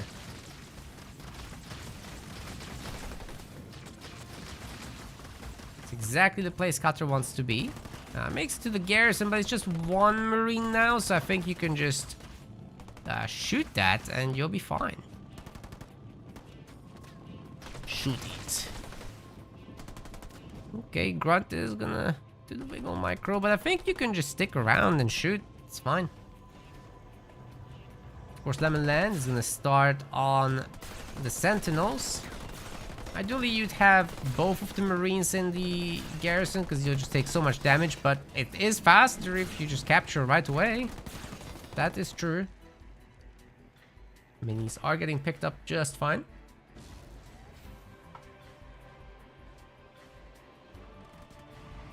But Lemon is not going to have the middle mini. Seeing as that Marine was already super weak and got killed. Now this one can go to the side for the big resource pickup, and we're going to have to still somehow get the snipers in there. But then there's this guy. The choppers, if they're used in high numbers here, it doesn't have to be super high, just somewhat.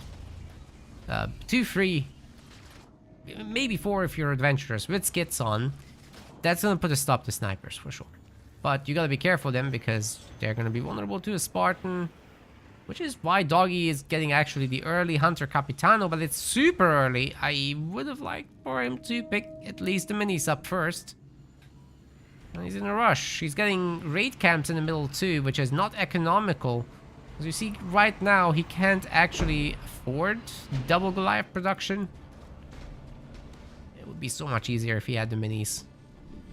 But hey, the power nodes are getting captured, so that's all good. Cutter's a little bit ahead on that, but not by much.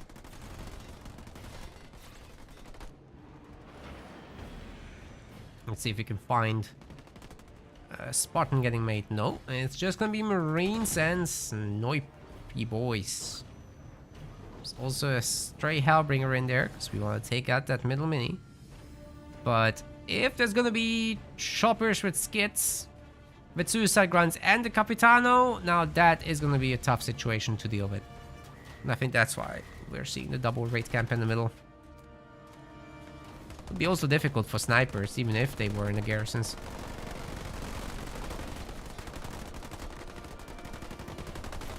As you'd expect, the Capitano can just do the tanking there.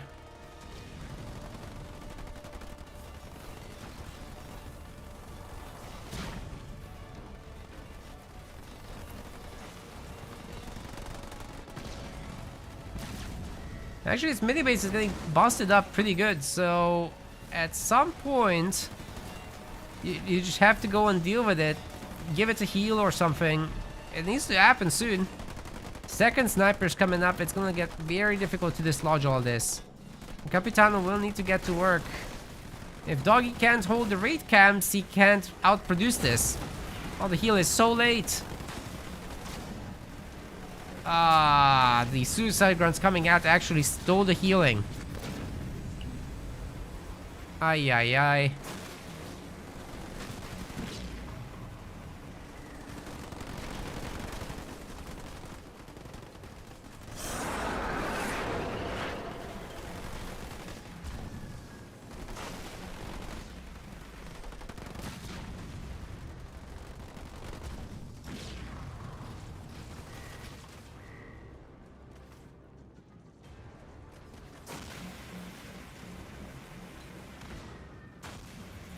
Well,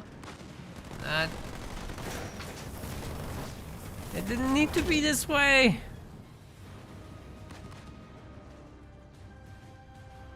Oh no, poor Duggo.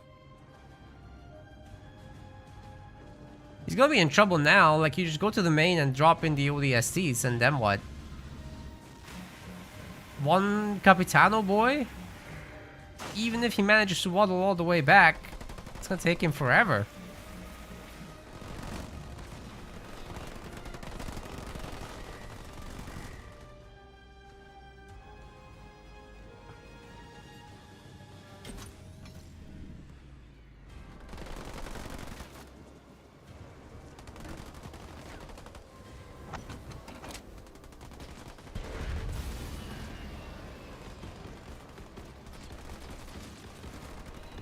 Come to Goliaths. There is a sniper to help, and they have no healing this time.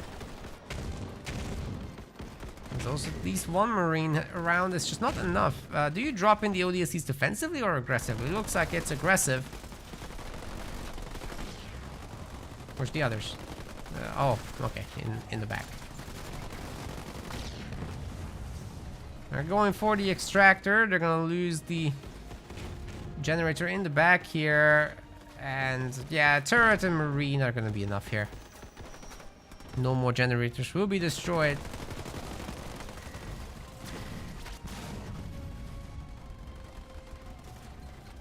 Trying to main this now. Oh my. Why is Lemonland letting all the buildings live? They're all like half health. He's doing the anti-micro. Perhaps it's gonna be a heal. Okay. Well, now they're just coming back. Alright. Capitano's gonna get to work here. He's having a pretty good time.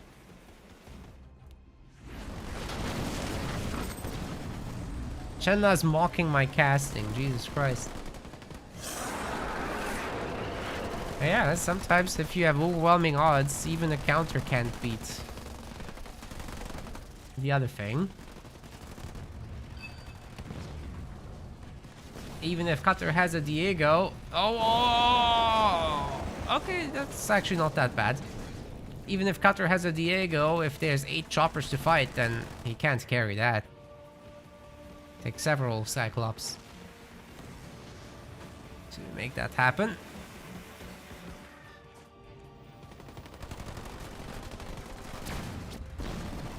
By the way, that Siphon Overcharge is gonna come in at this rate because Lemonland isn't dealing with it. Does he not have an Archer missile thing?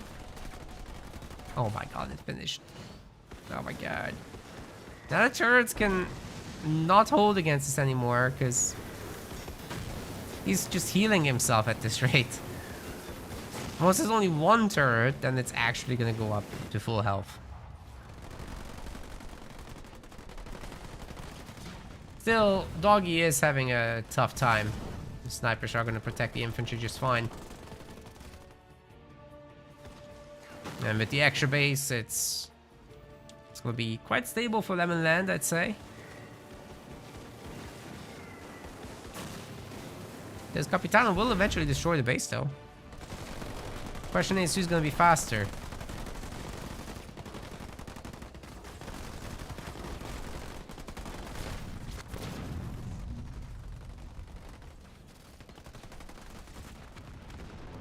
One thing Doggy won't be able to do is call in a big drop. Just never gonna happen.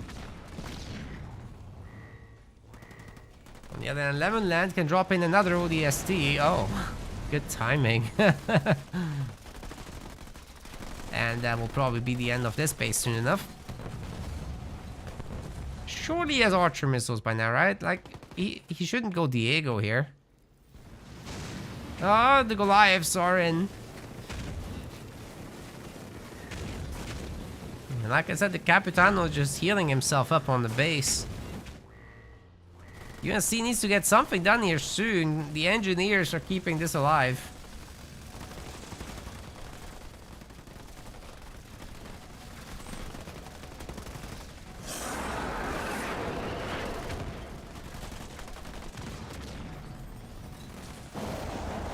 Ouch. Dude, the Marines have like no base damage. This is so sad to watch. Viva Colony is gonna just colonize this base location. Lemonland's waiting for the big drop. That's what it's really about. Of course, with the big drop, you can delete this base and just be on your move. Be on your way.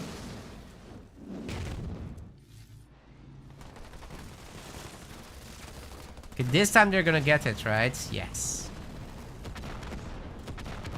Excellent.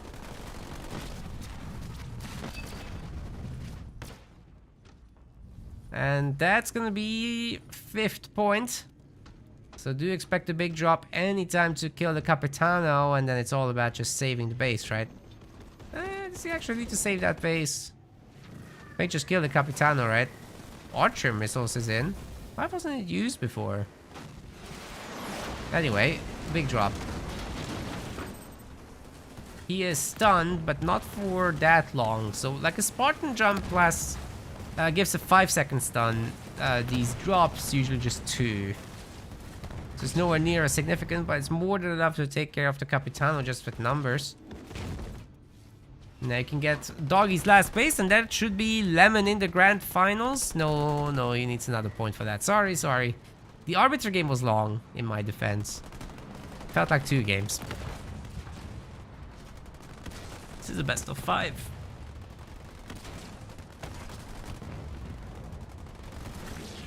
Lemonland is solid. If he can do this a 3rd time, then he is in the grand finals.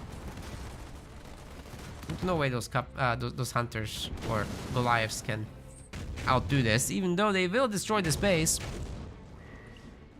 They can't beat the main army, and these guys are more mobile than them too. It's just a slot advantage for Lemonland. And in fact, although Doggy can buy a base, I don't think it will come up. The Goliaths are regenerating, but they were already full.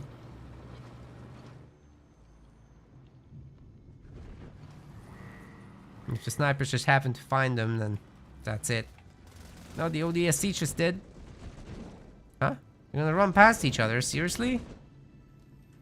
Okay, just pick up the minis, Lemon. You're gonna be fine from there.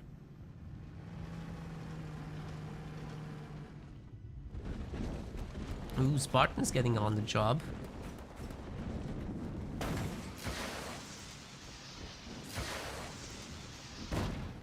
Oof. That's a miss.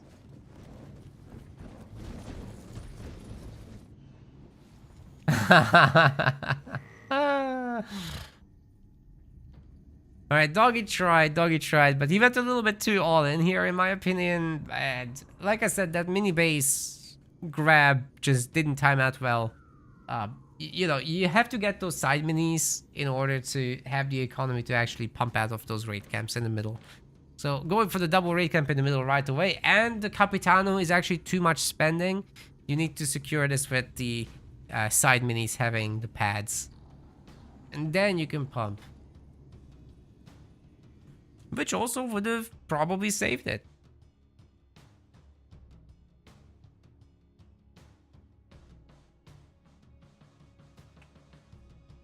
Alright, the guys are gonna go next right away, which is pretty good news.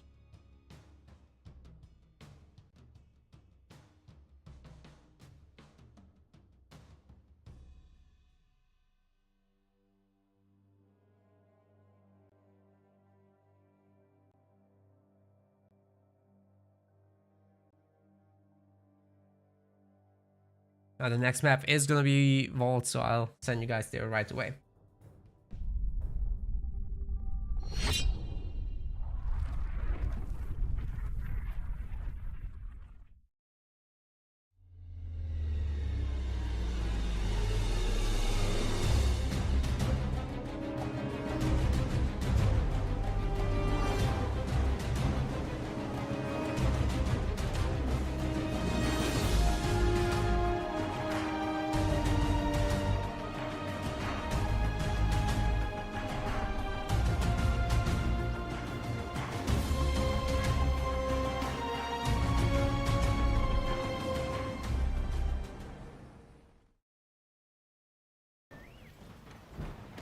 Cool, we've got game 3. Lemonland is bringing the Forge.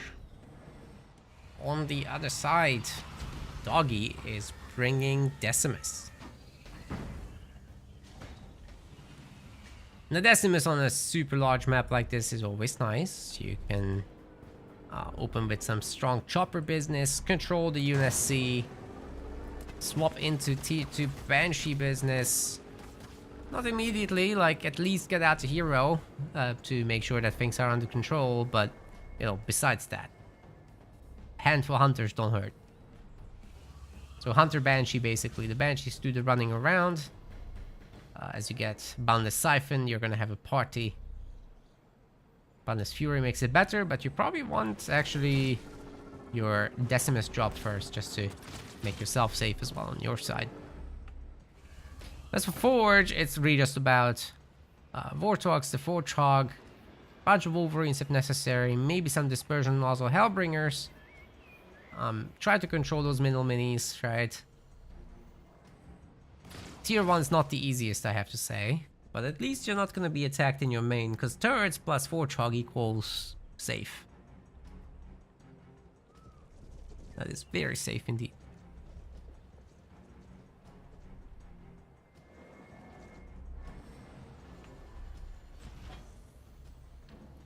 I think Doggy has different plans. This is a rush. Okay, is Lemonland getting ready for a Forge Hog, or is he playing greedy? If he plays for full greed Warthog tier 2, he's gonna be in serious trouble. Those brutes can actually bonk his base very hard. Gonna be several choppers to take care of any early infantry. Uh-oh. Doggy is doing some shenanigans here, but it's working so far. This is actually looking really good. Brutes are getting pumped. And there's no turret. No Forge Hog coming.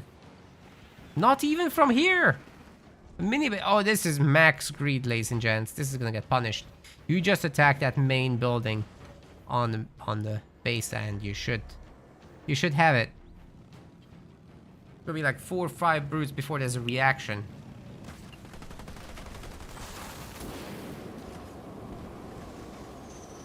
Turret's coming up.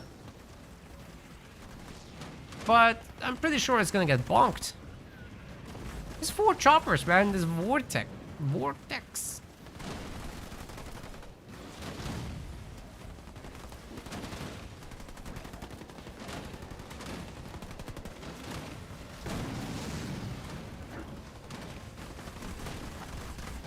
Look what they do to the Marines.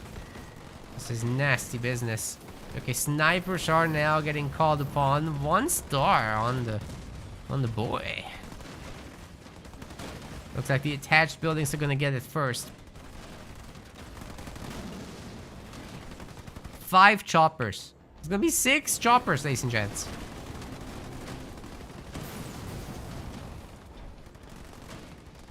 Can Lemonland build everything needed to defend here? Seems doubtful. Oh, the Vortex is going to cover 2 of the buildings, so that resource generation has dropped massively in the stun duration. Of course, they're debuffed as well, so the brutes can make short work of them. To follow up, the Marines are gone, so that's the last opportunity to take out the Chopperinos. I think we're going to get ourselves a game number 4 here, at minimum. Going after the next generator.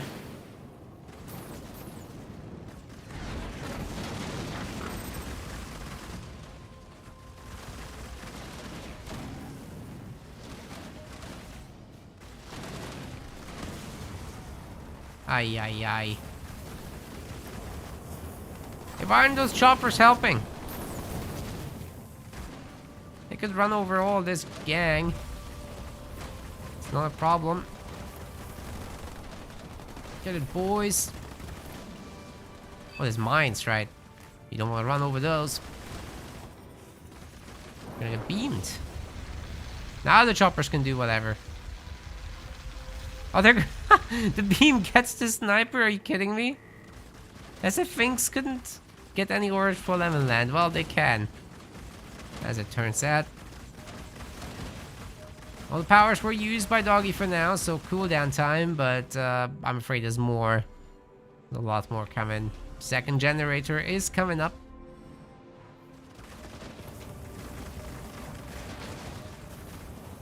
That was a brutal rush, and with that many choppers, you just can't easily build up a marine force to stop it, because they're gonna get knocked down one after the other. 2-1. Nice. We got ourselves a series here in the winners finals.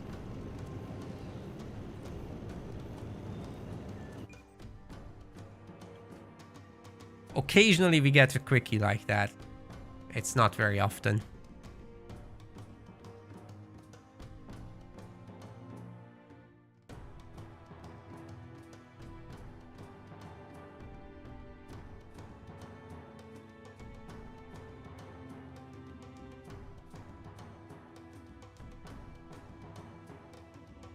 Next up, we're gonna have Bedrock, which probably...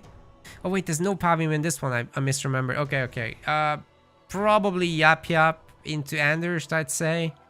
Those are gonna be the standard picks here. Not that an Isabel couldn't work great. I mean, just flying over the bases and vulturing them down in the late game is always fantastic. Jerome is something we've seen as well before, but not that often on Bedrock anyway. I like Anders because you can so easily Kodiak up and just let it rain. Let it rain Sentinels, call in the Super Sentinel Boy to do base business. You can stay in tier 2 forever, so all your power can just go into making your tier 2 even stronger. So Anders wouldn't be bad by any means.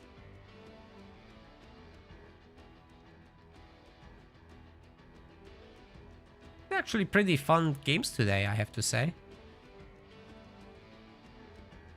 I'm entertained.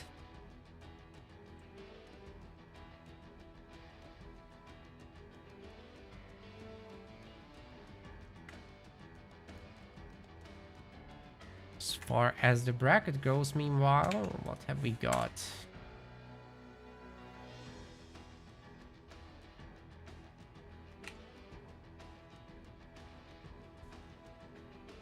Okay, so Smirk has been defeated by David. And Slurms has defeated Cockatoo, who's defeated Franco. So good that Psychic Wizard has got that all on cam. And then we've got David versus Slurms ongoing right now.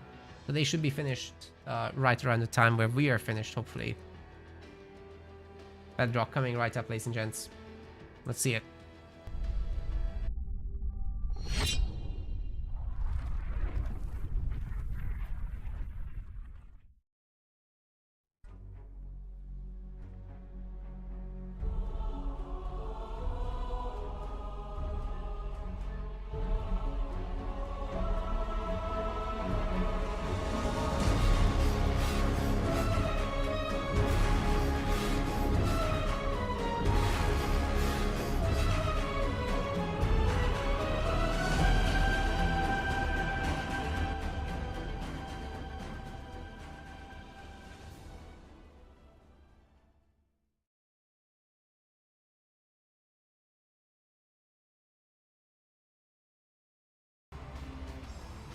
As I have predicted, Lemonland is gonna be going for Yap Yap.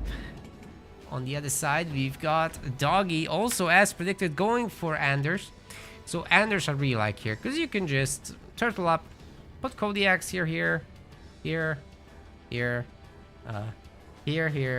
and you're like layered up for defenses. If they ever come up in the middle, they're gonna get blasted by minion Kodiaks across many positions, and they'll make the Sentinels rain down on you. And then over the bases, you can just fly over with your Super Sentinel. You don't have to go tier 3. Your Spartan will keep you relatively safe as well against vehicle plays by just constantly stealing them. You're gonna be in a comfy position even against a Yap Yap. The Kodiak stuff works great against Yap Yap because you don't care too much about their shield drops. So that's nice. Anti-building damage is rather significant on Kodiaks after all. Alright, we've got Lemonland stealing a mini. That needs to be taken care of by the Doggo. See if he goes for a quick barracks or just a Spartan. Spartan is fine, of course, for this work.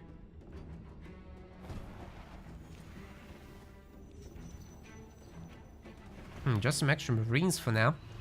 And maybe a mini base steal, but Lemonland has a raid camp back home. We'll see for what exactly. It might just be for power node stuff. But I'd rather this was a generator after the mini bases got set up. For now, Doggy's gonna steal the minis in the retaliation. Interesting. So what's going on here? There is gonna be a raid camp after all.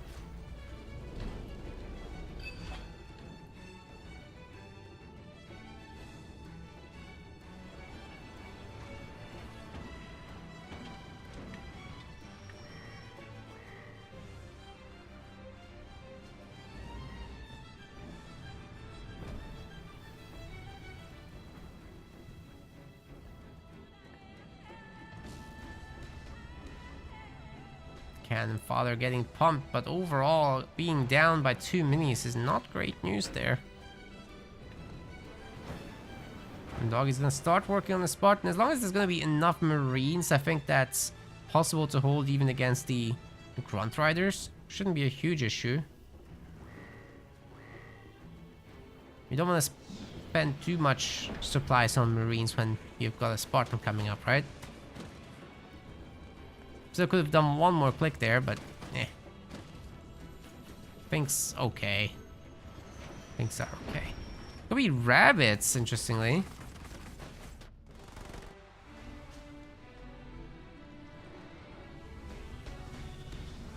It's not a given that these get held, by the way. No, we would have to make some more rabbits then. You know, Rabbit Spartan Hellbringer is absolutely sick, actually. So if we get to see something like that, Doggy could hit back hard. But right now it looks like his Spartan is getting denied, in fact. I'm fairly sure of it. It's just not 8 seconds for this to come out, right? Oh, it's so close! It's so close! But it's not enough. As expected.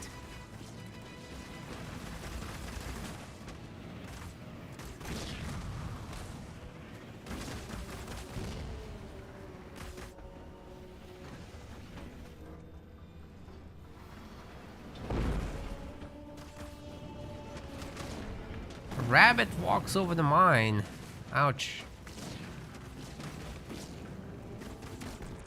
Doggy is really struggling in this one, I have to say. Lemonland's just playing this better, and he's gonna clean up all these back minis, and then he can collapse on the main. What can Doggy do about it? There's no Spartan coming. He didn't swap out any of the buildings, and swapping now is a little late. There's already 4 brute squads here, and there's a 5th one coming, and then there's the guys from the main also arriving. Cannon fodder everywhere. 3rd point could mean shade drops, which will help some additional amount. Then there's this grunt that can head up there. 2nd generator is up. What I don't see is the shade drop. What happened? Drop turret's doing a lot of damage, so that's good. There are 2 Anders turrets here, so that's something too. Doggy is trying to work on that Spartan, but it's not showing up on the production tab. Okay, there's the shades. The brutes are gonna leave, but I guess you can destroy the mini base real quick. Nothing wrong with any of that.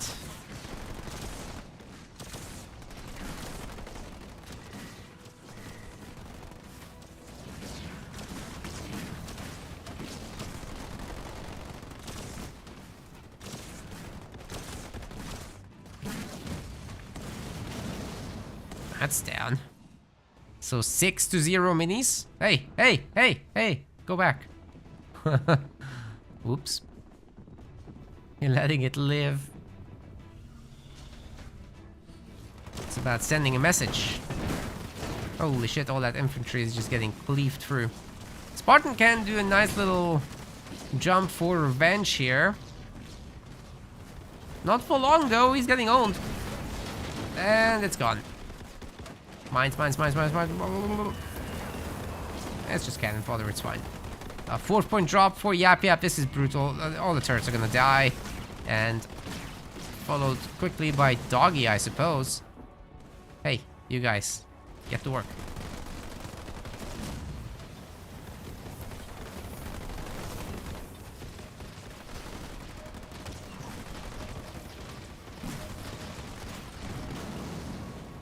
Guys, always remember to move up your fart wagon to cover your enemies and your farts. It's important.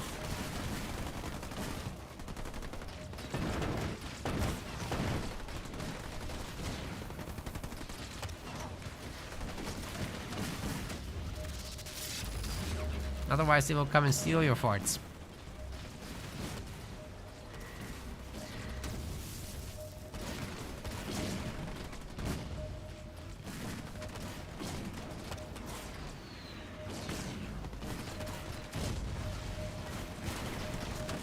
It'll still go down. Turret drops ready. There's so much stuff here. I don't think it makes a big difference. Man, Doggy's getting absolutely overwhelmed. You just can put barracks on all of these and it's fine, you know?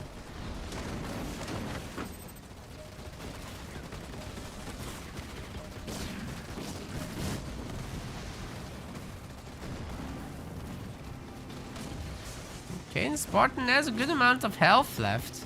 Even shields. Things are fine, it's just... Doggy's got nowhere left to run. Although he's gonna have tier 2. I'm afraid that meanwhile Lemonland has captured the power nodes. And this bump is just continuing. And can Doggy somehow upgrade that Spartan? That would be the big deal. He can get that rocket launcher. Things are gonna look very different from there. I think that armory just requires one of these grunt riders to look at it sideways. It will fall to pieces.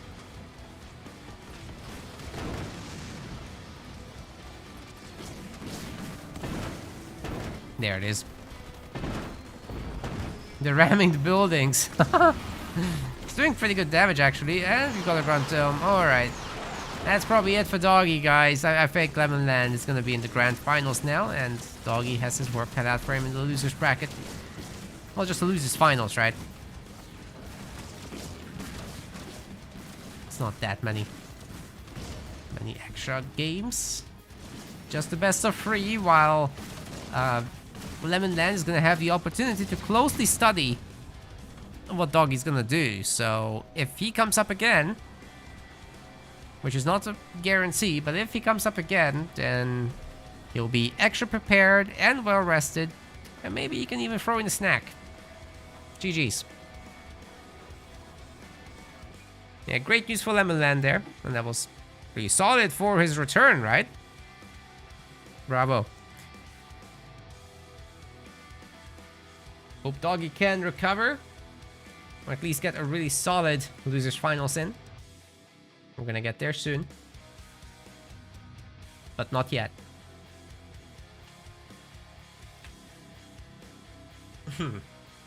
Excuse me. This is where we are. So the uppers bracket is now complete. And we're gonna go to the lower side, where Psychic Wizard is at the moment finishing up David versus Lerms. That's a best of 3, so it could take a while. But then after that, we'll do the losers finals here with Doggy. Whoever wins that is gonna get in here. I would love for it to be Slurms. I have no idea who David is, but seems to be doing well. Obviously has lost up there somewhere in the second round against Lemonland. No shame in that. Lemonland is doing very nicely, and he's closely resembling the Rising Star players, actually. So, you know, I also hope to see him perform well in there. Now, guys, if you want to support us, you can follow on Twitch, you can subscribe on YouTube, leave a like on YouTube as well, as that's all really helpful stuff. Thanks very much for you guys hanging out and taking the time to support Halo Wars 2 with your presence.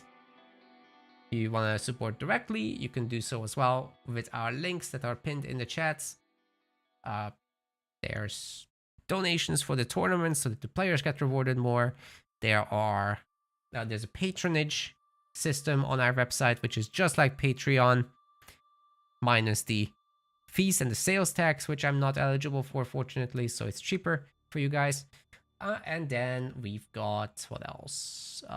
Oh, you can drop some pizza money for our staff as well if you like. That's all options. But yeah, join the Discord as well while you're at it. All the links are there.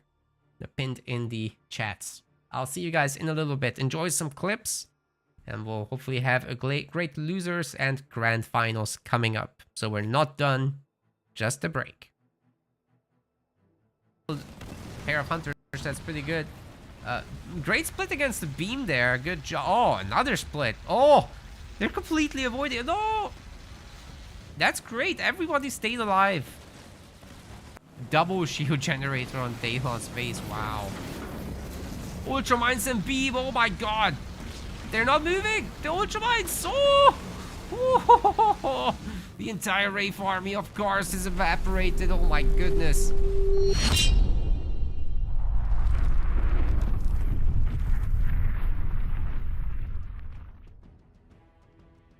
That's gonna work very nicely with that mine. One Kodiak is about to go down. Oh my god, they get frozen. The beam, oh my god, they all clumped. Where is Mecha Overcharge Hechi? Oh my god, it's all gone. Ah. There's more. But that hurt. That hurt a lot.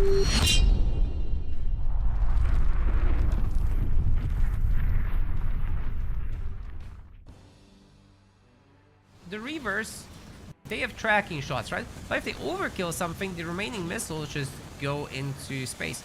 And these guys don't have that much health, right? There's a lot of them, but they don't have a lot of health, so there's a lot of overkill potential wasted by the Reavers. The Reavers do have AoE on them, right? So that's a little dangerous. But if you have a big enough spread on these guys, you're going to be able to overcome that and actually make the wasteful tracking, or the loss of tracking rather, work in your favor. That's exactly what we're seeing from from Scoot right now. 93 pop to 93 pop, but it's not on the field, it's in the production queue. Oh my god, that, holy shit! That low health just played against Scoot right now. Oh no! It was such a good idea as well. But that Brand, while he wasn't moving, just absolutely clipped his wings. And now I think Scoot might be dead. Ghosts, Spartan, stick together. I think that's kind of what needed to happen. Oh my god! The drop turret stun and the mines. Ooh, that game might have just turned completely around with that.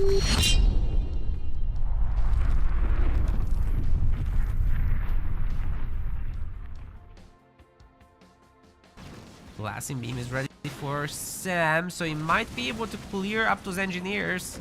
But Aatrox he knows what to do. He has enough to constantly have shields up. So that's gonna help a lot with that. I think he needs to call out. He needs to call out. Oh my god!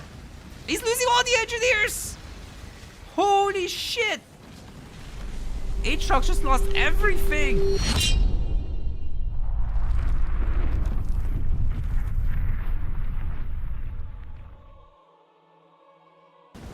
One-star retriever is in, guys. Oh wait, there's so many Wolverines though. I think they might be able to take it down. Maybe if there's a drop turret, they can be slowed down enough that you get to escape. Looks like it's not gonna be a problem. There's mines. They don't detonate. Wolverines are getting picked off. Wow. Truly just saved the retriever. That's insane. 1-star retriever, ladies and gents. We're working towards that 2nd star. This is actually working pretty well. Not enough nukes to take this thing down. But can you actually get to the heal zone? I think not. Too many cross ravens at this point. Oh, steals at least a little bit of this stuff. And the main is now under heavy siege. Oh, this Condor is working fast. Can Dark heal the base up fast enough? Maybe. He's got some Frost Ravens here. Maybe he can freeze that one too. He's gonna get mech blasted. Oh shit! That was a really good mech blast. Here's another one. Less impressive, but still cool. Other Frost Ravens still keeping the army tied down. This is great by EOD. Well done. 2 Condorks for 1 Dark. Great trade. Okay, it's spotted, but I mean, 24 Banshees. You're not ready for this. Look at all those Kodiaks. Oh my god. So it's all now gonna be eagerly pumping out Wolverines if it will do anything, but I mean, these are gonna be quite well upgraded, right? And Kars is dropping in his Retriever Sentinel on top as well.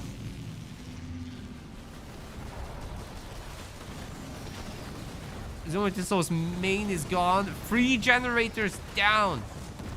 Holy shit. That's so much damage. Do it again. There's 3 more generators here. Those are going to be the most valuable Banshees we've ever seen. In any pro league. Ever. So there's a little bit of anti-air, but these guys are way late to scout it. I think this other base is gonna go down too, isn't it? Oh my god, they're gonna leave. That's it.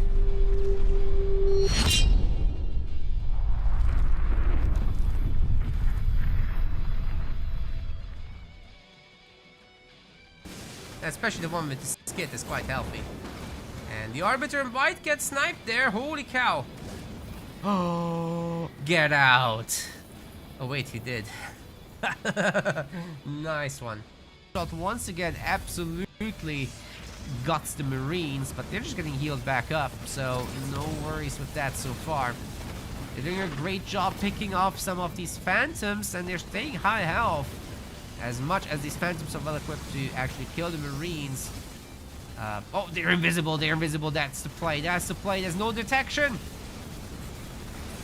There's no one to detect them, and now the Phantoms have thinned out the Marines enough that they're no longer a threat. They're no longer a threat. The Super Sentinel is still going. It's at 1 star. The Plasma Bolts, however, are gonna snipe it.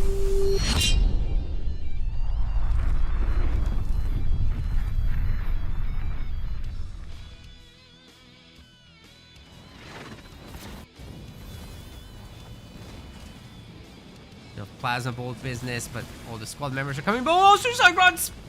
Suicide Grunts say no. No squad members coming back. That was sick. Whole infantry blob destroyed. And now Team Red really has some initiative. Hey, if it works, it works. They're probably gonna kill that Chosen just now, but teleports out last second. Oh my god! He might go down. Holy cow. How did he make that? You're kidding me. He gets away. Oh man, that was but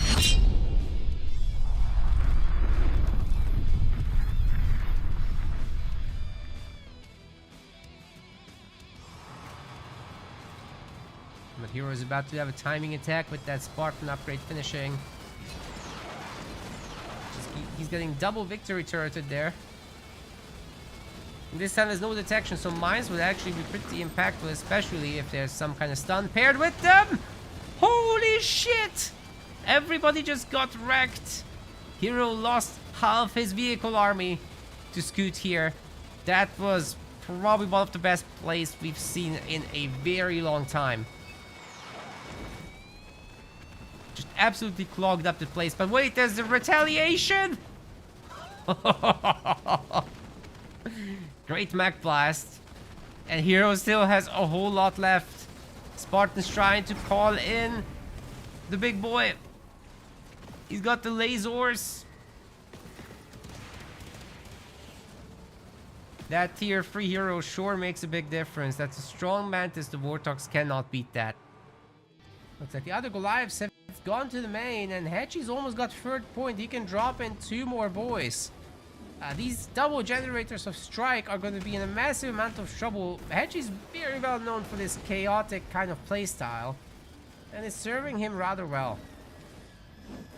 Oh, Goliaths with their AoE attacks actually take out the ODST satchels. Great choice there to respond by attacking the ODSTs, and with the heal they've got some more staying power as well. Should get that generator, but he's not dropping in the extra ones. You can find a great connection against a clumped infantry force like that, especially Marines. That would be ideal. I think this is the moment. They're so clumped, holy cow! The heal, they're even more clumped than they should be. The beam, oh my goodness. All the infantry is getting eaten up. There's only the ice cream truck left. The ghosts are gonna ransack it. Oh boy, here comes the poltergeist knocking.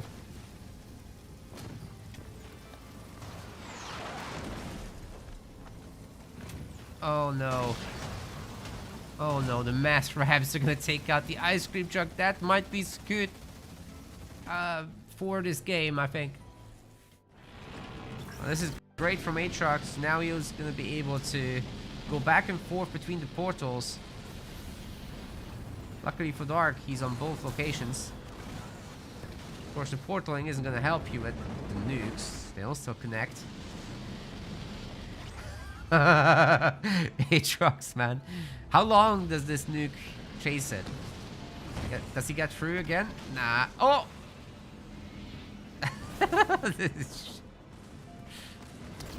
Just dodging the nukes as long as he can. Buying time. That's hilarious. Unfortunately, this one pops him out so far away from the actual portal, so he can't realistically hop between it. It's kind of funny. Dark space is destroyed nonetheless. And displacement doing its work. Scarab is now ready to stomp the main. If Aatrox so wishes. Oh, the nuke connects. I can't dodge that. Not forever anyway. Saves it for now. I think they could. Oh, the Arbiter's getting beamed. So you guys pulled away. Is that enough? Oh my god! The great escape once again has worked out. Pair of hunters, that's pretty good. Great split against the beam there. Good job. Oh, another split. Oh, they're completely avoiding it. No! That's great. Everybody stayed alive. Didn't expect to see such a great split in the amateur league, but hey, sometimes we get a surprise. I like it. Joe's now in the bunker. It's gonna be difficult to dislodge him, but there's mobile bunkers. It's fine. In theory. Do remember those Brave Invaders do heal. EMP Mech Blast takes out all the grunts. And the snipers are showing that Warlord who's really boss here. There's gonna be also a beam on his heroes, but they're immune for the moment. Splitting up pretty good as well. Johnson does go down. This still might be a little bit too much. Those limousines are insane, man. Running down the Chosen like it's nothing. It will destroy one of them, but at what cost? Looks like Blue got told to go home, but these two teams are just kind of destroying each other. It's a large number of nuke boys, so gotta be careful. There's the beam! Level 2! Everyone's clumped, oh my god. Oh my god, that's everything dead. The units themselves are invisible. Shipmaster just absolutely owned Anders, guys. That wasn't even close.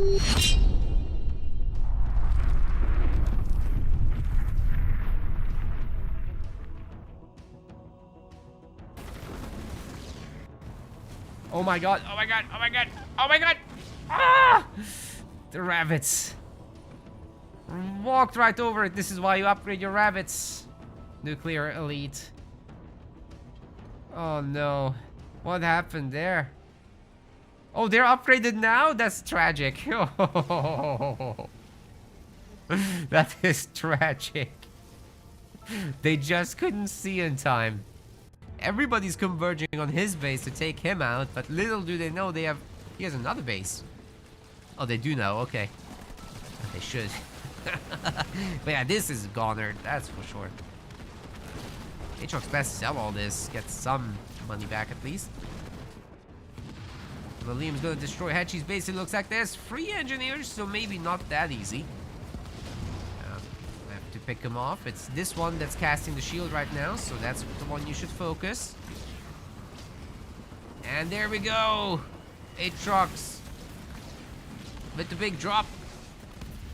We'll be melting this base down. 2-star Locust is just so much base damage. Can't ignore it. And then let's not even mention the double tank. Oh my god, that Fortrog just annihilated the army.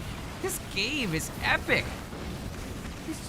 These two teams are absolutely destroying each other. Mostly, honestly, it's mostly Ping Div destroying. But that's okay, it's fun nonetheless.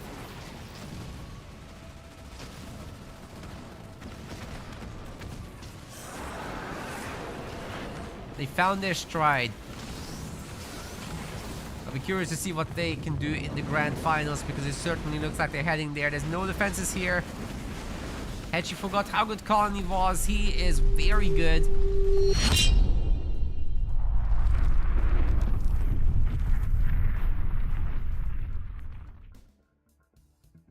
Oh, how did he see that? The grunts. Oh, the Methane shuts it all down. Oh, that was tense. Just a few seconds later, and everything would have been different. That was a great defense right there.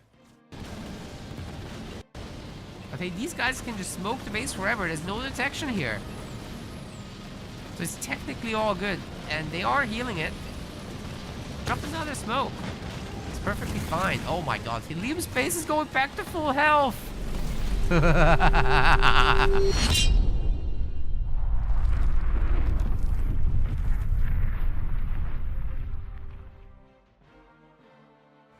gonna be close. You can dodge a lot of the shots with this.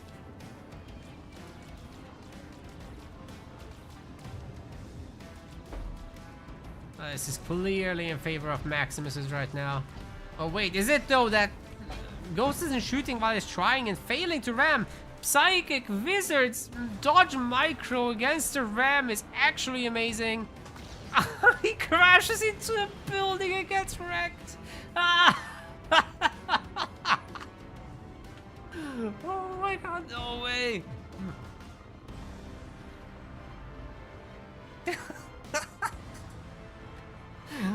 I have never seen it before. Pro League players, please don't disappoint me going forward. This is how it's done. Obviously, a Pro League player would stop trying to ram. Doggy needs to buy a base, man, and hold it. Doggy? You need to buy a base, man. Holy shit. It's gonna time out. You're gonna... Okay. He's giving up. I'm not sure he should have given up. He had line of sight. 0 seconds. He's done it on purpose. What a Chad. That is absolutely bonkerinos. 0 seconds. If that base gets destroyed, He instantly loses. He cannot rebuy it. Because it's not like he's gonna destroy this base. Oh, this is going down. Hello. What's up? You're setting up. Let's see where we can get to. We've got both Doggy and Slurms in our lobby. So that's good. I haven't seen them yet do their draft.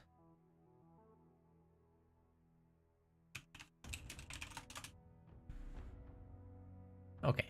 As I just said that, they have a link. That's good. So that's going to be coming in momentarily. This is going to be the losers finals. It's just a best of 3. And I'm finding out if Psychic Wizard is joining for a cast. Wait, Doggy should be the host, in fact, for the draft. That's right. Oh, that's not a draft link. That is a preset link. So are we doing this or what?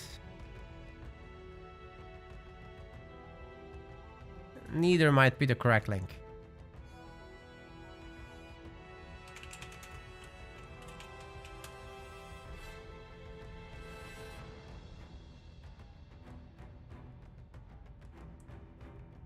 In the meantime, let me find out about Psychic Wizard.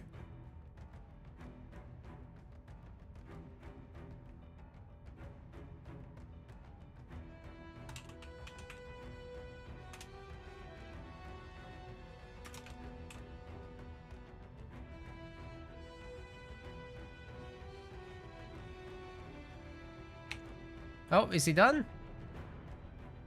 What's going on? He just left our lobby.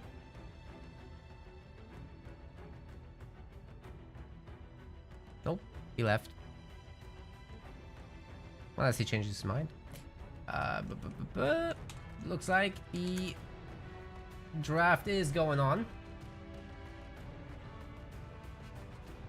Anyway, thanks to Psychic Wizard for doing some casting today.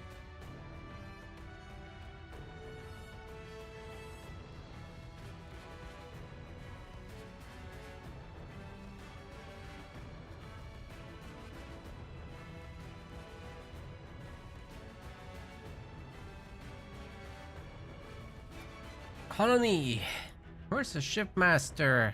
And Decimus versus Arbiter. Oh boy. Slums is actually getting some pretty damn good picks here.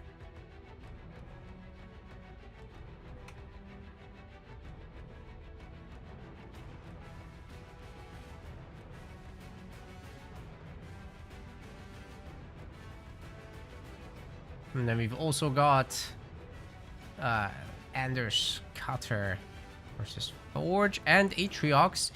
I quite like this right side business, but neither is weak. So we got the stronger leaders in here, definitely, but it's just a best of 3. So typically you'll get the stronger leaders. That's all fine. I think that's a no from Psychic Wizard after all. I wasn't actually actively listening to his stream, so if he said that, then cool. If not, then no worries. We're gonna quickly import these picks and bans. The first map is gonna be Rift, and this should be all correct now, right? Yes, that's good. But I like the colors the other way around, so let's make sure we've got that. Rift coming right up.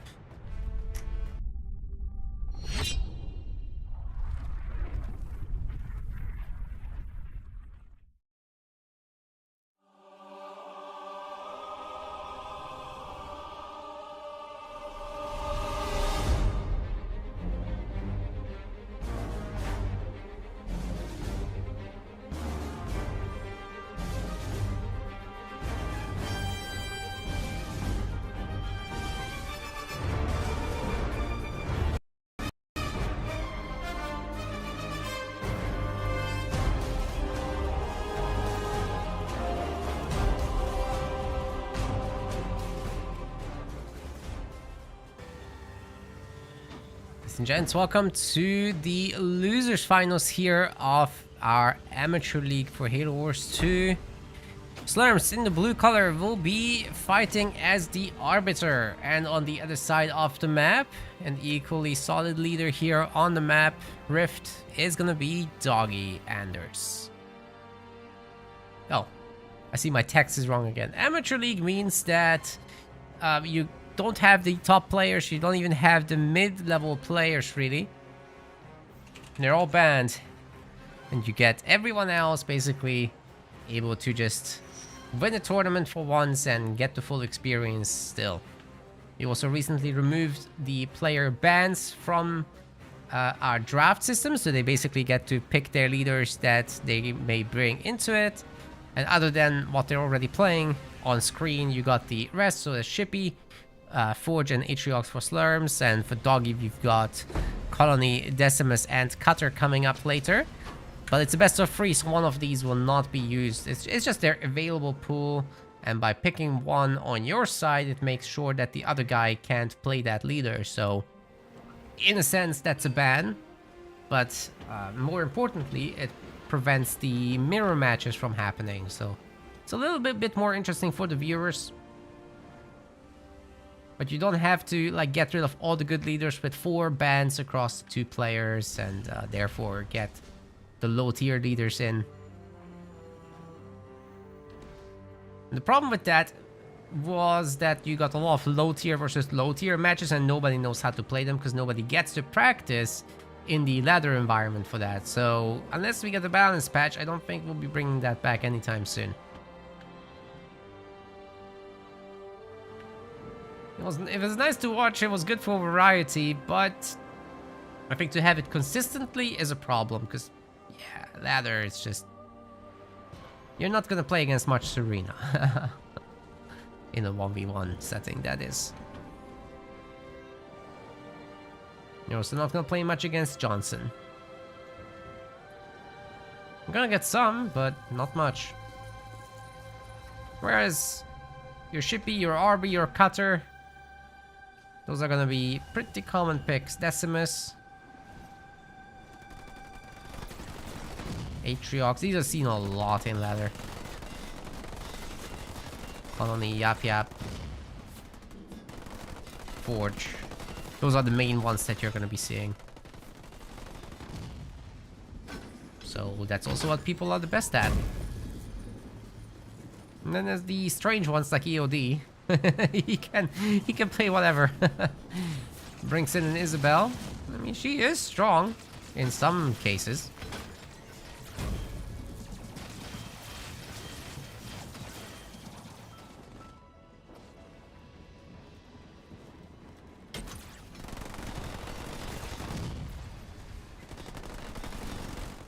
Marines and Grunts both working on that capture action.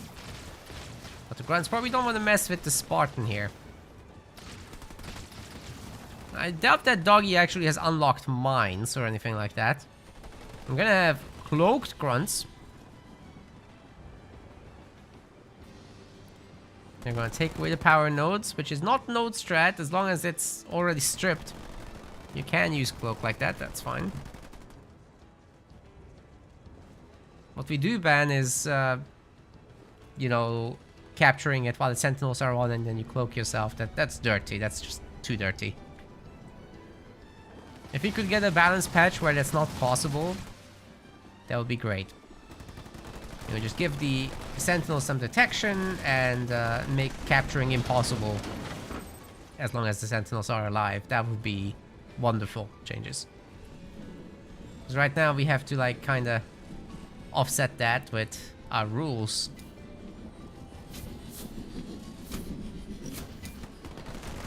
Cloak runs out.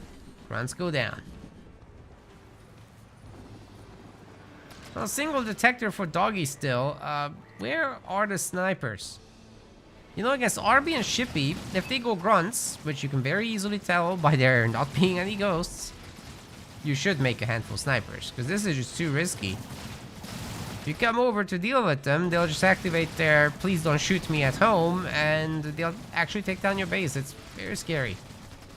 It's exactly what's happening to Doggy right now. It's a good choice to make that extra base, but still a large loss over there. 700 resources going down, right? And now there might be an Arbiter coming out soon. And Grunts are getting away with murder for now.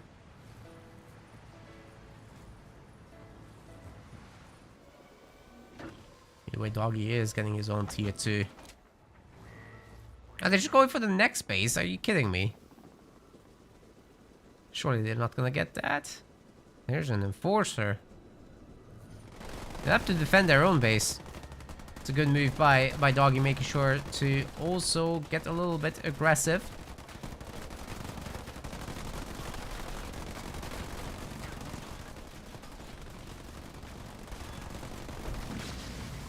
Oh, great slap and the mines! Unfortunately, the third one never dropped. The drop turret was gonna do some work there on the very damaged grunts, but they're getting teleported out, and that means they get the Conduit of Rage, a little bit of health recharge, but not much. It's really not much. Together with the turret, these Marines, they can absolutely kill the base. Why are they leaving? I guess there's gonna be elites. Now the grunts have their please don't shoot me at home active. It's a little bit difficult to deal with without snipers. Spartan's gonna get his upgrade, however. That's pretty good business. There's a third generator at home. Doggy, I would have loved to see him make a jackrabbit to deal with those elites, by the way. Finally, we're gonna have the barracks. But for now, it looks like Slurms is just having a good old time here. If the Arbiter gets his upgrade, he can activate his Rage and heal up the base with that a little bit. But I think it's easier, more straightforward to just make some engineers at this point. By the way, this base is absolutely going to go down at this rate. It's kind of spooky. Doggy's trying to get a third base. But this is just too hard to defend against Arbiter, right? I mean, they do their elite drop, and then what do you do? Tough situation if that happens.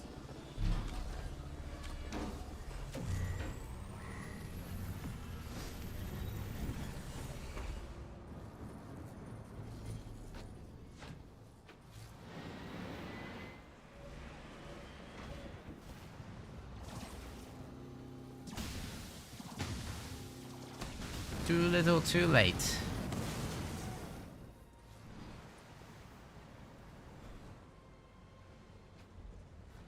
What is Doggy gonna do? Combat tech, but there's no Marines left. So we're gonna make more Marines. At that point, just make Kodiaks, no?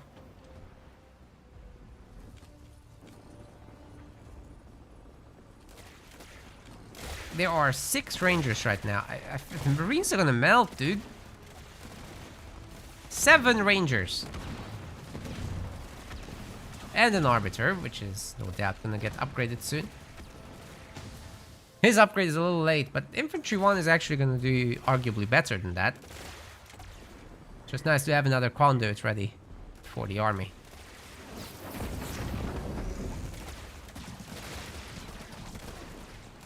Good pre-split before the Spartan ends up doing a big jump.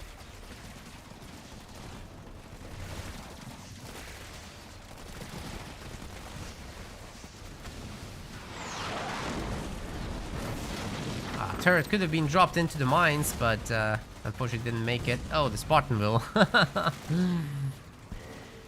That's also stunning the turret there, or stasising it. Snipers on the high ground putting in some work. It's pretty good, but then the elites come in, and that's gonna be it for Doggy's base, unfortunately for him.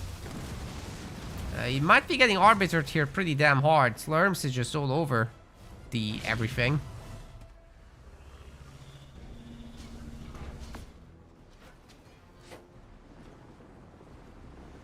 Playing super solid there. Definitely looks rising star level. But Doggy can still punish this potentially with the Sentinel. There's an opportunity here. Before things get out of control. Because one thing that isn't being done right now by our Arbiter player is anti-air. Right, there's 5 grunts and that's it. That's not a lot. So you can absolutely punish this right now. You just need the population upgrade. That's it.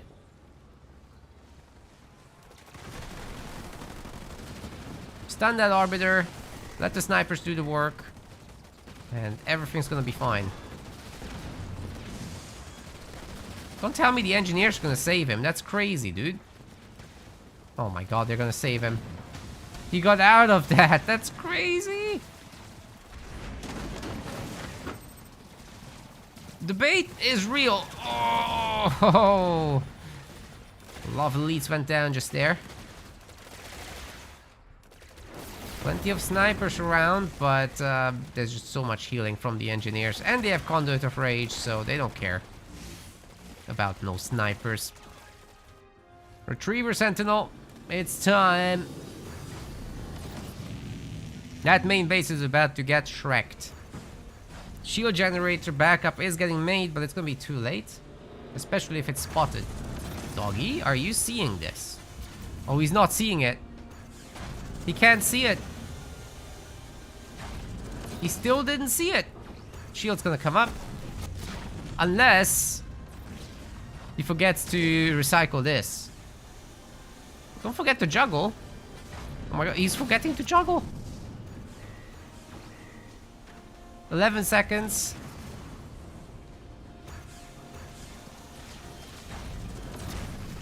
Retriever gets 3 buildings and is happy with the results. No juggle! No shields! Disaster has struck. And that's mini base destroyed. So far, so good. I mean, that's great results. The engineers are about to get it. And then it's the infantry. Although under the engineer shields, this isn't gonna hurt that badly, but it still hurts a lot. At least some people survived. Yeah, keep shooting the base so that the shields don't come up. Set it as full shields, it can keep going. Just get the engineers.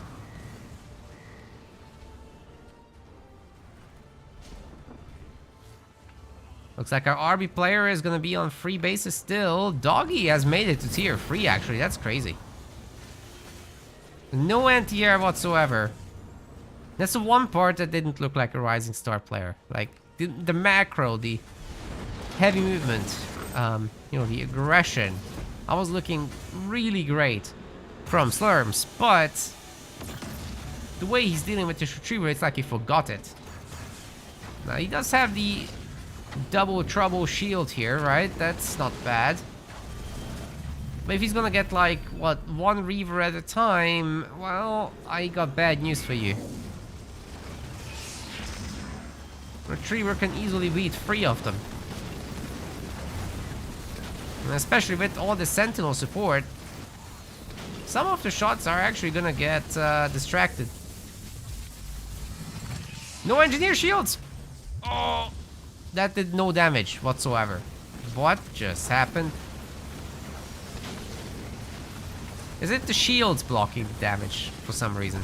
Sometimes that happens with like leader powers and whatever. They were down, so they shouldn't have, but well, they did. Anyways, the retriever has an opportunity here. There's Kodiaks now walking up because reasons. What is that one doing? Anyway, there's only 2 Reavers now. Numbers are gonna grow, however. It's now 3, 4. Soon 5. That's starting to be a little scarier. Okay, you destroy a foundry. You try to get another big ability attack on that clump of infantry, and you're gonna be partying after that. Oh, that whiffed. Still, it looks like a good trade into those Reaver. Oh, keep fighting. It's okay to lose a little health.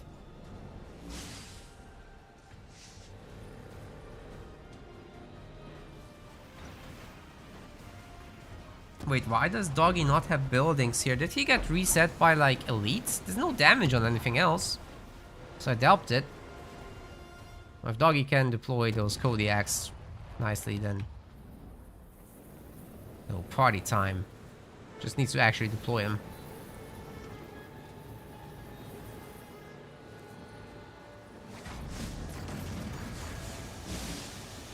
Spartan's gonna get the stun, and the Retriever's big shots are devastatingly strong, even against the Arbiter and heroes like him. Slurm's in serious trouble now. Okay, he's got the Reaver count that he needs to defend himself, but how is he gonna deal with the Kodiaks and the Spartan? There's only 2 hunters in there. Another generator is coming up. I like it. It's kind of necessary. Maybe that retriever should be a bit more careful. Spartan has an opportunity for a stun and mine combo here. We'll see if we get it. The Kodiaks might have gone a little too close, but they're making it rain sentinels, so not bad. Spartan steals 1 off the Reavers. The mines are in, but it's slightly mistimed there. Nonetheless, good progress. Some Kodiaks still are alive, and the Reaver army is definitely on the struggle bus right now. The hunters have been killed, except for that one, which is about to get it, by the way. Oh, sliver of health.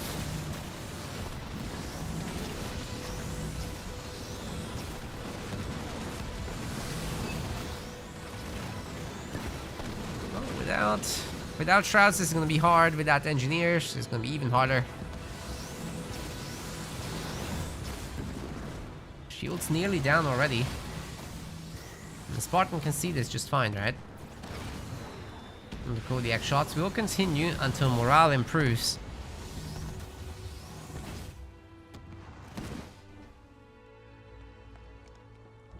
Build it!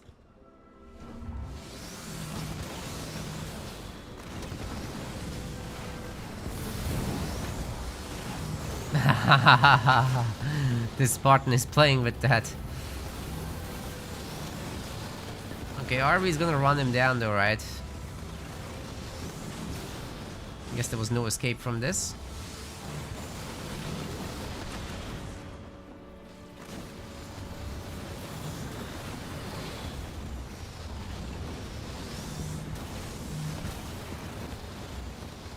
Oh, he can go again now. Let's see a Spartan. Maybe not. Ooh, more sentinels from the network. There are a lot of freaking Kodiaks here, ladies and gents. Spartan's happy to take it for the meantime. Just chilling in that garrison, no problem. Of course, with the elites, that's gonna get busted up pretty quickly. However, it's this front base that Slurms needs to be worried about. If the Kodiaks retarget onto the main building, it's gonna disappear. Hunters no longer work against Kodiaks, by the way. It's just too many sentinels at this point. Even teleporting into their midst isn't the best of moves. There are just too many Kodiaks. The retriever comes to help, and everything just died. Yikes. Man, Doggy looked like he was absolutely in the gutter in this one, but he brought it back with the Anders late game. This is what I keep talking about. You're saying to you to get crazy with your Kodiaks. Use that retriever to your benefit, and things will work out just fine. It's easier to do than perfect arbiter late game, so do this. Do this in the amateur league. You just set up your Kodiaks. I would have liked them to be a bit more spread out so that they're, you know, they don't have so much dead space. But it's fine. You get fine. So it's going to be up to Slurms now to pick a next map. Doggy says Anders too good. Yep. You don't have to worry too much.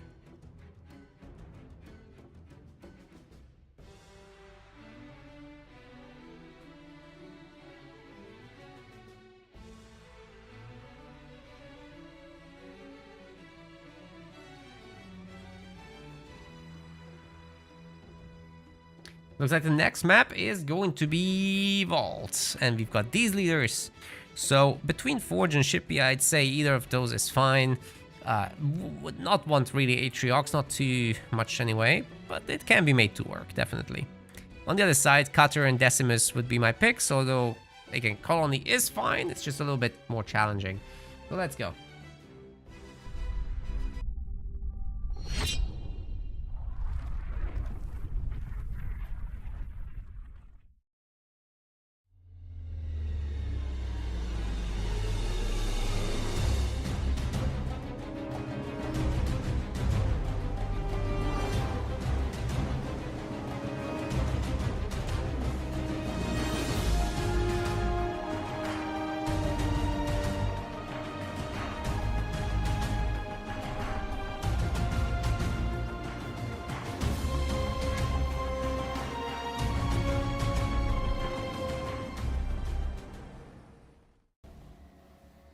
Alright, ladies and gents, we've got ourselves a blue gamer here. Slurms is playing as Forge. On the other side of Vault, we've got Doggy picking Decimus in this one. And so far, so good for this chopper to steal the middle mini. That's exactly what we should be seeing. Maybe Doggy will repeat his brutal rush that he's done before. Like to see it. He's more worried about his own mini getting stolen. And it does happen, but you are Decimus. It's okay. You can just take this and put on the pressure. But, of course, if Slurms is aware of what has happened, and he probably isn't because he was playing a simultaneous match. So he wasn't watching the stream. He doesn't know. He might be greedy and not defend himself properly. There is gonna be a raid camp here from Doggy, and I seriously doubt there's gonna be a double raid camp down here. 1-on-1 is probably just fine. It's not that big of a difference in walking time if you use the teleporter. Still a difference, but it's not terrible. Oh my god, he's gonna go 3 raid camps! That's a problem because you need a whole bunch of choppers to make this work. And there's gonna be a 4-chog this time, so I hate it actually. Just not as greedy as Lemon was, right? Slurms is just playing a solid Forge style. He's not gonna barracks it up here. Can just make some jackrabbits with that Forge Hog and he'll hard counter what Doggy is trying to do.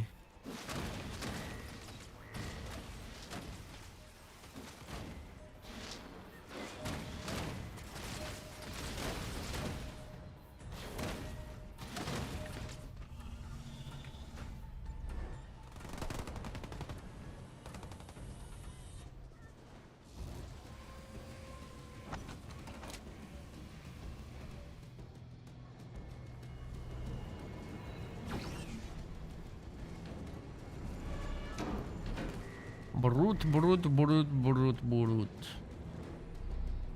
They are everywhere.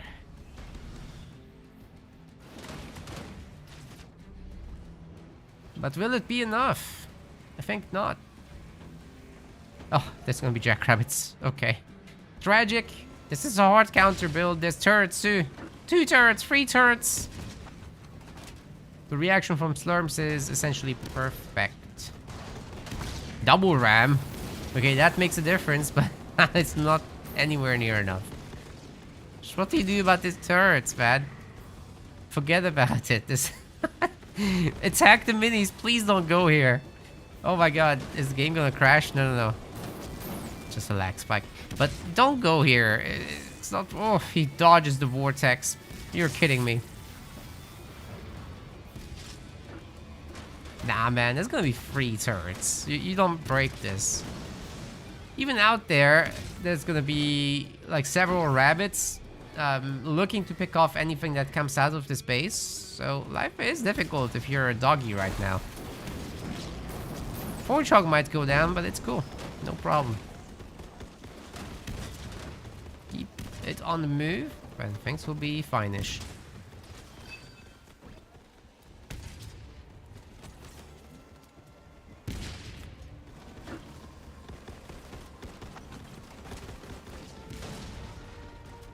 Final ram there does take out the Forge Hog, but this has been a really good trade for Slurms. I think Doggy might just be essentially toast here. He's got a 2nd gen coming up. That's good. But meanwhile, Slurms has like all upgraded buildings in the main, right? And his mini. Jeez. But this one. That's where he's making the Forge Hog, right? Interestingly, he didn't pick up that. He's got all the money in the world. Could just go and do it. Could just expand, actually.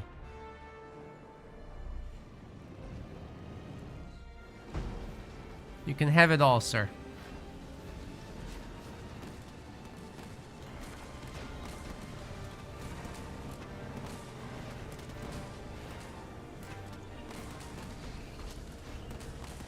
Our extractor is getting tickled by 3 rabbits. It's not enough, let me tell you. The choppers will clean up. Ram ability makes such a huge difference. Not to mention the health.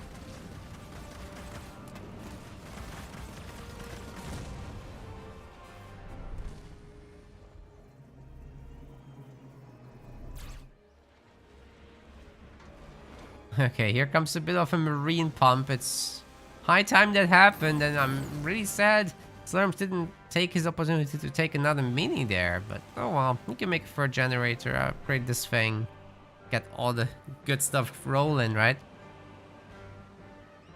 Tier 2 first. Alright, no worries. You can just populate this. So, generator. Make another generator. Like 4 generators. It's totally valid. He just lost absolutely nothing. Save for the 1-4 chog. Doggy's kind of falling apart a little bit, guys. This isn't looking good. Although he is tier 2. He's got some minis. But he will lose this one most likely. Or will he?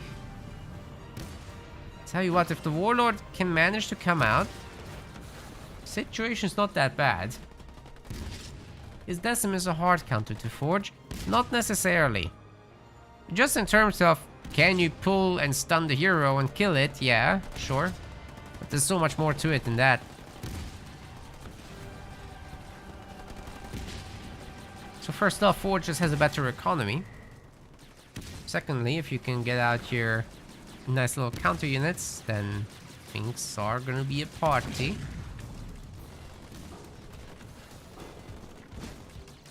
You got vultures in the late game, which aren't half bad.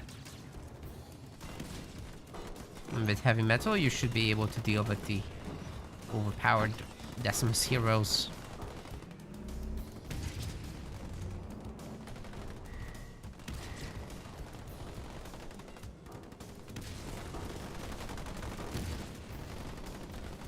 So no, I would say Decimus is not the easiest matchup, but not a hard counter. Forge is fine.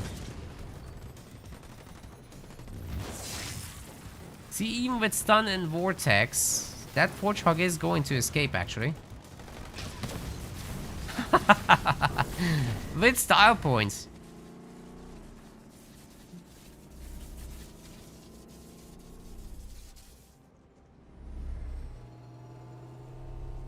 Of course, once there's a bunch of hunters, things are a lot more difficult. That's why you make a lot of hogs in tier 2, so you can be all over the place, go where they are not.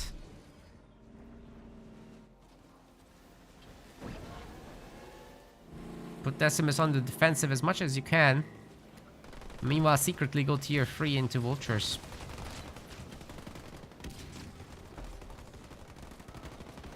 But as you got turrets back home and some nightingales at the ready, you should be safe enough. Doesn't hurt to have some blind wolverines even. But that probably shouldn't be your first unit you make. In tier 2, as the fast air builds are just You have marines anyway, so you're not in a huge rush to have air counters like that. Of course, if you see many banshees, then it's different, but well, we didn't, and there's 14 marines, right? So we aren't worried about that right now.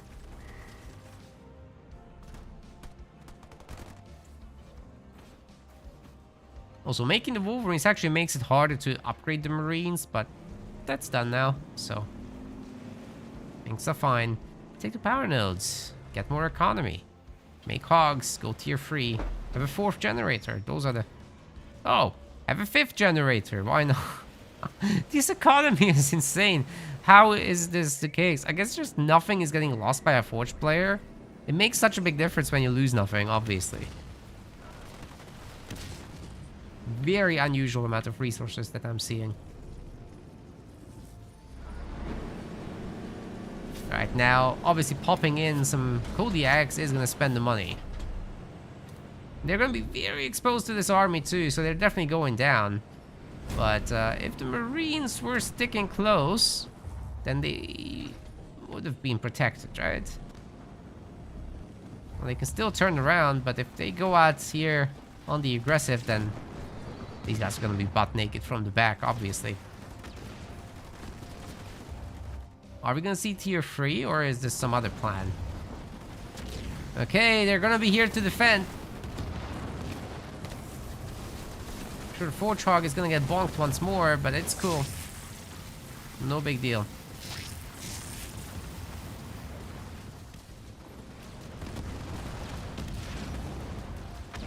What little Banshees there are going to get the business from the Wolverines. You could just spam the grenades from the Marines, and that should be fine from here. The Warthog is getting pulled, might actually go down. Oh, just about manages to make it. That's crazy. And then the Marines can, of course, heal the thing. The choppers. Okay, where did those come from? Doggy is in serious trouble, guys. You could drop in the Grizzlies at this point. Population upgrade is coming. Use a handful of Marines and the Grizzlies are in. I don't think you can defend from that point on.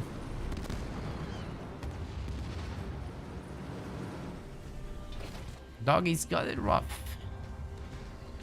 Of course, he's gonna have his Decimus drop in a sec. He can wipe this infantry army, but that only is gonna make it so that he has to deal with the Grizzlies instead. It's a good drop. It's a really good beam. But, guys, bigger picture. We've got the Grizzlies unlocked because of this. Slurm just needed a little bit of population and he's got it now. Decimus is gonna get his butt kicked. He can't reasonably fight this. He has to run. No choice. Okay, the Grizzlies are very slow. They'll never catch him. Keep fighting at the base. You can destroy that. The Kodiaks are now dead, so you can drop in new ones. The good news is that behind this, tier 3 was achieved. An air swap would have been the play now, so, you know, upgrade one more pad or two and then swap these for air pads and start pumping vultures, get their upgrades. The common air upgrades, that is. That would have done just fine. Now, the Kodiaks have not been deployed. This is a bit of a micro mistake, but it's fine because the game seems won for the most part, right? Tier 3 Warthog is in. Things are gonna be alright. Now the Kodiaks are getting deployed. And that should be it for this Doggy. In particular, he can't make it through this. Too much firepower from the Yaks. Not to mention the Grizzles. Well, what's that? Decimus in the main. It's Beam doing some work on these pads, especially with Vortex, they'll go down quick. I forgot to target paint the anti-air turret, but no worries. We're moving on to the garage anyhow.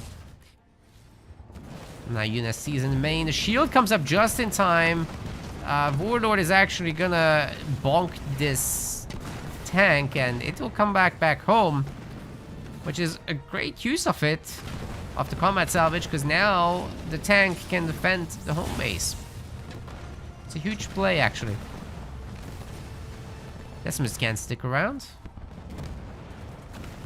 But also, this isn't enough firepower to break through the base. Not with the Shroud around, so Doggy continues.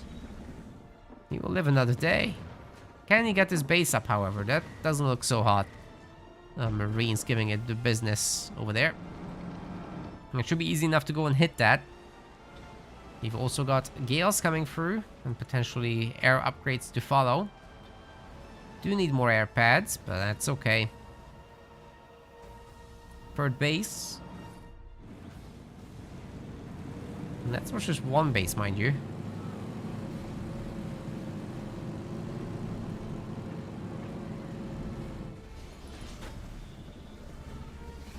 Still not impossible to come back. If somehow Doggy can figure out a way to get to a Scarab, things might be alright. Especially if his Decimus keeps hurting this base like that. It's a nasty Decimus boy. He heals, he moves and hits harder because of the passives. But those generators look pretty damn upgraded to me. And now that there's gonna be Nightingale support on them. Aw, too late. A little bit too late there.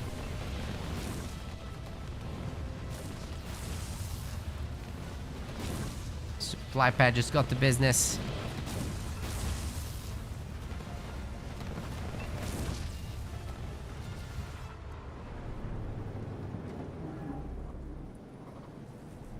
Oh, that's the tank that got recycled. I thought he made one, but no. It's making hogs. The vultures are coming, however. Soon TM. Kinda as we discussed, but later.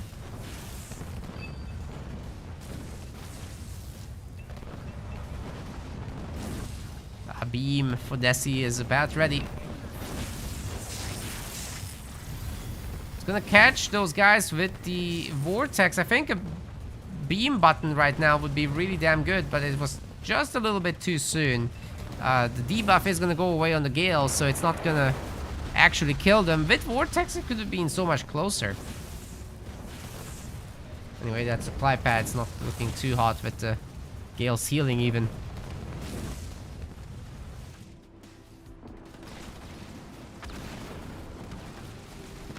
Decent little hit squad here.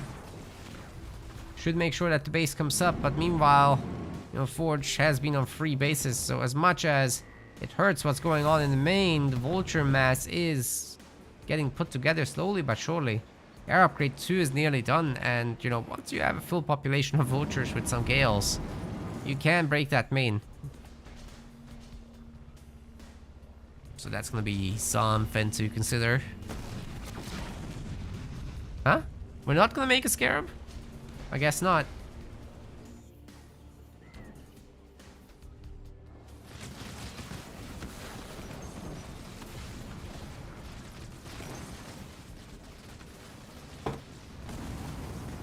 This could be still brought back by Doggy, which is absolutely wild, but... Oh, wait, the nukes are gonna get Decimus, right? Had he teleported out, it would be fine. But he's staying. He's overstaying his welcome. It's unfortunate.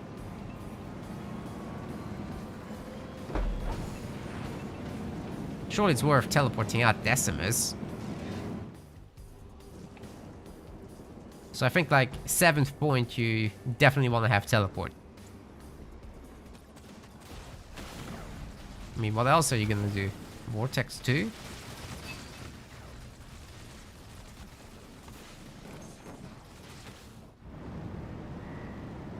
Now this is gonna be tough to deal with. There's just no anti-air here. Save for the grunts, which isn't much, really. Of course, we're gonna have a new Decimus. Out with the old, in with the new.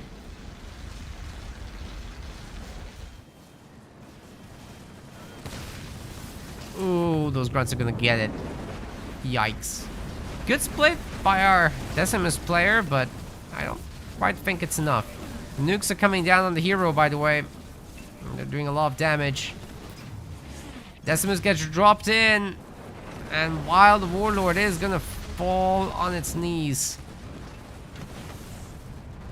Decimus is kind of shifting the picture a little bit, but not by too much. I actually think he's too weak to make a difference. Even with Vortex, that was just too much incoming fire. And that's probably going to be it for Doggy. I think he needs to recognize that this is now a goner, this game. If he had a Scarab, that would have been a much more credible push, but not without it. all the money he put into everything else, I think it could have been a Scarab and a Decimus together. Especially if he saves the first one. Now that would have been a real push. Warlord, Decimus, Scarab. Lead the powers.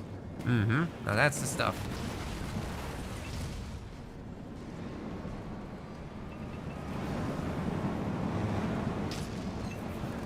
More Grizzles. Oh boy. You better have the vehicle upgrades. Doggy's gonna lose his base very quickly. No shield, no nothing.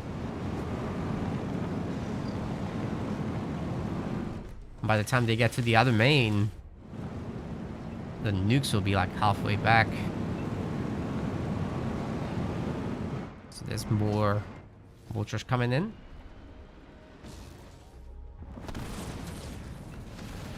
There's a few banshees, but it's nowhere near enough.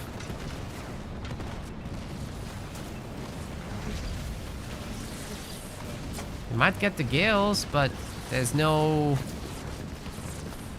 cloak turret here, I'm afraid.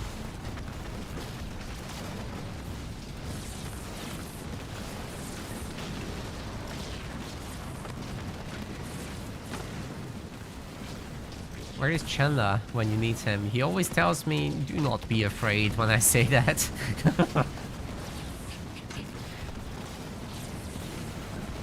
Like some spooky archangel, he drops in to the chat and says, not be afraid.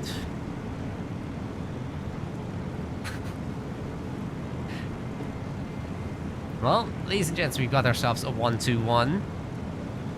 Things are getting heated and serious. Whoever wins the next one will be going to the grand finals.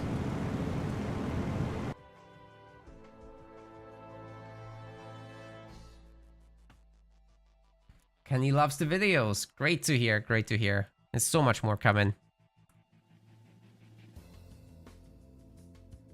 And obviously we'll be back in the second half of the year as well once the current season is over. We're getting pretty close now. There's going to be just the 2 more pro leagues, 2 more rising stars. I mean, 5 tournaments is not a little exactly after this, but the rest of it in the second half of the year will be a bit more focused.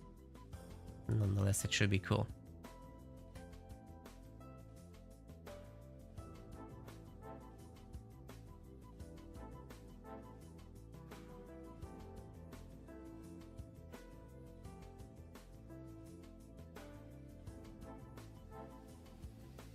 The next map will be Mirage. They've already started. That was quick. Okay, let's go.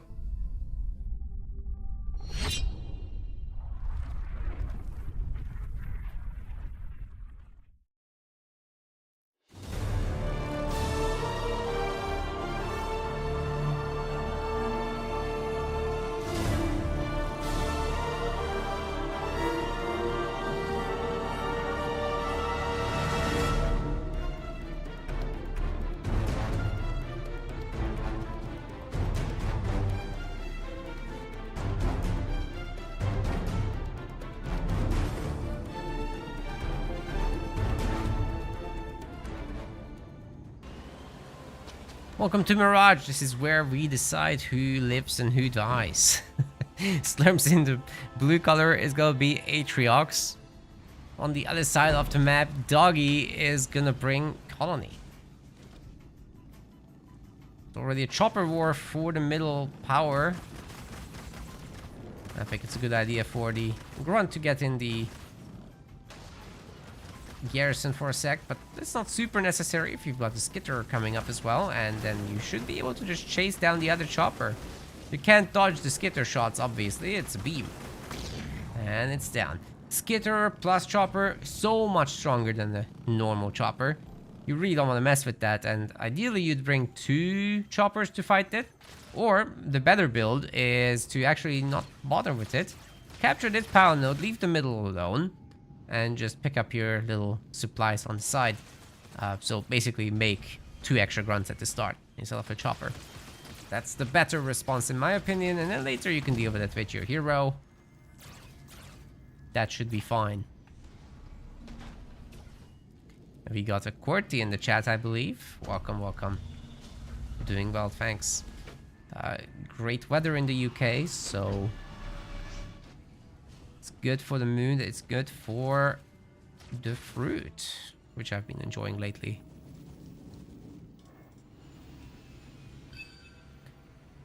Okay, Doggy's going once again for the dreaded double raid camp in the middle. I don't like it. I think he needs to prioritize those pads, man. He just can't afford everything at once. Right? So that's really important to take care of. But he's on point with these captures. If he can get the side mini as well now, then everything's gonna be fine. Yeah, we got a quick Goliath. Potentially can do something without that chosen murder saucing it, if he happens to go the right direction.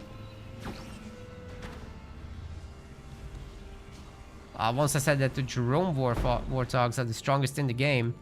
Yes, so if you happen to have the hero nearby, that's the case. If you happen to have time for heroes, that's the case. But once you reach the population limit of time for heroes, which is at level 2, that's 60, right? So you can't go full population with them to still have that buff. Fighting in the hero's aura is obviously gonna make it so that they're the strongest as well. But they're really all about mobility, so time for heroes makes them fast, makes them strong. That 60 population sweet spot is it's where you want to be. But if you make more, it's cool because you'll eventually lose them anyway if you end up fighting. But if it's just about mobility, you can just stick to that 60 and have the best 60 population of Warthogs in the game. I like the Suicide Grunt additions here. Those are gonna absolutely wipe out the grunts if they get to hit. And meanwhile, the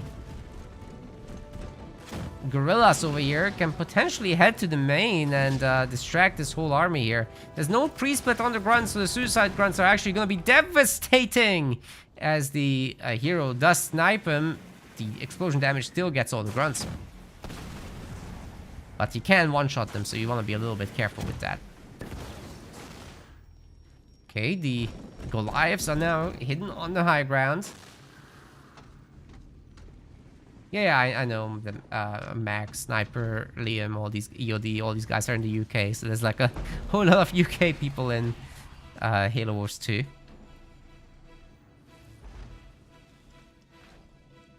There's others. I think King Ellis is from the UK. Although he doesn't play the tournament, sadly. Whole bunch of viewers are from the UK, obviously. It's like the second most busy country. Obviously the US is the first, because, you know, Halo has always been a US phenomenon. Even though this game was made in the UK.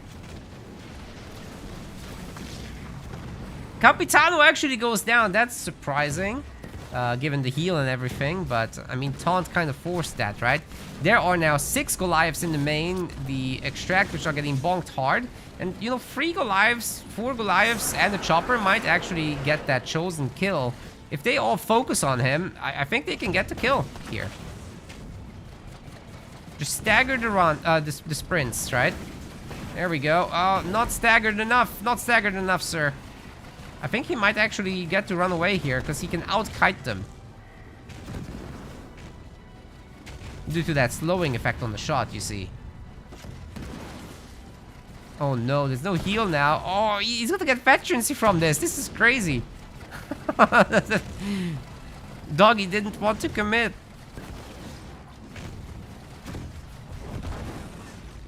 How does he not have a star? What? This is... No. Justice for Slurms.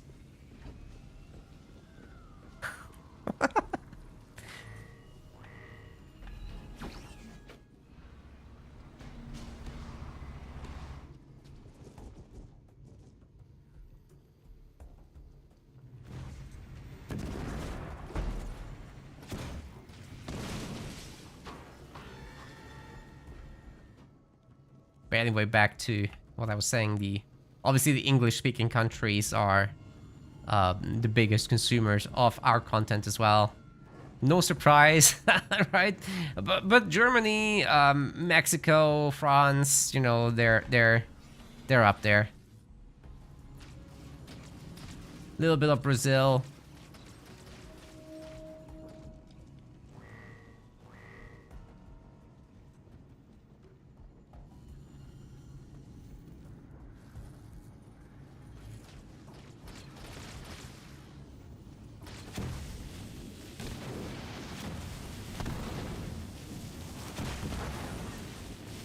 But yeah, unfortunately, Hero Wars 2 hasn't been as much of a phenomenon in the European countries. Not sure why that is, because the Europeans love strategy games. In fact, most of them are getting made here.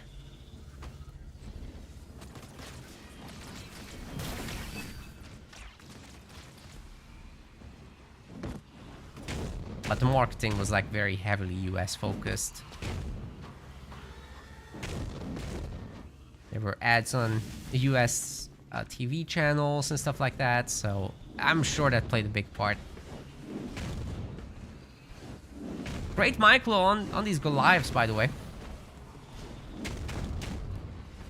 Doggy is putting in the work. You know, even though he lost all those Goliaths earlier, he still got at least a generator kill for his trouble. Wasn't that bad. Plus, I think it was like 2 more pads as well. There's a star.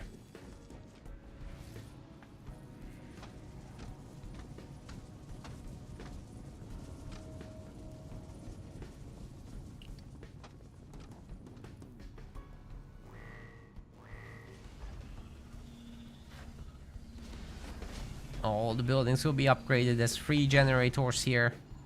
And that Capitano will definitely pack a punch. Even the Chosen at 1 star can't really stop the tier 2 Hunter Capitano. Although there's only 1 skit on this, that's a bit of a mistake.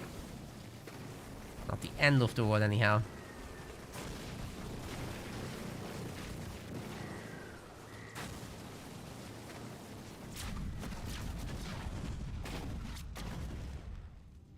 Rangers will be quite helpful here as well. Would love to see some engineers. But I have to say that Slurms' Expo is coming along very nicely. It's just that he's down on minis so significantly that it actually doesn't count. It doesn't seem to be an advantage right now. I wonder if this Apex is for a Shroud, actually, not engineers. That would also be rather on the smart side. Lots of Rangers here. Oh my goodness. Yeah, you probably want some vehicles to handle the situation, because the Goliaths are gonna melt. They're not even a unit in this. But we're gonna put some skits on them. You know what? Doggy is almost at 11 minutes. Let's just wait for that 5th point at this rate. Right, we're gonna have the big drop. We can bully this base. It's gonna be great. And there's nothing the Rangers can do about 2 Wraiths and the Locust. That's a Goliath drop. What? But why? Okay, teleport saves the day. Resources are around if we ever wanted to do the big drop. Shroud will be there to secure the Capitano for now. And the Capitano can absolutely go to town here. Where's the big drop? That's not a big drop. That's your suicide grunts. A shocking choice.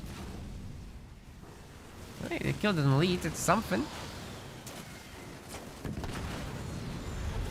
Capitano, turn around. Shoot the Reaver, please. He just lost the Shroud. Oh, he lost the Hunter Capitano because of that.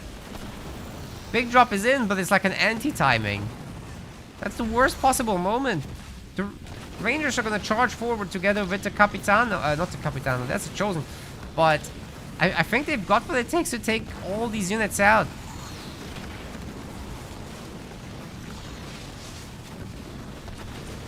Oh, the Reaper's down.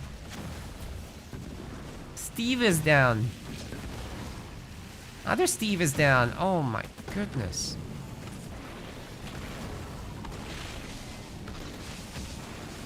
Okay, what about that Chosen, dude?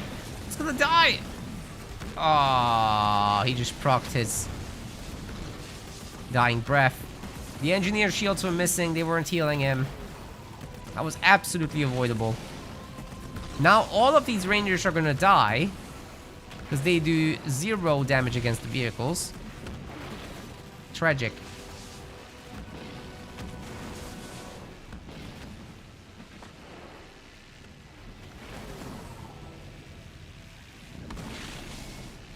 What do you mean Italy is the Mexico of Europe?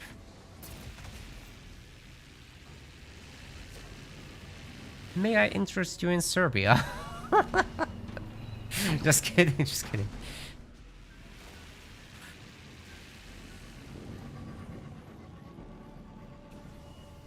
Italy is very chill and sophisticated, actually. Been several times now.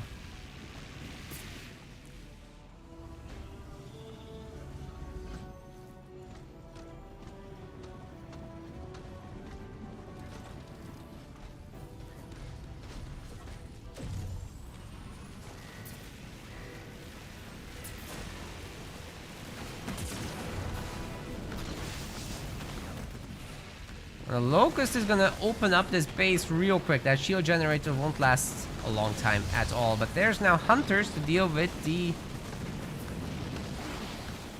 Wraiths.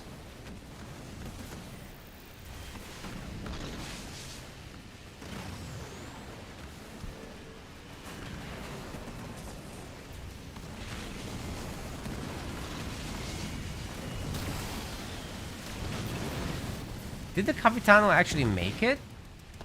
Barely. Just about made it. But the Chosen's back out now, and this is a real counter blob.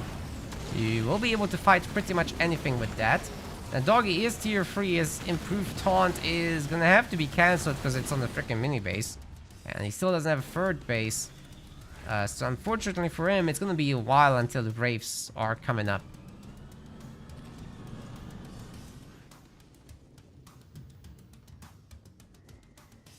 Is that where I'm from? No. I'm from Hungary.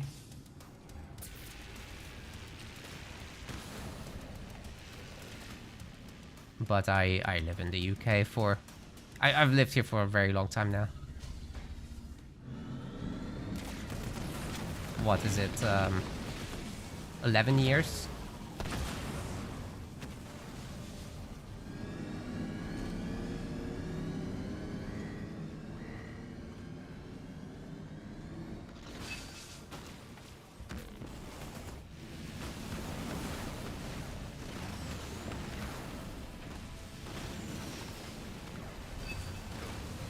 Gen just came up.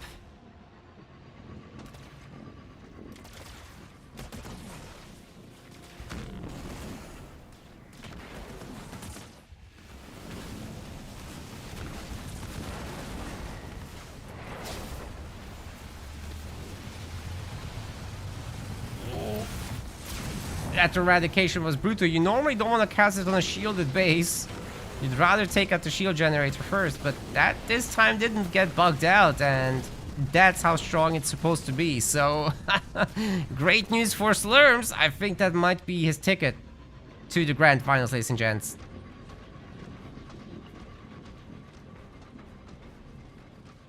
Thanks for the bitties, Kenny. Appreciate it. Doggy will be making Italian generators. Oh my god. I want to see that. Good beam on those boys. They didn't get anything done. And the counter blob, if they can just teleport home, they're going to be fine. They can handle this. Can Doggy perhaps stack some more Wraiths onto this?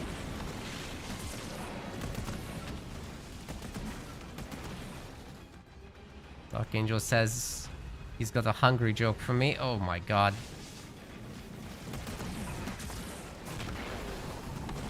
You and everyone else.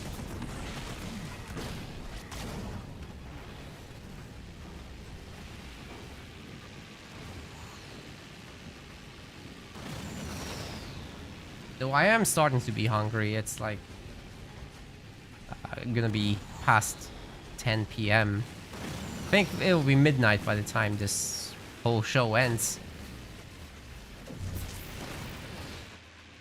The amateur players often drag out the games a little bit when it's not needed anymore, but oh well. Let them play. Because the winner facing Lemonland is waiting in the grand finals.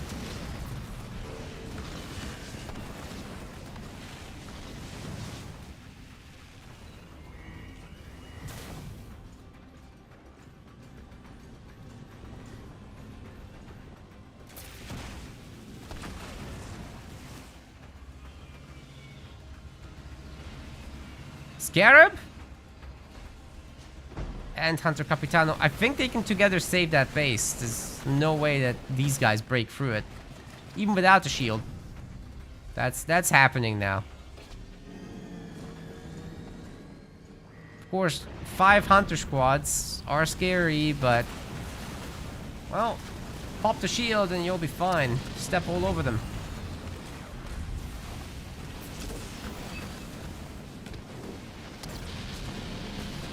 Shoot the weak links.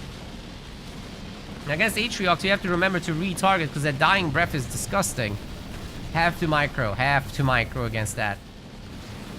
Capitan's gonna draw some fire with the taunt. So far, so good. I mean, he's starting to lose out on health a little bit. Maybe as these units escape, a few of them could be shot down.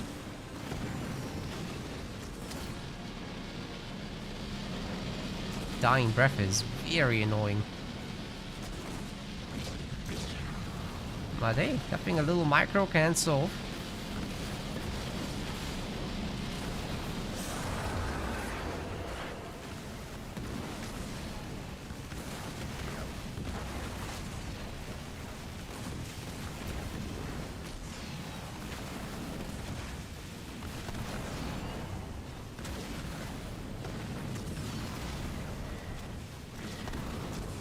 Scarab shield, it's not in. Oh, Doggy, no. There was a shield generator up. Why did he turn around? That was so sad. Well, Slurms probably has got this covered now. That's brutal. Capitano's gonna try to waddle his way out of this. He's got 4 bases coming up, so if he can hold all the bases, that's crazy stuff actually. Goliath dropped, and big drop from Colony as well. Capitano where? Capitano up here in the garrison, that's sick. He isn't able to quite shoot the base, but I mean, sure, you'll lose the Locust. Everyone else can get to work.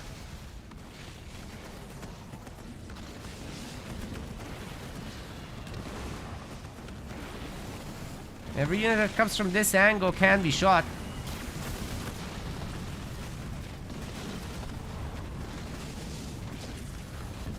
And the Goliath is still going to town. It just needs... This needs a spotter in order to work, guys. What are you doing? The power nodes are getting decaptured by Doggy. Oh my god. You are kidding me. Capitano won't be easy to get rid of at that point. Hey, are you stuck? Oh no. Get out of there.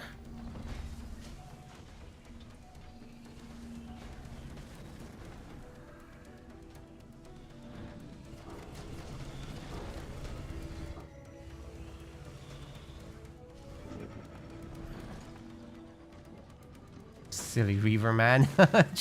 Have to jump. There's no... Why there? Oh, no. He's still stuck.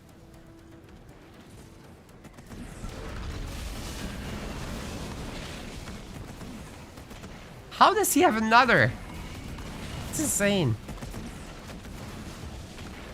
Can't already have been 3 minutes. Oh, Capitano's opening up on this.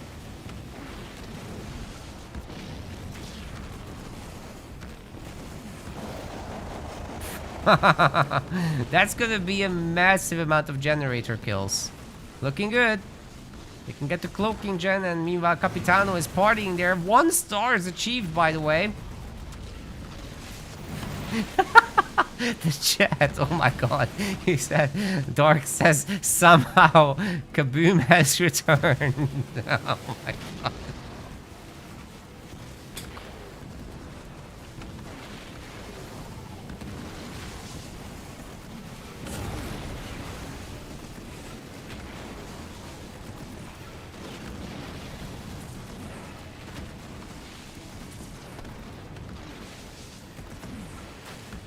Good luck. You will need it. You're not breaking that. Okay, this base doesn't have shields, so Doggy is in a little bit of trouble there, admittedly.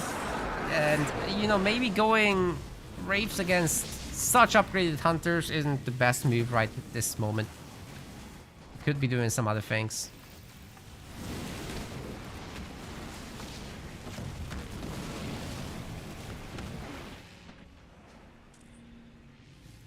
Maybe even should turtle up with blisterbacks, I don't know. Ranger's probably my last choice. Because that Chosen's gonna one-tap him, right? Well, let's see what the Capitano can find. Nothing here. Does Doggy happen to be making a Scarab again? Nope. Too many hunters.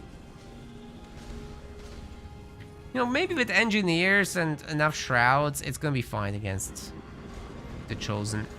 There are, however, 2 Reavers. That'll make life harder.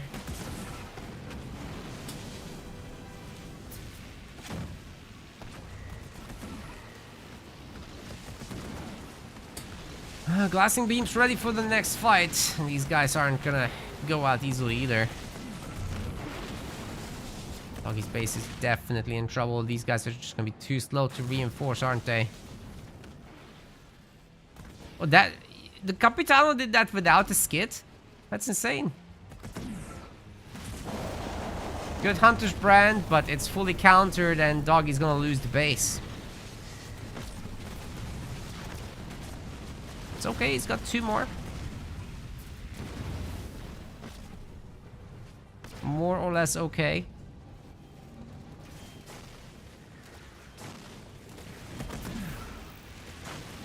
Well, this time the Capitano's in a bit more trouble. There's no garrison here, you see.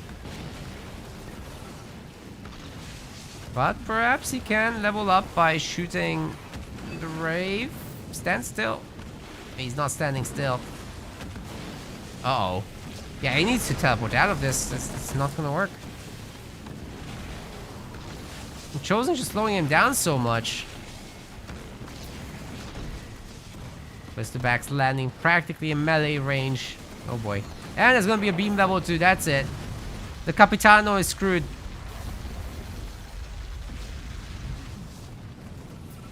Oh no. Poor Doggy. He's fighting for his tournament life. That's why I said earlier, just let him play. But this is starting to be rough. Maybe he can make a new Scarab. I don't know how many production speed upgrades he's got. But this is going to be increasingly rough. I mean, he's facing several Wraiths with just 2 Hunters. Probably going to have to do a big call-in. Never got to upgrade population either, so situation's not so good.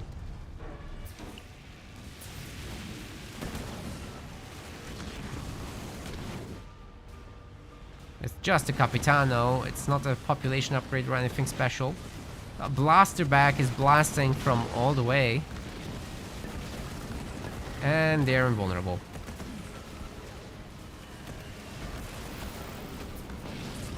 They cannot be damaged.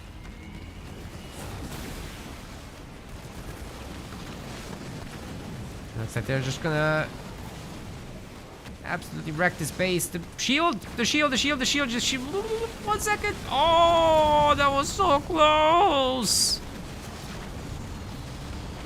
I'm sure Doggy's raging right now. That's terrible. How unlucky can you get?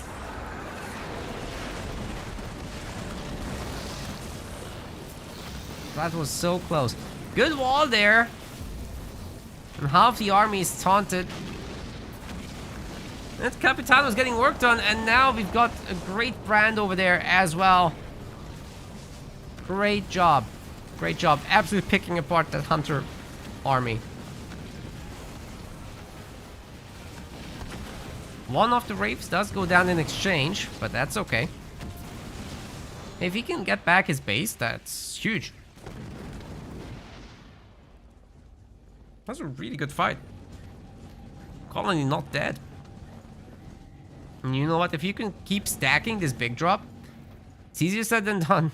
But if you can stack it and defend with it, that's the other one. If you can just defend with that kind of army, Atriox isn't going to be able to outscale you long term. Put skits on him. Keep stacking.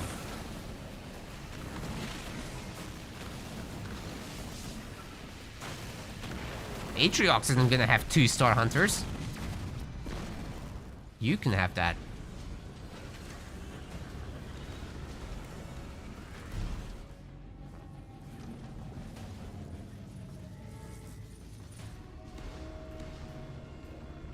Scarab. Well, there's gonna be a whole lot more hunters again, but it's mostly Wraiths, which is manageable under a shield. If there's cloak, then even better. But there isn't. Turrets aren't even anti-vehicle yet, so they should be anti-vehicle and anti-air, to be clear. We just don't have those things.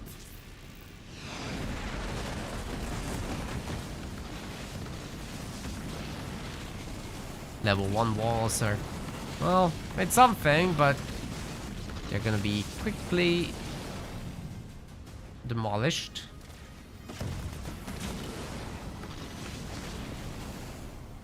Power node's not gonna be captured, so in the end nobody owns it. I still don't think this is quite enough stuff for Colony to hold the base. It's also not upgraded, never mind shielded, so these guys should be able to control the situation. And then there's this far side base that Slurms has started up. Should be great for his economy long term. Base is gone. Brand's doing an okay job clipping the guys in the back, slowing them down a bit, but you need so much more than that, right? Scrab is about to pop out. The skids are getting attached right away. There's also one for the Capitano there. So things are looking on the up. Scarab can take a lot of that beating, but unfortunately was inside the shield, so not only did he use his own shield, but also the base got stripped of the shield. Capitano needs to be a little bit more careful there. Might need to use a teleport. The Suicide Bot is gonna get it. Beam on the elites there, splits in, but it's hard to split them, especially while they're getting shot by other elites. It's all down to that Scarab now. See what it can do. Oh my god, it's getting eradicated. There's no shield on it. Oh, there is. It did no damage. Sick. Seems that Slurms isn't always that lucky. The bug got him eventually. Well, there are 3 Steves in the back, so they're gonna make a huge difference with that veterancy level 2. But I'm not sure the Scarab can last long enough. The taunt is gonna be of immense importance right now. Pull back the Scarab, sir! Before you lose it. It's about to happen. Oh my god, he's risking it. Is there a shield? Why is he risking it? There must be a shield up. Oh, it's nowhere near! Dude! Pull back! Oh my god. It got so much work done. This is very unfortunate. Well, Doggy can give it another shot. I bet it was close to 1 star. Guys, you gotta be careful with your Scarabs. It's like 20% health, and play it safe, please. Well, this guy's still going, and the unit pump is getting serious. Wraiths every 15 seconds.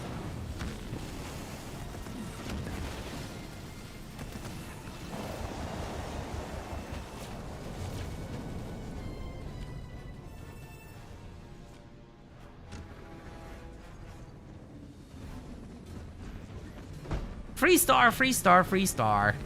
Yes.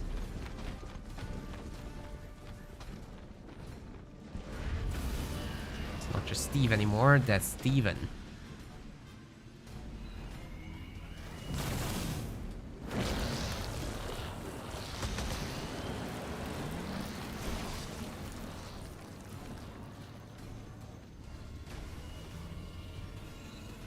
Scarab's coming back.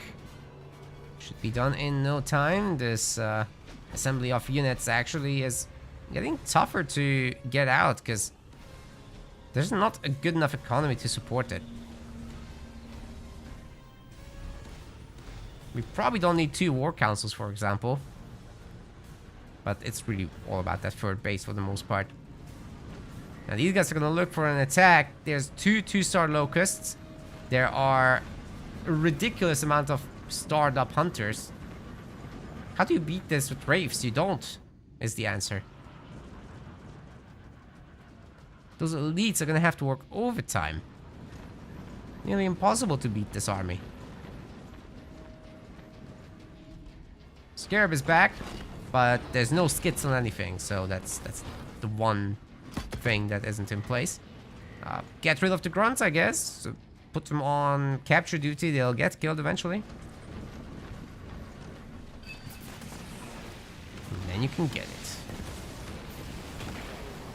That shield is gonna melt down. Okay, the Atriox army is basically here. They've got their dying breath on.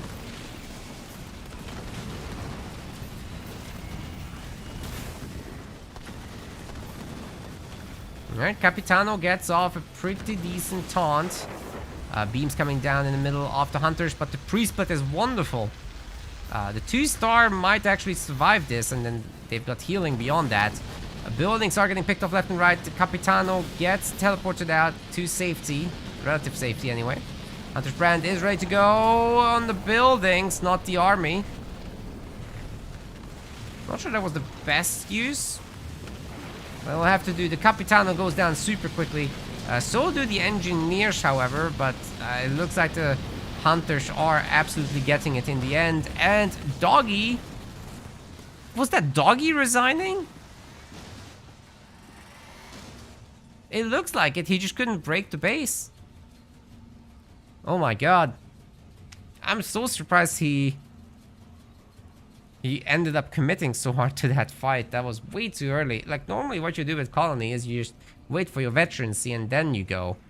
He had a really good stick stack, but to break a shield, to do this on the offensive when your hero and Scarab don't have skits on, yeah, that's gonna be hard. Fair enough. Fair enough. Well done by Slurms. He's going to the grand finals. And congrats to Doggy for his 3rd place finish.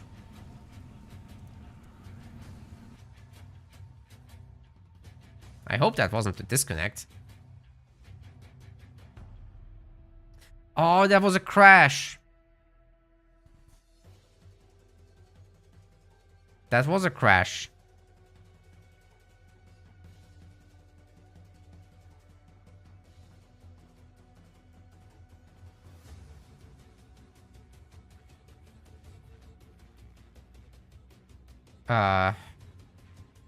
What do we do here? I have to say, Slurms had a great setup here.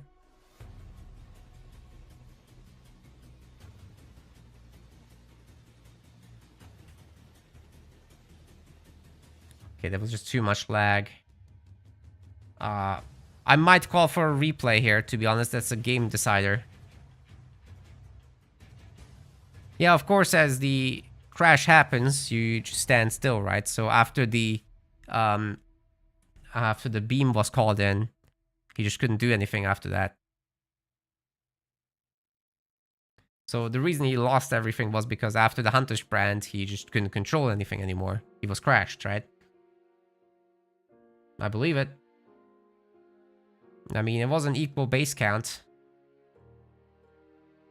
With some buildings missing.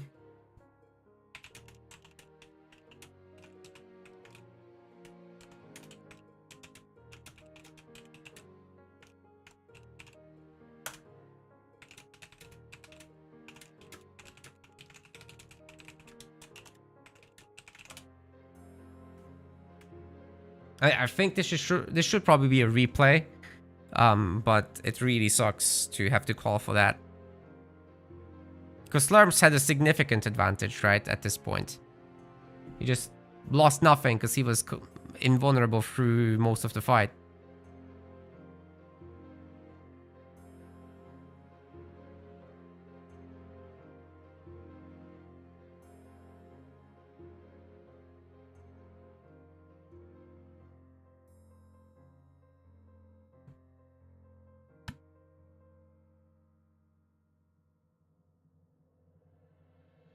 So I'm checking with the players as well.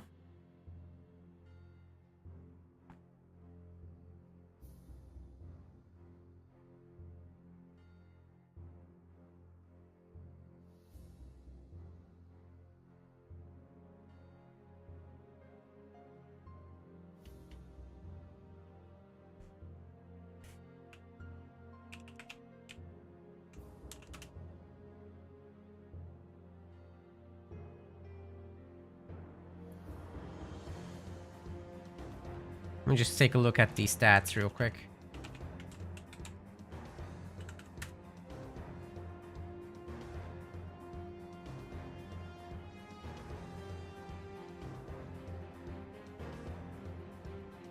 I'm pretty sure, as far as like slot advantage goes, that was pretty clear. Population was very equal, by the way, until the last moments after the crash. And then Doggy had a lot more resources. Actually, quite a lot more.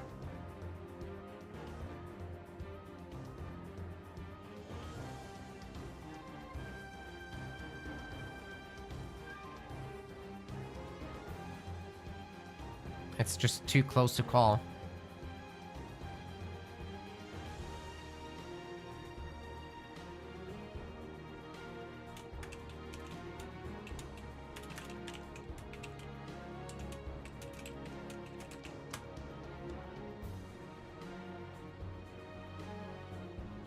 Yeah, we have to replay this. There's no way. Just looking at the stats, it's way too close.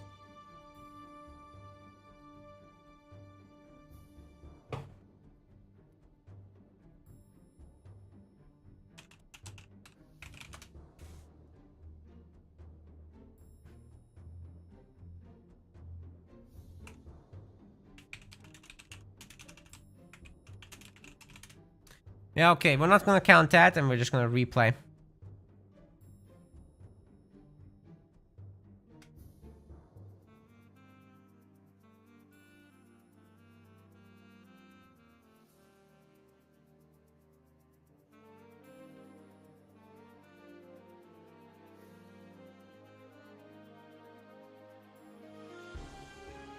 And I became the host.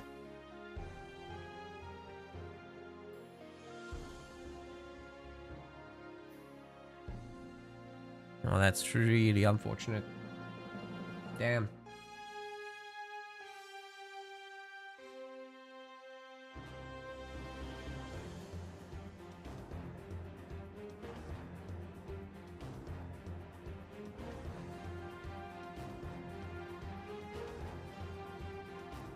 Oh, let's play the map intro again. Wow, I'm tired now.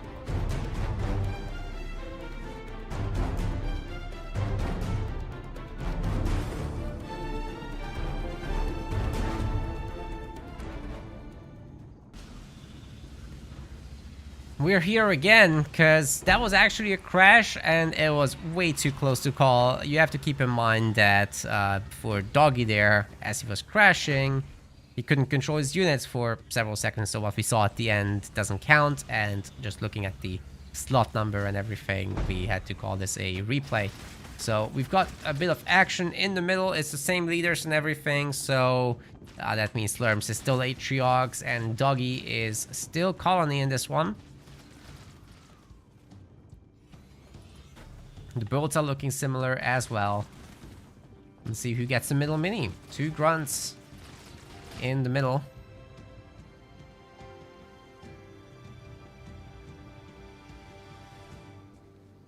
And this is going to be the decider match. I couldn't just give one of the guys the points and then, you know, make him go to the grand finals. Because technically, resource-wise, Doggy was doing better. But like base slot-wise, it was actually Slurms.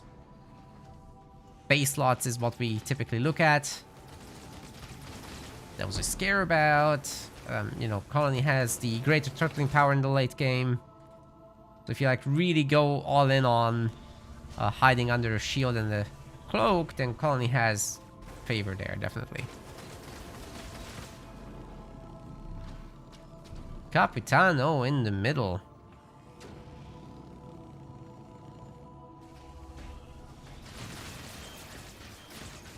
Doggy's very slow on the side minis.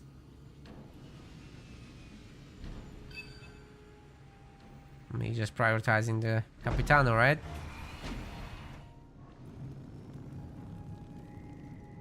Well, if there's no rush, then you might as well just take your time. Why are there 2 war councils? Oh god.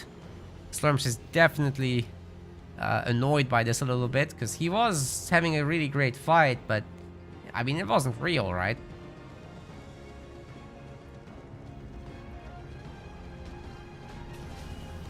That Capitano was just standing around at the very end, getting sniped along with the 5 hunters.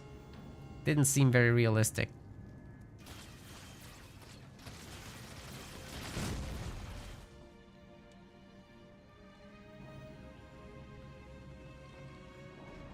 Might see a few brutes here. The fast expansion, actually, from our Atriox. Now, things might work out differently with that in mind. Especially if we get the brute, the Goliath business going together with the choppers. And there's gonna be skits, obviously. Those ramps were not chained very nicely. They just kind of all landed at once. And picking off individual choppers isn't that hard when they're that slow, right? Moving with the Hunter Captain speed isn't the best.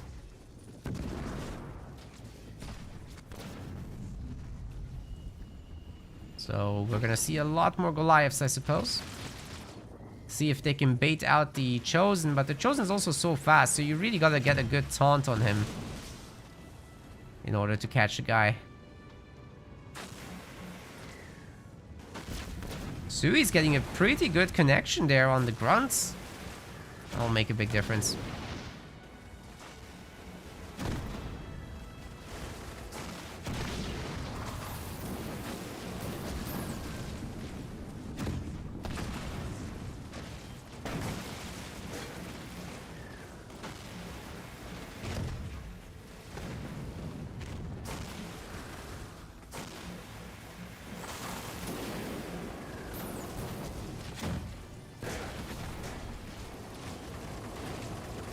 Chosen's in serious trouble, unlike in game 1. I don't think he's gonna be able to escape everyone here.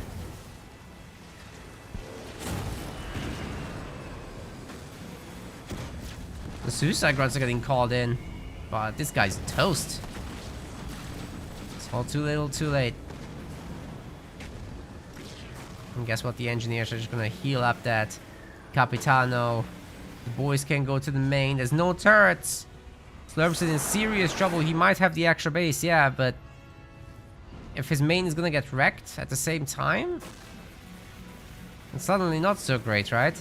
Third point for Doggy is coming in, and then he'll have all the Goliaths. He can probably main this down. 40 seconds until the Chosen comes out.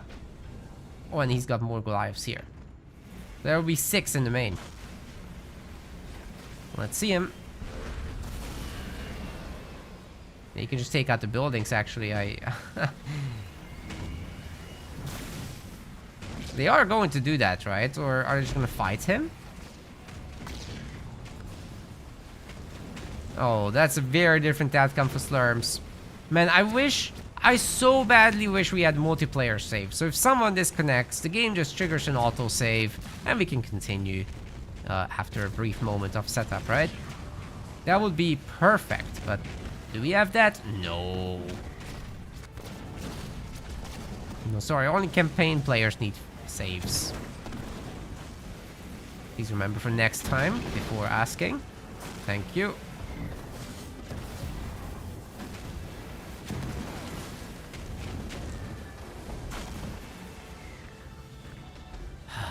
Slurms, man. He got rolled. That's brutal, but such is life in Halo Wars 2. I'm so sorry, man. I'm so sorry. There's no good ruling I can take here. If I give him the win, I'm screwing Doggy over. If I make him replay, then I potentially screw Slurms over because it's a completely different set of, you know, set of events in the game. Brutal. Congratulations to Doggy. He's making it to the grand finals today. Yeah, so sorry, Slurms. That sucks.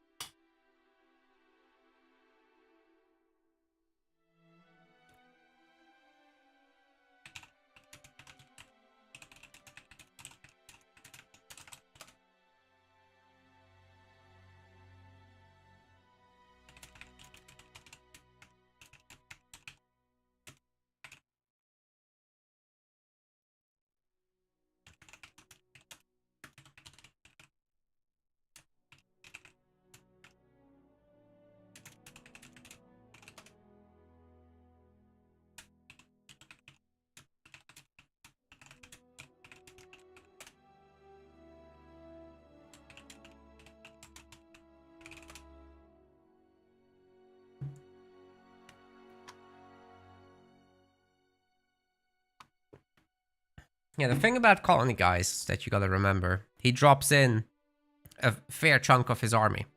And they're veteran units, so they're gonna last forever, right? And if you don't keep losing them, then you're just allowed to have more resource buildings, and that's a lot more money. So you don't need as many bases. It's just a little hard, you know?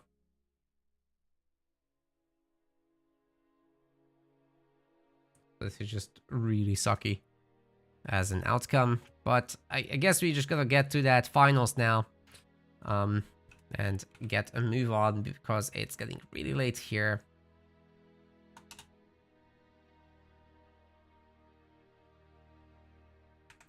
At Lemon, please host and draft. Let us know the map. Cool. So that's going to be on the way, and we're going to be looking at a best of 5 grand finals, of course. It's going to be a little bit bigger than this one. Bedrock is going to be our first map. Let's just reset all the score leaders, all the stuff.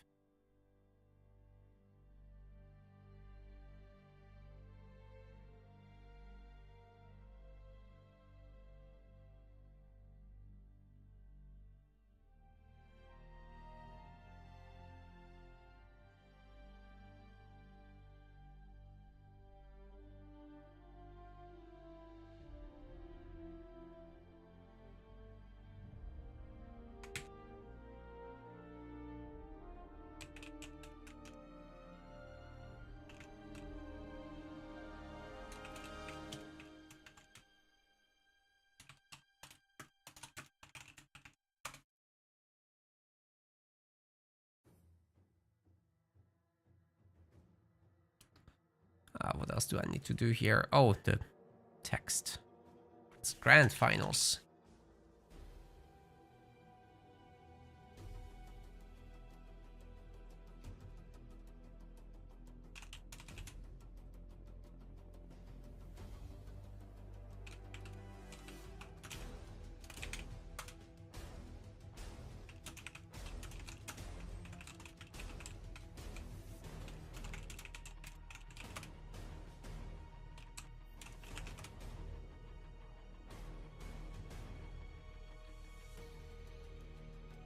Okay, let's see if we can join that. Doesn't look like we can. Absolutely amazing.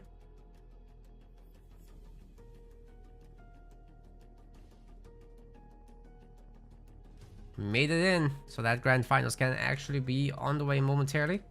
Let's just grab the draft.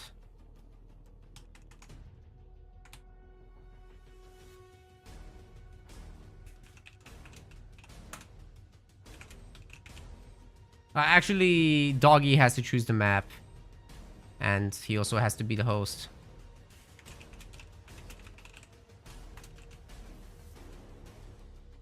That's my bad. I'm getting definitely tired here. Who has won more historically? This is the first time I'm seeing these two fight. I'm pretty sure.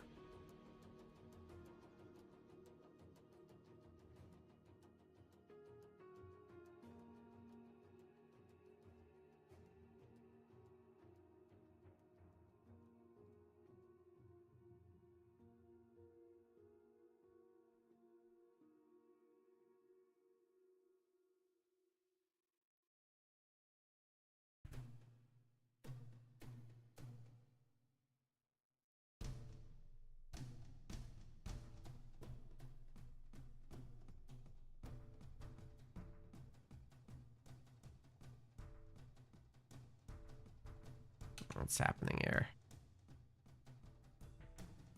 We don't have a draft.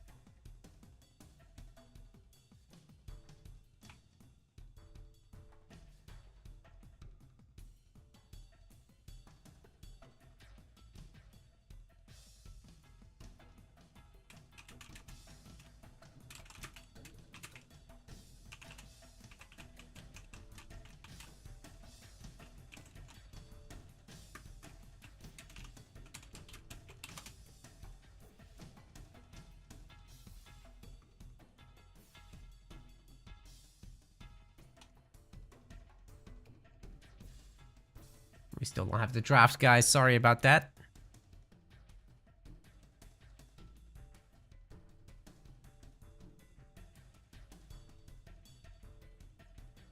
We are gonna actually start on Bedrock. And now we have a draft.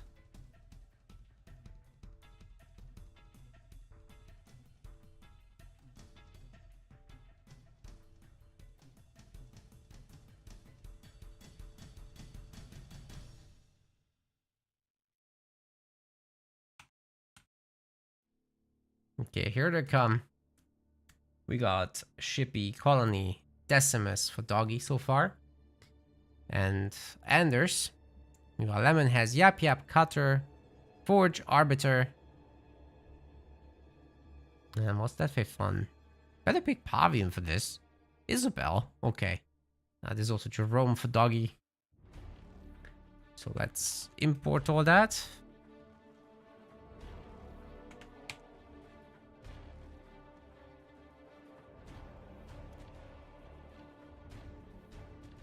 And then do a switcheroo. Bedrock coming right up, ladies and gents.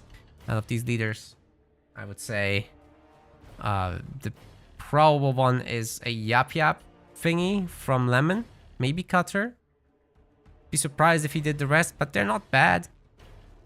And on the other side, I think Decimus and Anders are the go-tos out of the options. Let's go to Bedrock. Let's get our finals going.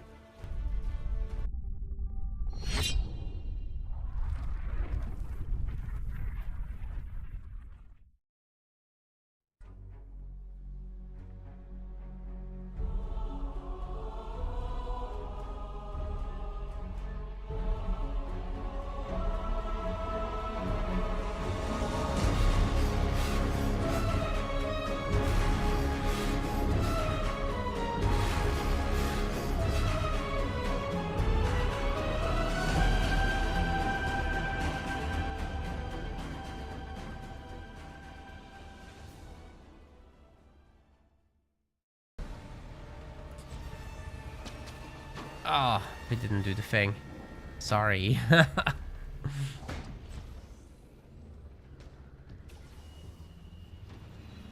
Ladies and gents, welcome to the grand finals here of our amateur league in the blue color. This is Lemon playing as Yap Yap hailing from the US.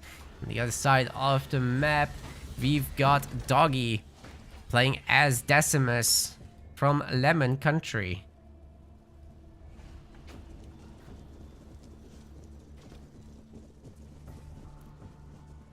Grunts picking up some back minis, otherwise completely normal build. A little bit of a steal from the Yap Yap, also kind of expected because they're making these free units at the beginning.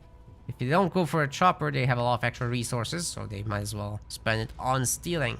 Now our amateur league means that there's no top level players. There are barely any mid to high level players, so it's just everyone else. Which is kind of cool, because these guys get to experience the full competitive environment as well.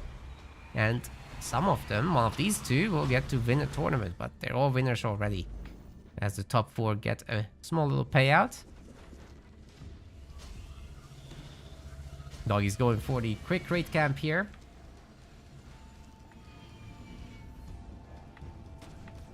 And there is a chopper actually from Lemonland, what the heck?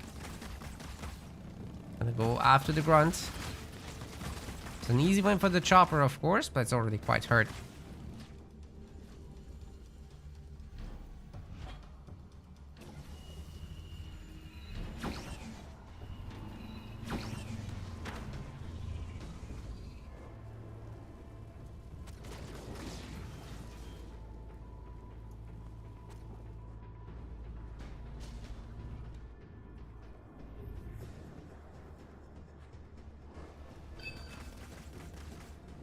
Nice wiggles on the grunts coming through. And the chopper goes down. There's gonna be enough brutes and maybe a handful of choppers to deal with the grunt riders, then things should be on the up for Doggy. After all, he doesn't have to buy any more mini bases right now. He can just focus on producing units.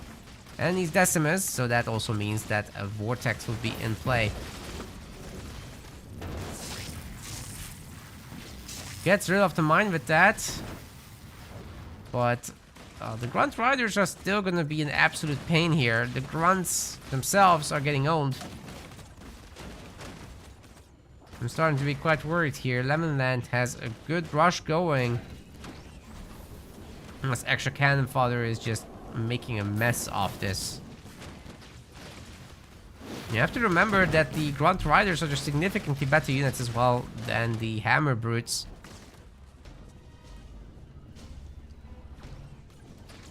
Bit more expensive. Don't have to jump, but if they fight face to face, they're just better.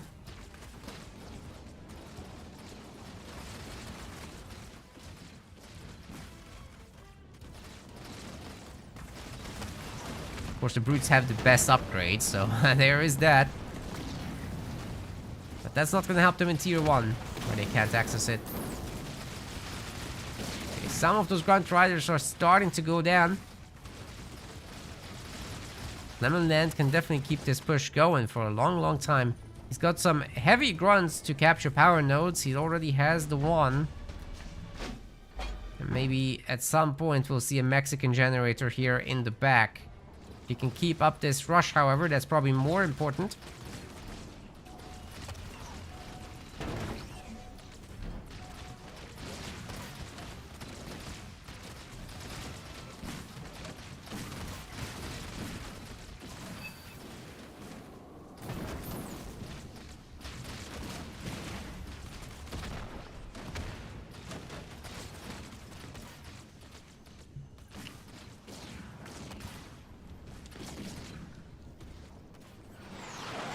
Suicide grunt coming through, but only hits one unit and doesn't even kill it, so it's like not great.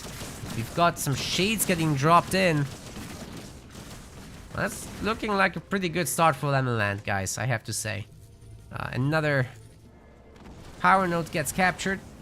I think that extractor might just go down there. Unless the shades retarget onto something else. There's still more Riders coming through. There's a heavy grunt with his star on it already. Wow. Both players should have access to beam fairly soon.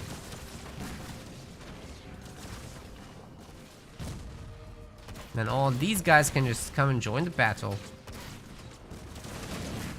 That's probably the killing blow, right? When all those guys join. Looks like the riders are just gonna bait these units into the mines. Not quite. I think if they had pulled away, that would have been the right play. There's plenty of heavy grunts here to make it happen.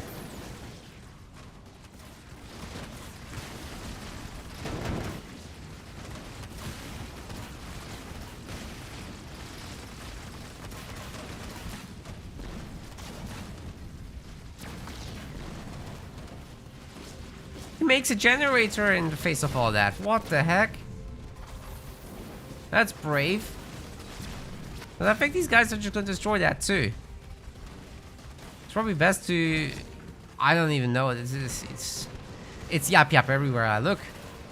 And he's got a freaking drop. Okay, the drop is getting beamed. It's gonna be difficult to split out of that. At least the wagon will be going down.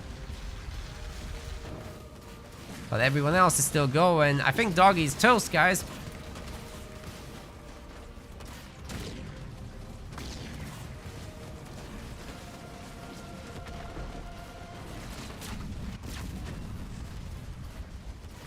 Doggy is officially toast.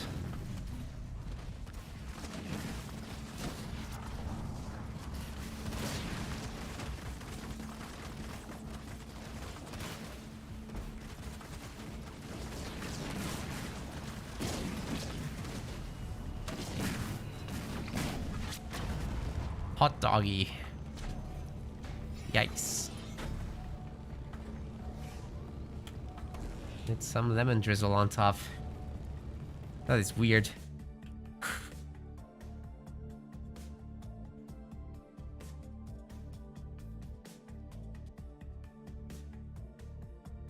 By the way, just to be clear, I don't disagree that Slurms had a slight advantage. I just don't think it was like a I must call this game kind of advantage, you know?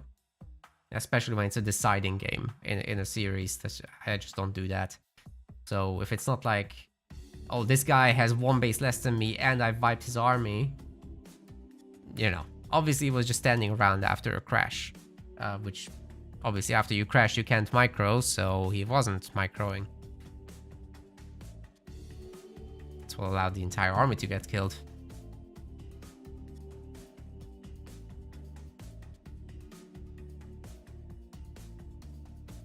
Next up, we're gonna have Fishers.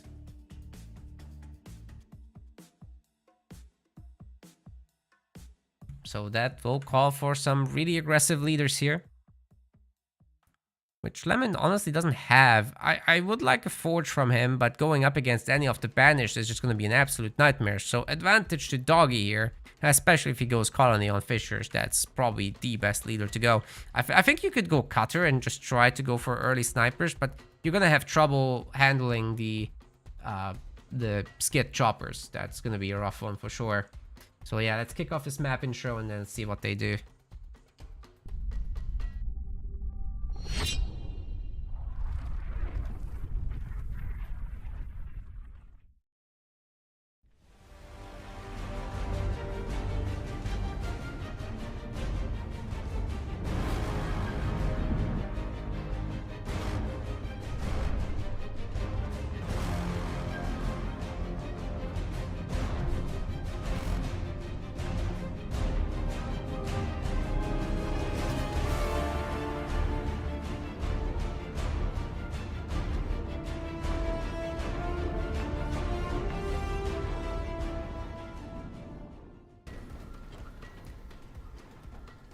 Ladies and gents, welcome to Fishers. We've got our game number 2 here with Lemon playing Cutter. And on the other side, Doggy is gonna bring Jerome. A very interesting setup. I really expected the colony business from him, but I guess not. I guess not. These are the remaining leaders here.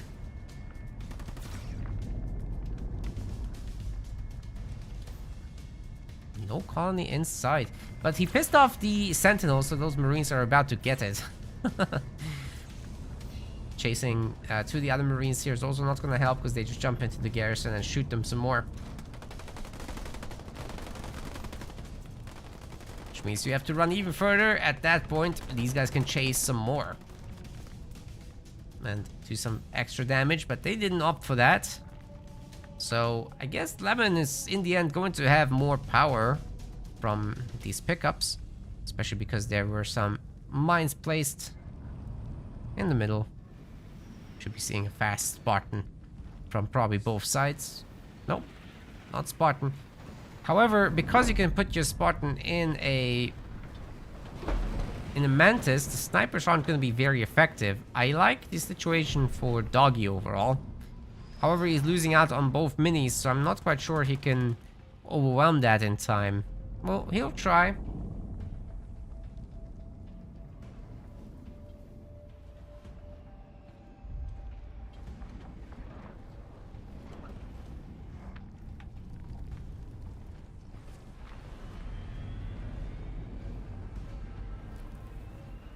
Snipers coming.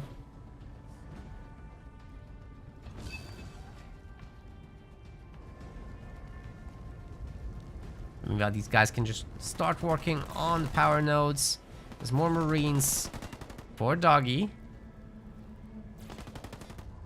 Because they didn't spend on mini bases.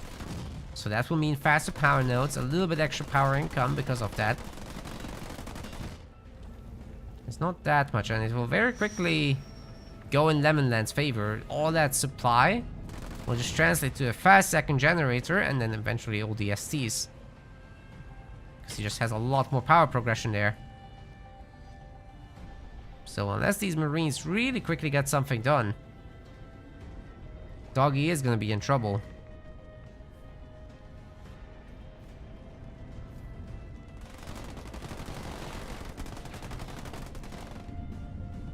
Taking this garrison is a good idea here. But I'm not sure he can get it done. The snipers are coming. And it looks like they're faster. To the garrison, so that's done.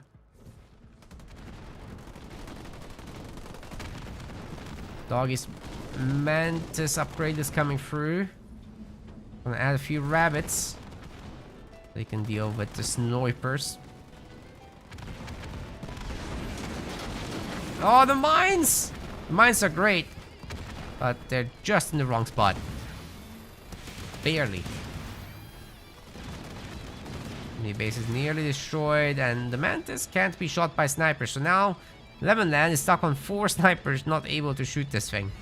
That's rough.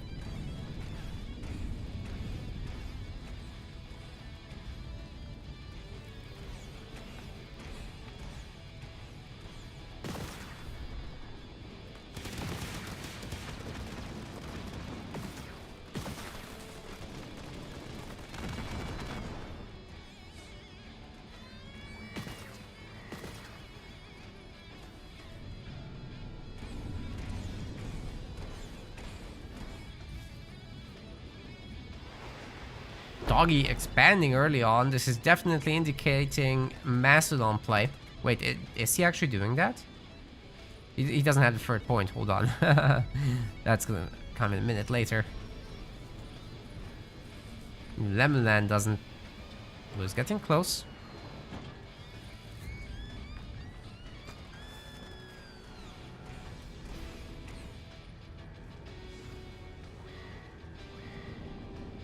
Now shooting down those snipers is priority. Freaking 6 of them now. Oh my goodness. He keeps making them. I mean, as long as you just have Mastodons from here, you're golden. You don't have to worry.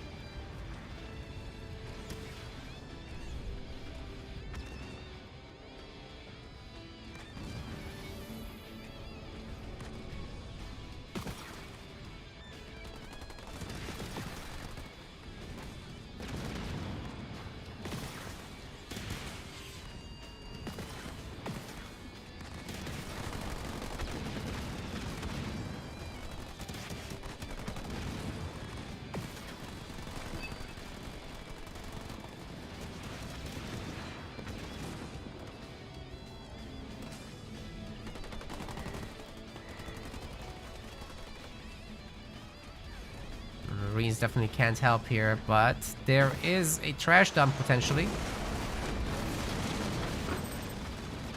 Oh, the decent mine drop is in. I'm surprised there's still no Spartan from Lemonland, but I guess he spent so much on snipers he doesn't want to do anymore. He's remaking a barracks. What the hell?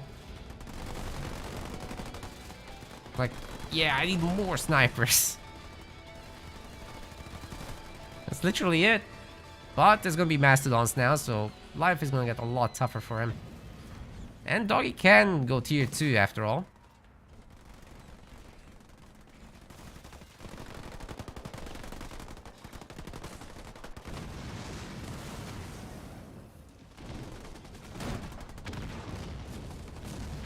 Looks like that Mantis just got sacrificed into the mines. And Jerome ended up in the Mastodons. A better vehicle for him. Because now he's buffing the Marines. Even more.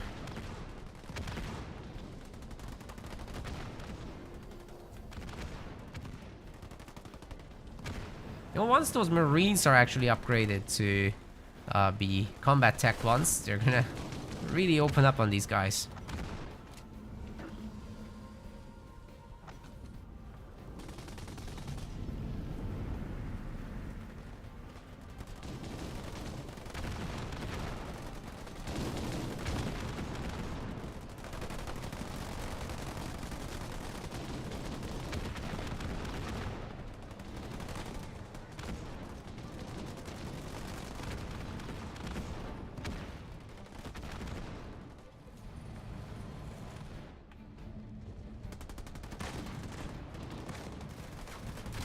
Marine gets saved last second. That was literally just one squad member left.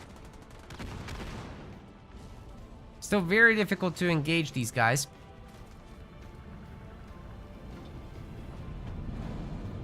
Is it not combat techs getting upgraded? Neither is it the Hellbringers getting their dispersion nozzle upgrade. It's just normal Hellbringers for now. Lemonland doesn't really want to commit, understandably so. He's got mostly snipers, he can't shoot anything. Just the new units that come out. But those get deleted, don't get me wrong. It's looking good.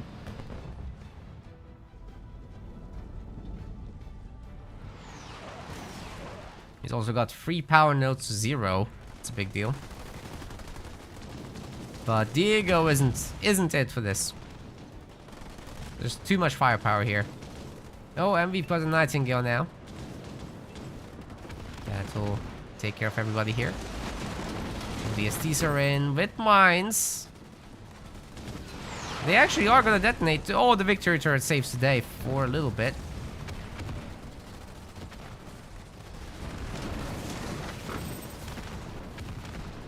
No, the one Mastodon is destroyed. It's acceptable losses.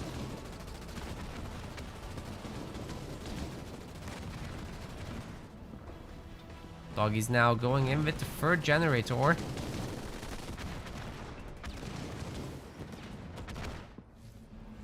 Very, very static match between these two. It's just so difficult to do something about those things. Are we gonna see actually some Hornets, maybe? The snipers aren't gonna get anything done. Jerome is upgraded with improved Inspire, so he actually does buff all the boys now. I'd love to see Dispersion Hellbringers in those. It would be so good. The Marines have grenades, so it might actually be better to get combat tech first.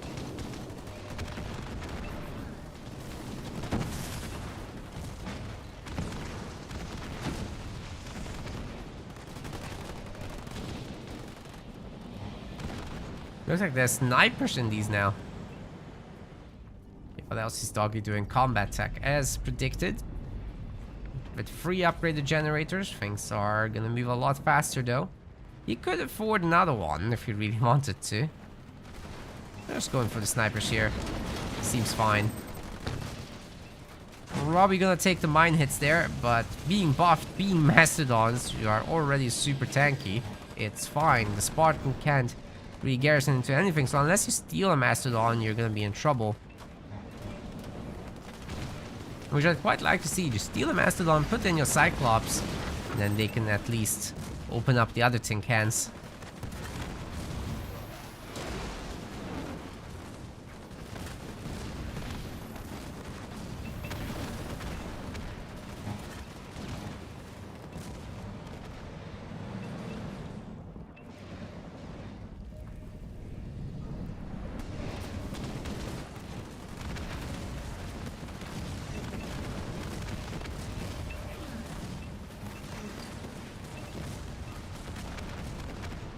Oh, those Marines are still helpful, and the Cyclops numbers are looking good, but I think Doggy just has a really good core composition here. These guys still not Dispersion Nozzle Hellbringers, but that can't be far away now. Doggy can basically do whatever he wants with that resource amount. There's the Dispersion Nozzles coming.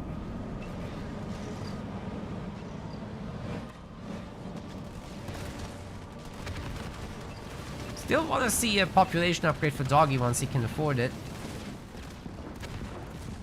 Lemonland will have difficulties holding this base. Just a really tough matchup for Cutter at this point in the game. But if he keeps dropping enough Diegos, maybe things are gonna be okay. Look at all those veteran units. Oh my goodness. Oh my god! The stun is so massive. No mines? Where are the damn mines, dude? Still, so many Marines have gone there. Oh my god. Now? Did they not come up in time? I think he got excited and just took the chance. Still, he wiped out all the Marines, so you really can't complain. That's amazing. There's barely anything left for Lemon. Oh my goodness. Doggy's coming back with a vengeance.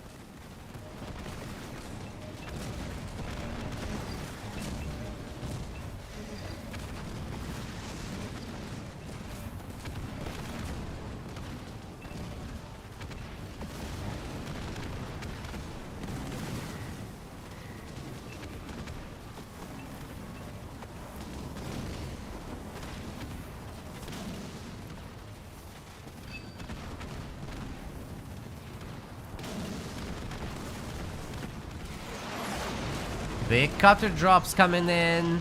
And an extra Diego on top. That's 3 Diegos in that fight. There's no pre-existing ones. And they're getting sniped pretty hard. That's brutal. There's nothing going down here. Okay, I said that too soon. There's a 2-star sniper that might survive. It's getting a lot of healing right now. Oh, it's gonna make it to the Mastodon. Holy shit. Lemonland's gonna lose the base. Oh my goodness. Freaking Mastodons, dude. So strong. You have to have a Spartan to take it out every now and then. And then stick your Diegos in. It's the only way, Obi-Wan Kenobi.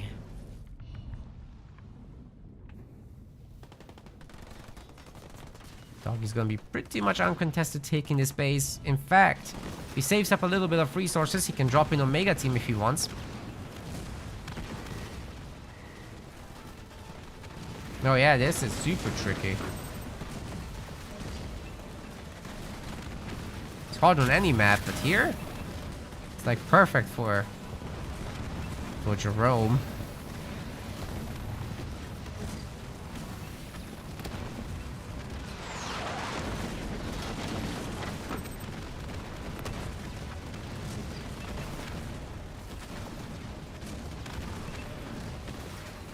Just maybe you can go air, but good luck. You're gonna fight buffed Marines inside cover. So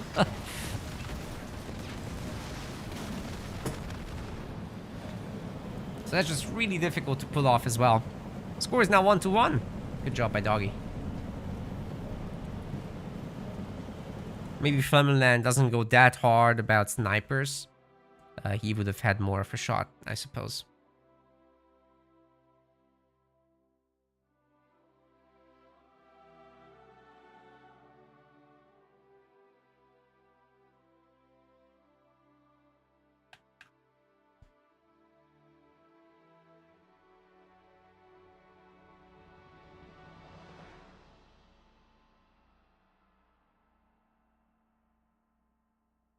Okay, the players are gonna make their next decisions. Rift is gonna be Lemonland's pick. He's not messing around. I guess he might go for an Arbiter there. It's the logical choice, but I'm not sure how practiced he is with Arbiter. Wasn't I complaining about his Arbiter before? I think I might have been. But I believe he just ended up transitioning into some Banshee play that worked out great. I think that was him, right? Probably. I don't know. I think it was that. Oh, am I host? No. Doggy is host. Doggy is.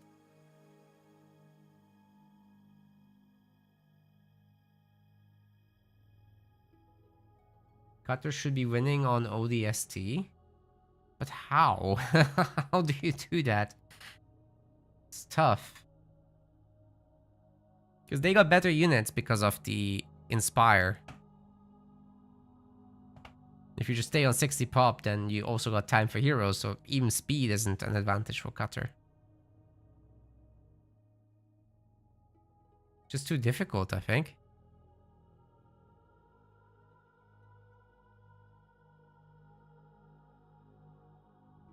Oh yeah, they're ready for Rift. Let's go.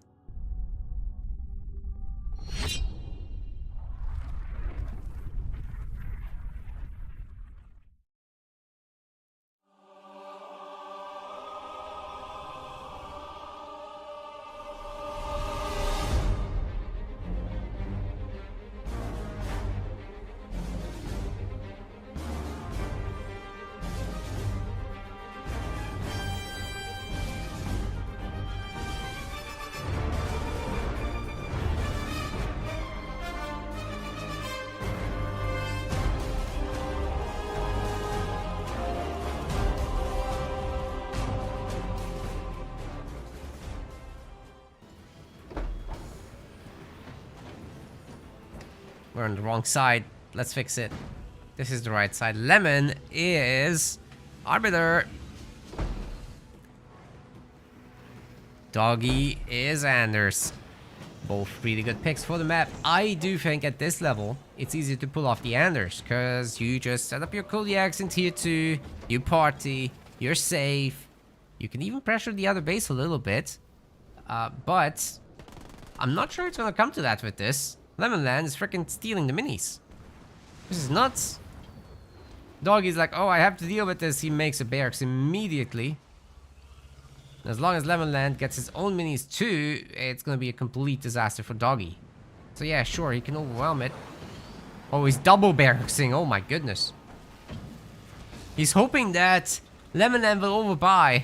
Okay, the normal dynamics of this would have been, okay, the Arbiter's gonna turtle until late game, and then you have to break it with your Kodiak and Retriever Sentinel shenanigans in tier 2. But yeah, that's great. Doggy decides against it. Okay, I was gonna say we're gonna have a massive all-in on our hands, but maybe not. Still, nobody said they can't go that way. No, they're gonna clean the minis. Okay, it's fine. It's normal game. Normal game business. So surprised that Doggy didn't decide to steal any minis from the other side of the map. So Lemonland just gets to have everything. Which is crazy. What's the follow-up here? Like, do you just capture the power nodes now and say screw fighting the UNSC straight up, and then just go tier 2 and you've got yourself your Rangers, and you get out some Hunters for any Kodiak work, you jump into Phantoms, and then you party? Is that it? But if you have Phantoms with Grunts in them as well, then you don't have to worry so much about the Retriever. It's not so much that you always have to have 6 Reavers.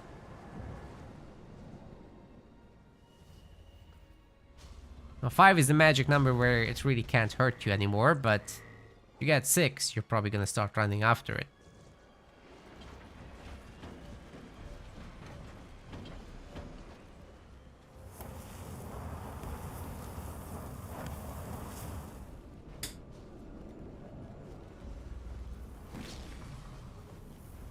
Spartan will help clean up here.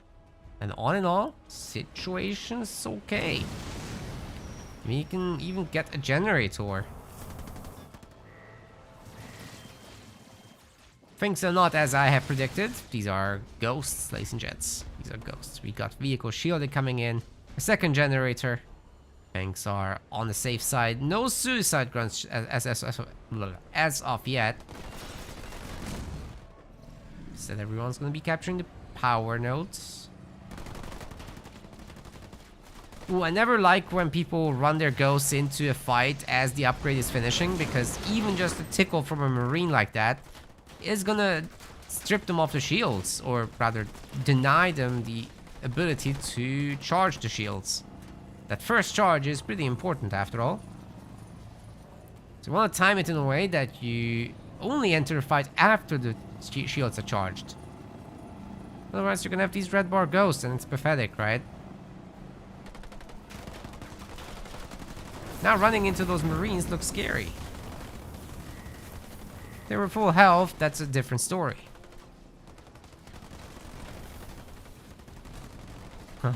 Doggy is, of course, chilling around those mines, just in case. Oh, the mines get eaten, all three of them! Oh my goodness. That was unnecessary, to say the least. Second base is coming up for Doggy. We don't care too much about fighting all that. 13 ghosts now. They're gonna run over the mines! Oh, that hurt. As if the health damage from earlier wasn't bad enough. Well, now Doggy can just commit to some more marines, in my opinion. And, hey, what's that? Please make building.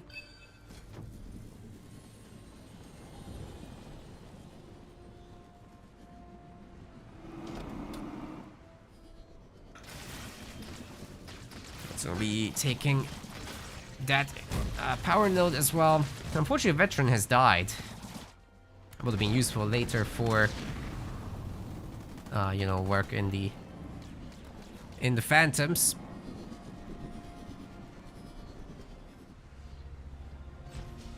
That's the whole job of phantom camping anyway.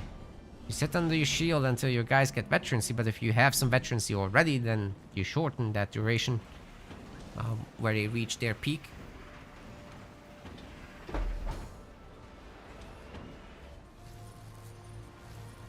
Or rather, the wait time gets shortened.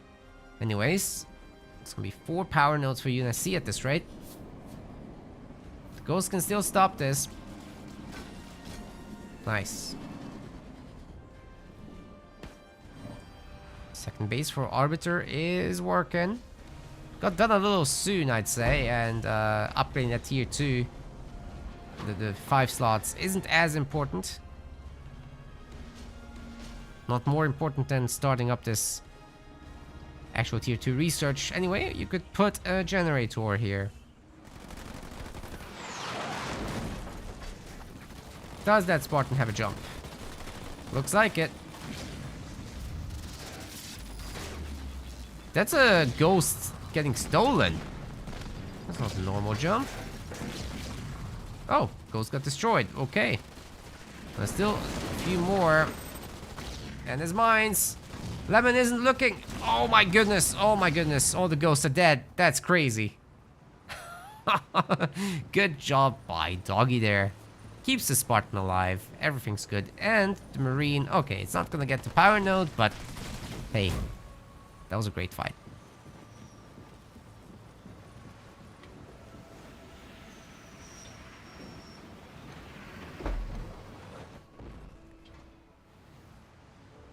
That was such a good mine drop.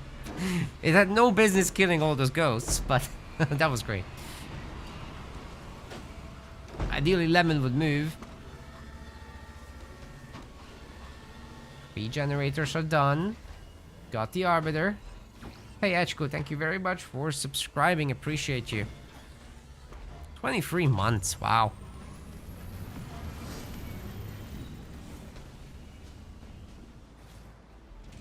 Oh, that was 4th point drop already. Sorry, I missed it. We got a generator taken out, and that's about it. Spartans now ready to chase these guys.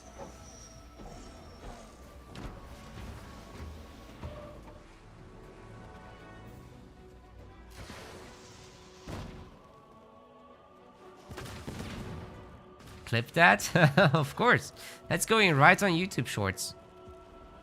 And you'll see it again in the Be Right Back screens at some point. Probably not next week, but like the one after.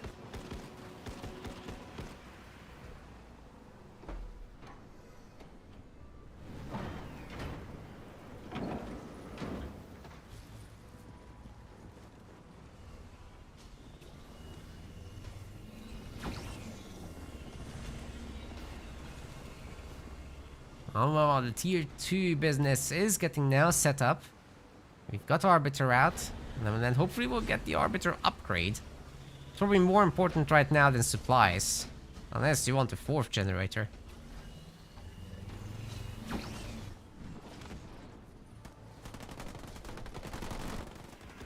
Doggy is not very set up, I have to say. It would be great to have some Kodiaks, but it's a triple garage Warthog spam at the moment. It's not gonna work so great against hunters. But hey, who knows? A good drop turret and mine and Spartan jump can take care of hunters, that's for sure.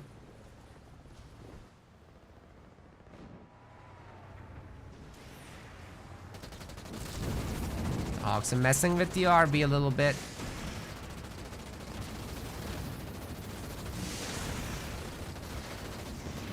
Aw.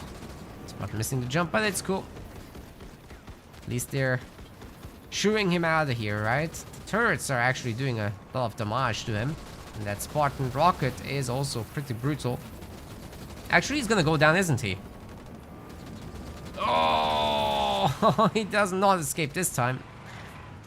This Arbiter unit always keeps escaping. Not today.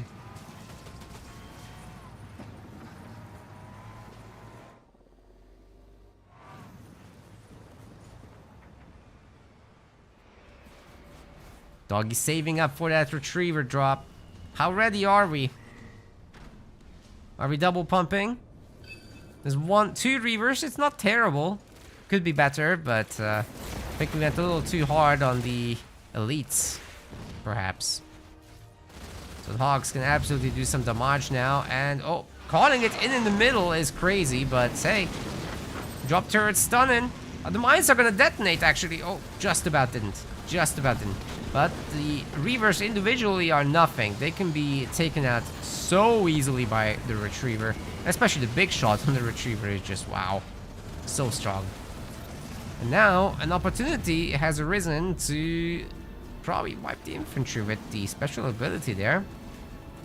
How's that Spartan doing with the recharge?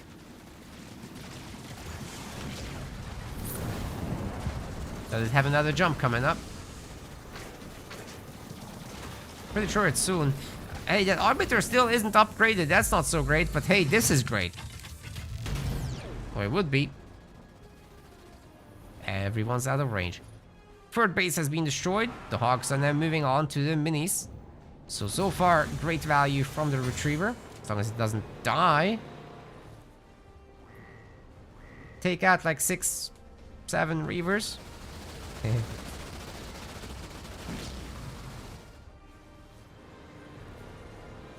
You've paid for yourself. Plus the Spartan stealing some others. It's also a pretty big deal. Would love to see a population upgrade and a transition into Kodiaks. I think we're starting to see the beginning of that. Phantoms. Okay. Not my favorite moment to transition into Phantoms here. Because we have no veteran units, right? The grunts aren't upgraded even. These are just basic grunt squads. No squad reserves, no nothing. Hogs are doing a great job here being annoying. Although I don't think they'll actually take out a generator or anything like that. At least they'll weaken the business back there. Okay, those mines did nothing, but hey, the retriever gets away with shields intact. Like I said, 4 reavers, 5 reavers. that's huge.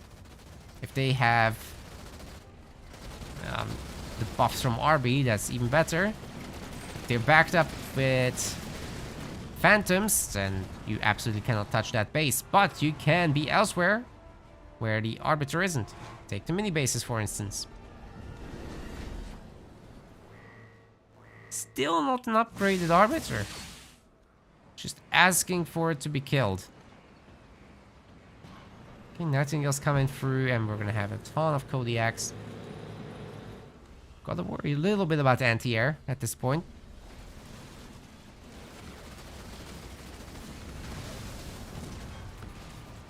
Yeah, Lemonland's definitely doing a good job of keeping a few hunters in these, and obviously enforcers will make it easy to clean up the minis.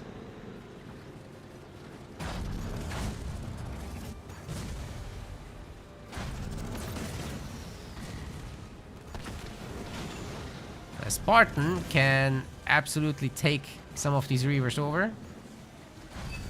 If they jump up, they're gonna have a rough ride. Of course, they can just jump themselves. You know, Spartan doesn't have to keep them stunned. If you drop down those mines, they're not gonna eat it. They can jump. They're gonna eat it a little bit. Spartan's dead, however. But these guys are standing just outside of the shield. You gotta go into the shield, man. Or else. Another Retriever has gotten great value for himself again. The Arbiter players just living in terror here. Our base is finally getting set up a little bit. Again, Doggy could work a little bit on that Kodiak spread. It's not the best. The numbers aren't there. Like I said a long time ago, I'd love to see a population upgrade so that he can have more Kodiaks. But it started to get somewhere, right? Combat tech? Instead of population, what? Why? Are we gonna transition back into infantry to fight this? Maybe? Oh, Doggy's tier 3, but still no pop upgrade. Okay, that's odd. I have to rush that tier 3, you know? You're fine on 2.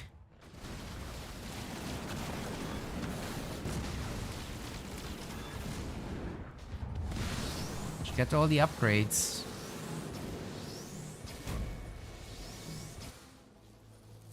Okay, got 4 power nodes working on the 5th. The Arbiter's totally boxed in.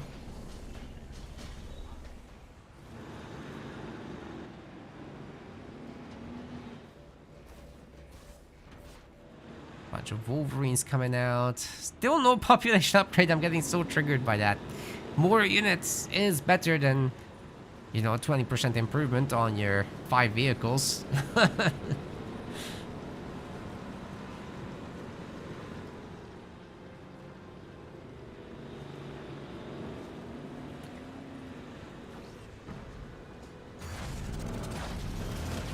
Spartan can take one more Reaver, as always.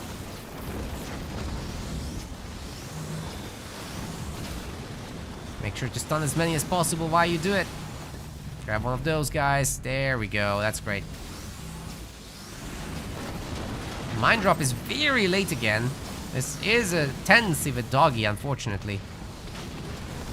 But hey, that's 2 for 1 right there. And he gets to keep it.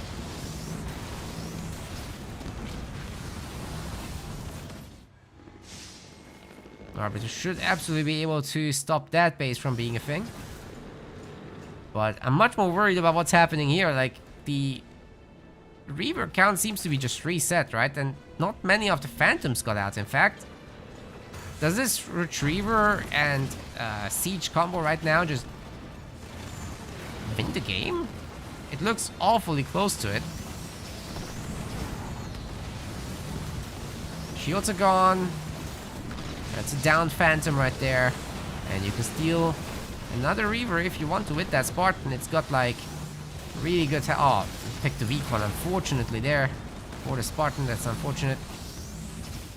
But everyone else can just keep going. There's only one Kodiak shooting this, sadly. As I said, more units would be good. Sentinels, yes, that's it. It's unfortunate for Lemonland because, you know, he really tried with that Phantom transition where it's just so difficult to make work when you're getting constantly bombarded. Keeping them alive is the hard part. And that Spartan is just absolutely having a party down there. I'm shocked he's not veteran, but I guess he's fairly fresh still.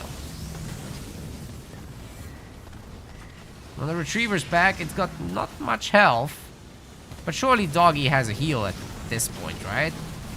Shield has been destroyed or whatever that was. There's another one. Maybe we're juggling? I don't know. But that extractor should be going down. Oh, the army wants it? He wants the business. Oh, wow. Look at that. I was not checking this base, admittedly. Reinforcements 2 is coming in. Doggy has woken up to the need for population. And this is gonna demolish the base. That's it. If he has a heal, that's nice news for the Retriever, but I'm not even sure he urgently needs it. He's got Reavers, it's fine. I mean, Reavers? Vultures. And he can steal Reavers. He can have those too. Great job. 2-1. One more victory for Doggy, and he's got it. Taking out Arbiter on this map. Guys, I think at this level, you should play Anders here. Honestly, if you have a choice in a tournament setting, just do that. It's easier. It's easier to execute than Arbiter. Arbiter is insanely powerful, but to get everything right, that's gonna be very much a skill question. Only the best of the best can reliably do it.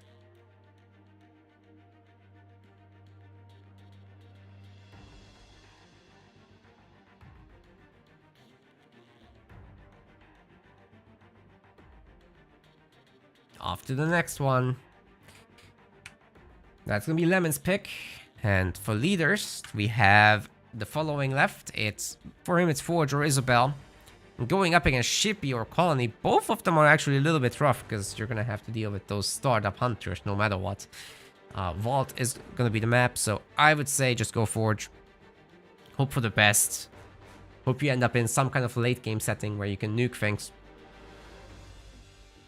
As for Doggy, I don't personally care much what he goes. It's good for both. I think Shippy is slightly better, just because of the ghost mobility early on. And then later you still have mobility. A good displacement can work wonders as well. So let's go to the map now. Might be our last one for today, but maybe we get our game 5. Who knows?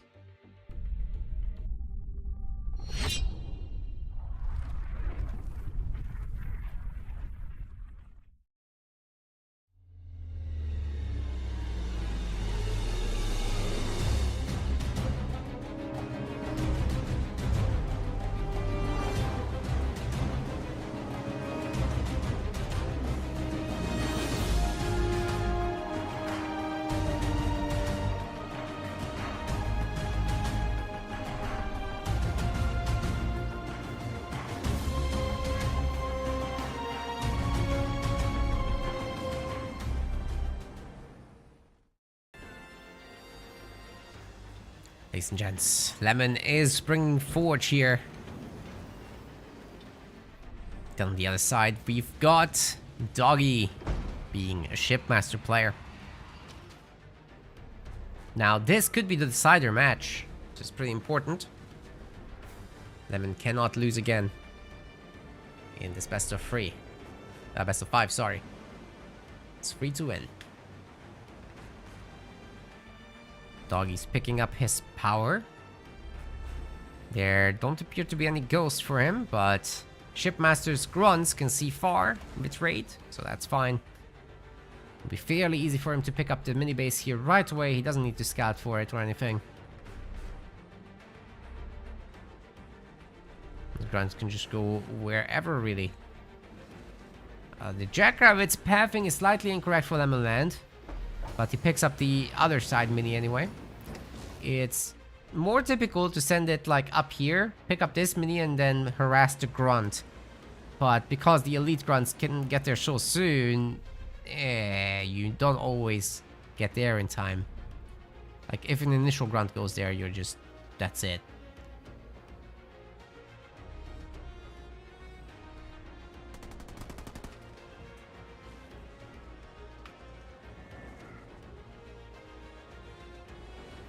Let's see. There's gonna be a Forge Hog back here.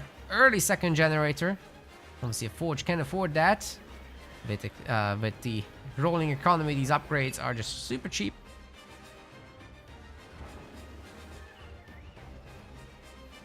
Is that rolling economy 2 there? Barely moved the resource pile. Neither player went Kinsano, a great sin. True. What would we do without the chat? Second extractor, of course, as well for our shippy. No middle mini base yet, by the way. But surely that's coming. It'd be shocking if not. Yeah, ever since we don't have bans, you just get the more meta leaders, honestly. Sorry guys, the players don't get to practice the off-meta leaders too much. So they get annoyed when they have to play them. Especially like who knows really how to play a Serena versus Jerome, right? Serena versus Johnson. Who knows what to do there? Not many. You'd have to find dedicated practice for that, and you cannot play ladder.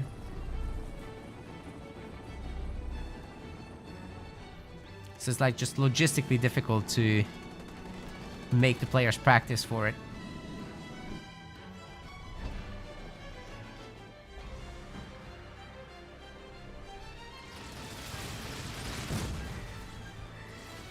And it makes you go off your mains that you practice a lot. So on ladder, you're gonna be picking the meta leaders, right? Which basically just means not Johnson, not... I'm talking about 1v1, obviously. So not Johnson, not Serena, for the most part. They can work, obviously, but they're not great on every map, and certainly it's difficult to go up against most banished.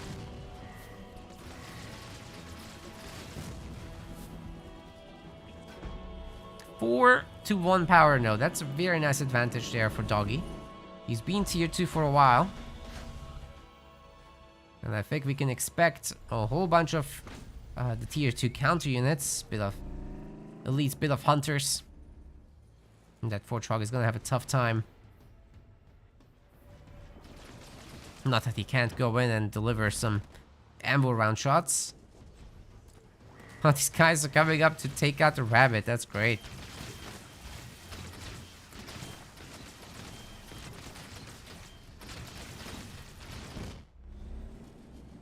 UNSC is starting to take over the map now. And being in tier 2 means that you can also upgrade that important Forge Hog aura. Should be coming any moment now that we have the resources, right? Hopefully we have the building. Oh no, we recycled it. Would have been good to keep it. Don't see a third generator because of the extra mini base and all that. And all the garage switches, so there's not as much supply income. Ammo around here would be great. Do we have money for scatter bomb as well? That's the two we need to see here. Come on. Fine. I missed it. Okay. That's why some of the grunts are hurt.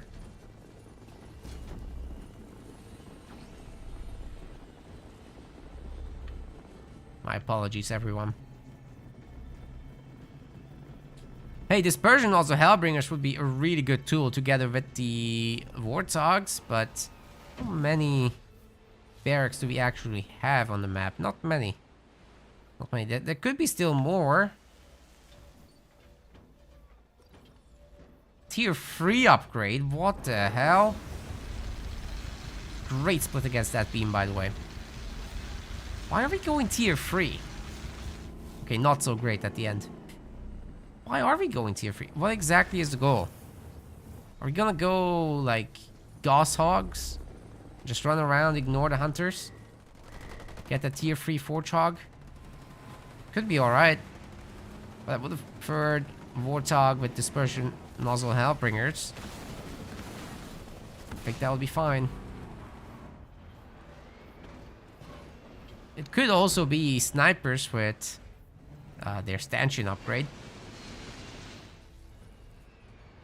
Because it's certainly not a tank type of game just yet.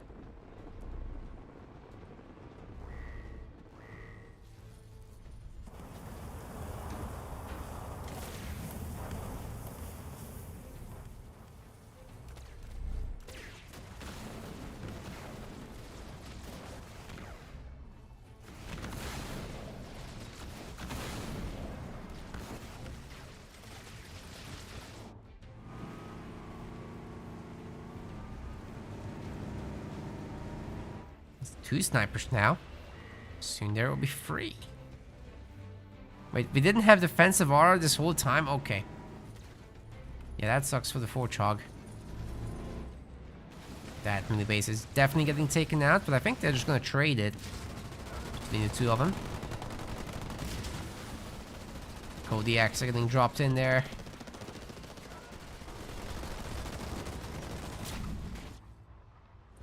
Still not a bad situation for Doggy, but he needs to do something with his tier 2 now. He's gonna go tier 3. See, a shield turret is coming up. But he's still gonna get sieged here. No doubt. Love to see a marine in this garrison over there. Or a sniper. That's fine.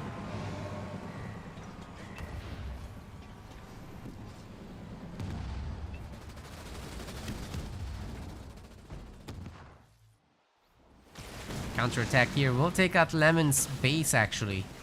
It's kind of brutal. The spirit support ship is actually doing a lot of damage.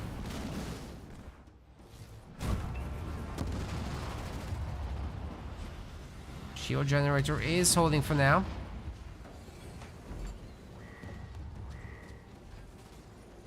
Maybe the hunters will try to come up to do something about this. But they're not in a rush.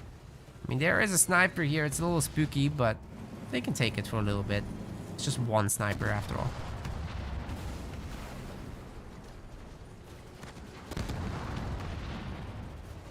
If they get in the midst of the Kodiaks, it will be fine. Heavy metal! And a massive switch into apexes. Lemonland's losing a lot of minis. This is uncomfortable, to say the least.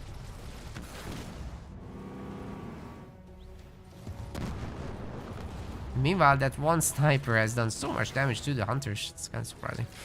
However, we've got the Banshee out. That will definitely make sure that these guys go down. They just can't shoot back, right? Well, minus that little pea shooter thing.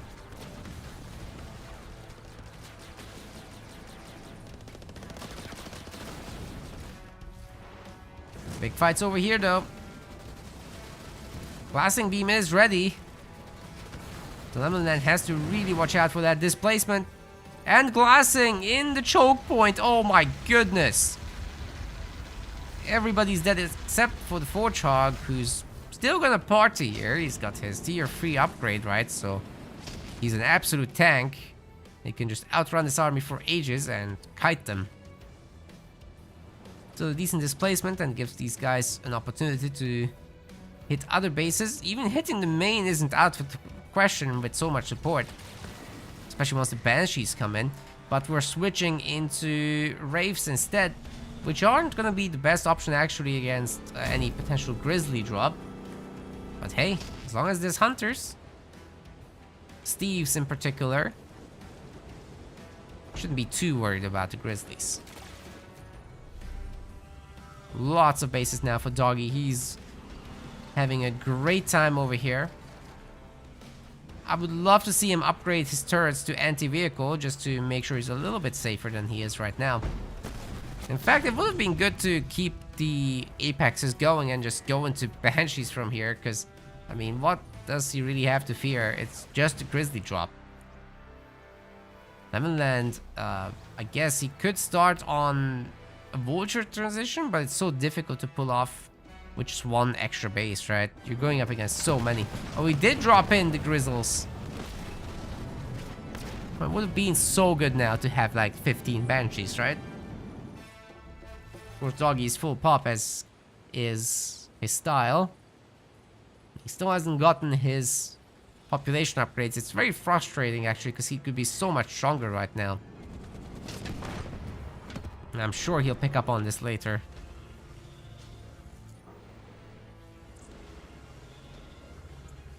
Anyway, it's coming in. He's not made that for the hero. Relax.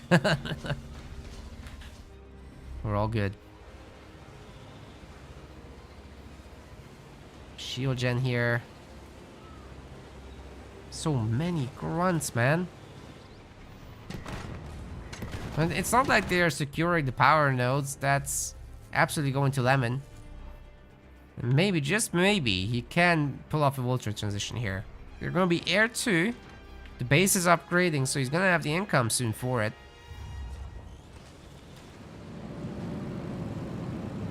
Yeah, this is just too difficult to crack for so few units, I think. Maybe if the vultures come along, that would be easier. Do remember there's like 10 grunts here. It's all easier said than done. There's like gonna be 2 vultures. And that's it.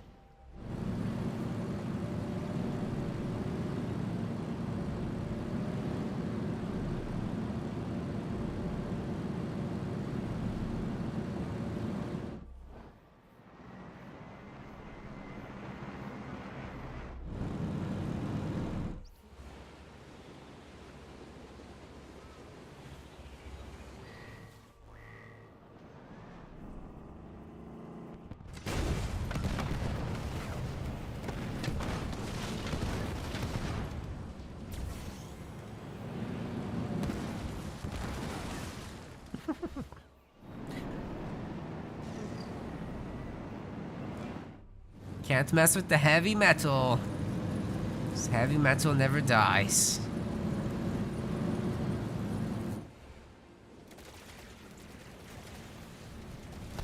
Can't kill the metal. Okay, that's enough references for now.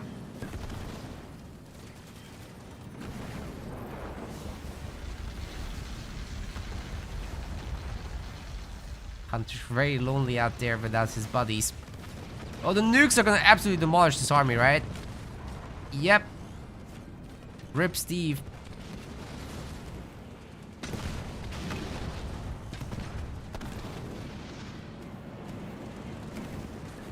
There's now 3 vultures. Slightly risky for this base. But Doggy's coming in with way more. He's got another spirit support drop. Whole bunch of wraiths here. Although another vulture is gonna come. Another spirit support. Oh my god. It's actually nuts. We'll have to see a bunch of reavers with this soon, but 120 population is unlocked. The air upgrade 3 is getting cancelled there. Good work.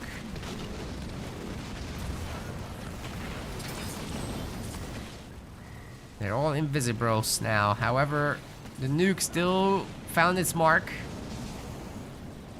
Good news for Lemon, but not good enough news. Now the Reavers are in and they're gonna make the Vultures' lives quite difficult indeed. Plenty of Hunters here to mess with the ground army.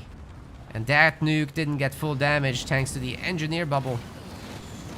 Doggy's also getting vehicles level 2, teleporting in aggressively onto the Kodiaks, which will take them down, no doubt. Reavers are still kicking, and those vultures are goners, it seems. I think Lemonland is probably a goner. This should be Doggy's victory now. It's a bit too early for congratulations, but not by much, certainly. He's got 3 bases to 1. This is Lemonland's last stand. And I really don't think he's got a lot to offer at this point in his own defense. The turrets are unupgraded. Although Fortify upgrade 3 is getting done. If the turrets do get upgraded, maybe he can hold on to dear life. It's just UNSC is not that great at turtling on one base, you know? Banished with a shield and super unit that you can get veterancy with that also has an invulnerability. Now that's for turtling. UNSC is more like, I'm gonna nuke your shit. That's what the vultures are for, but on one base you're not gonna sustain them. It's just a very different playstyle in the late game there.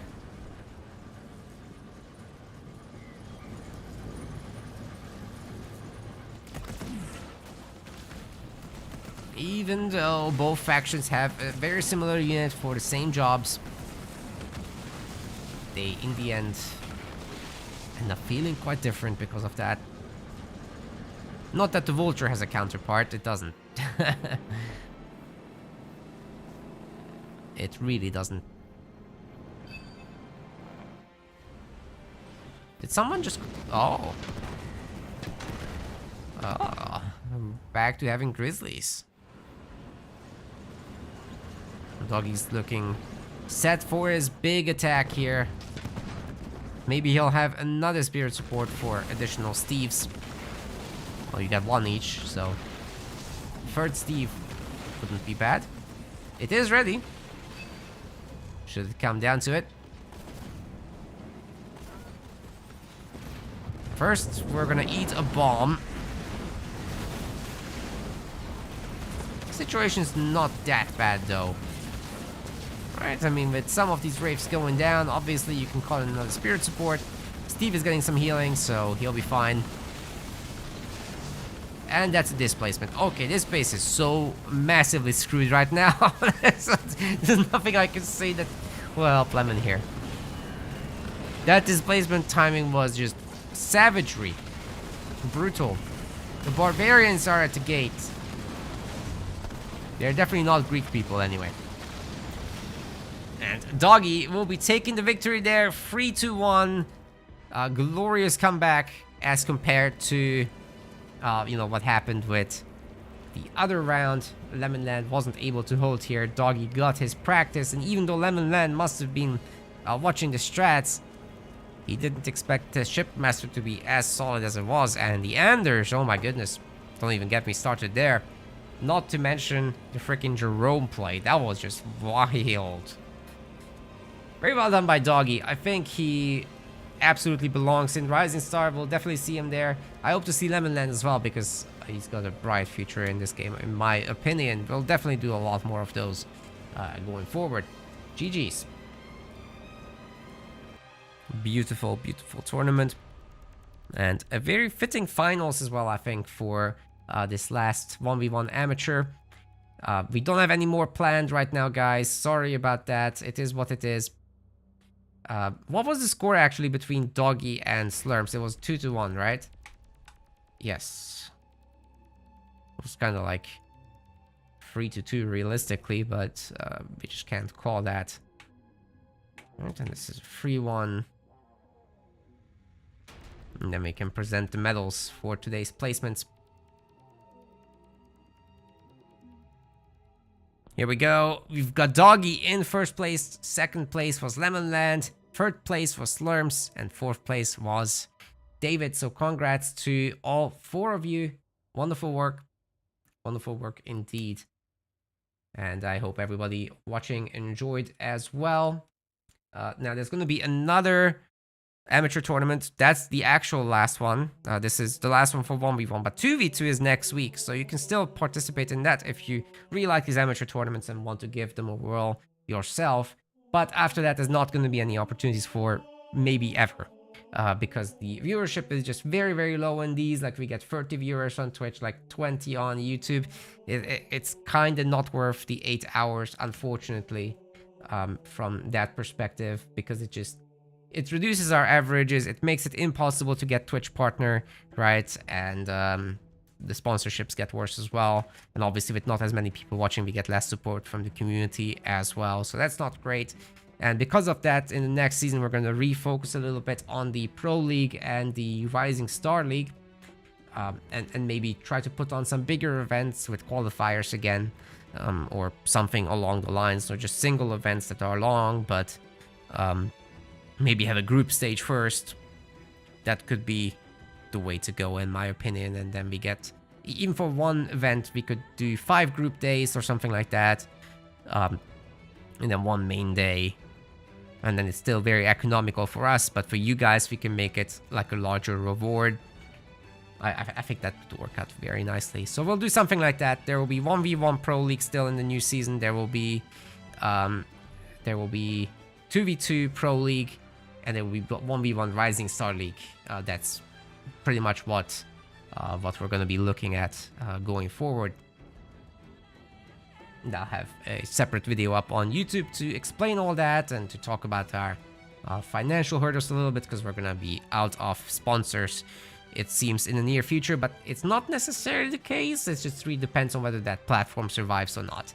Like Stream Elements is the platform we normally use for sponsorships. It's so easy to get sponsorships with them, which is great for us because we get to put on all these events with that, thanks to that. But if they're going to shut down and not get a buyer, then we're in trouble, because it's very difficult to get other legitimate sponsors, right? And they usually don't pay as well as the guys at Stream Elements offer. So that's rough.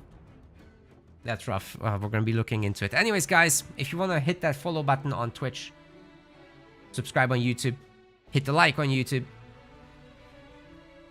join the Discord, create an account on our website. And if you want to go the extra mile, the links to support us are pinned in the chat and in the YouTube description. You can become a patron on our website if you like, to help keep the lights on. Much appreciated if you do. But anyway, that's going to be it for me today. There's no sponsorship. Like I said, the platform is going down. So, yeah. This is totally out of pocket today. Anyways, guys, no problem. Thanks very much for watching. And I'll see you again next week for the last amateur tournament for the foreseeable. Unless they release on Steam. That would be pretty good, right? We'll talk about that as well in the podcast. All right, bye-bye. That's it.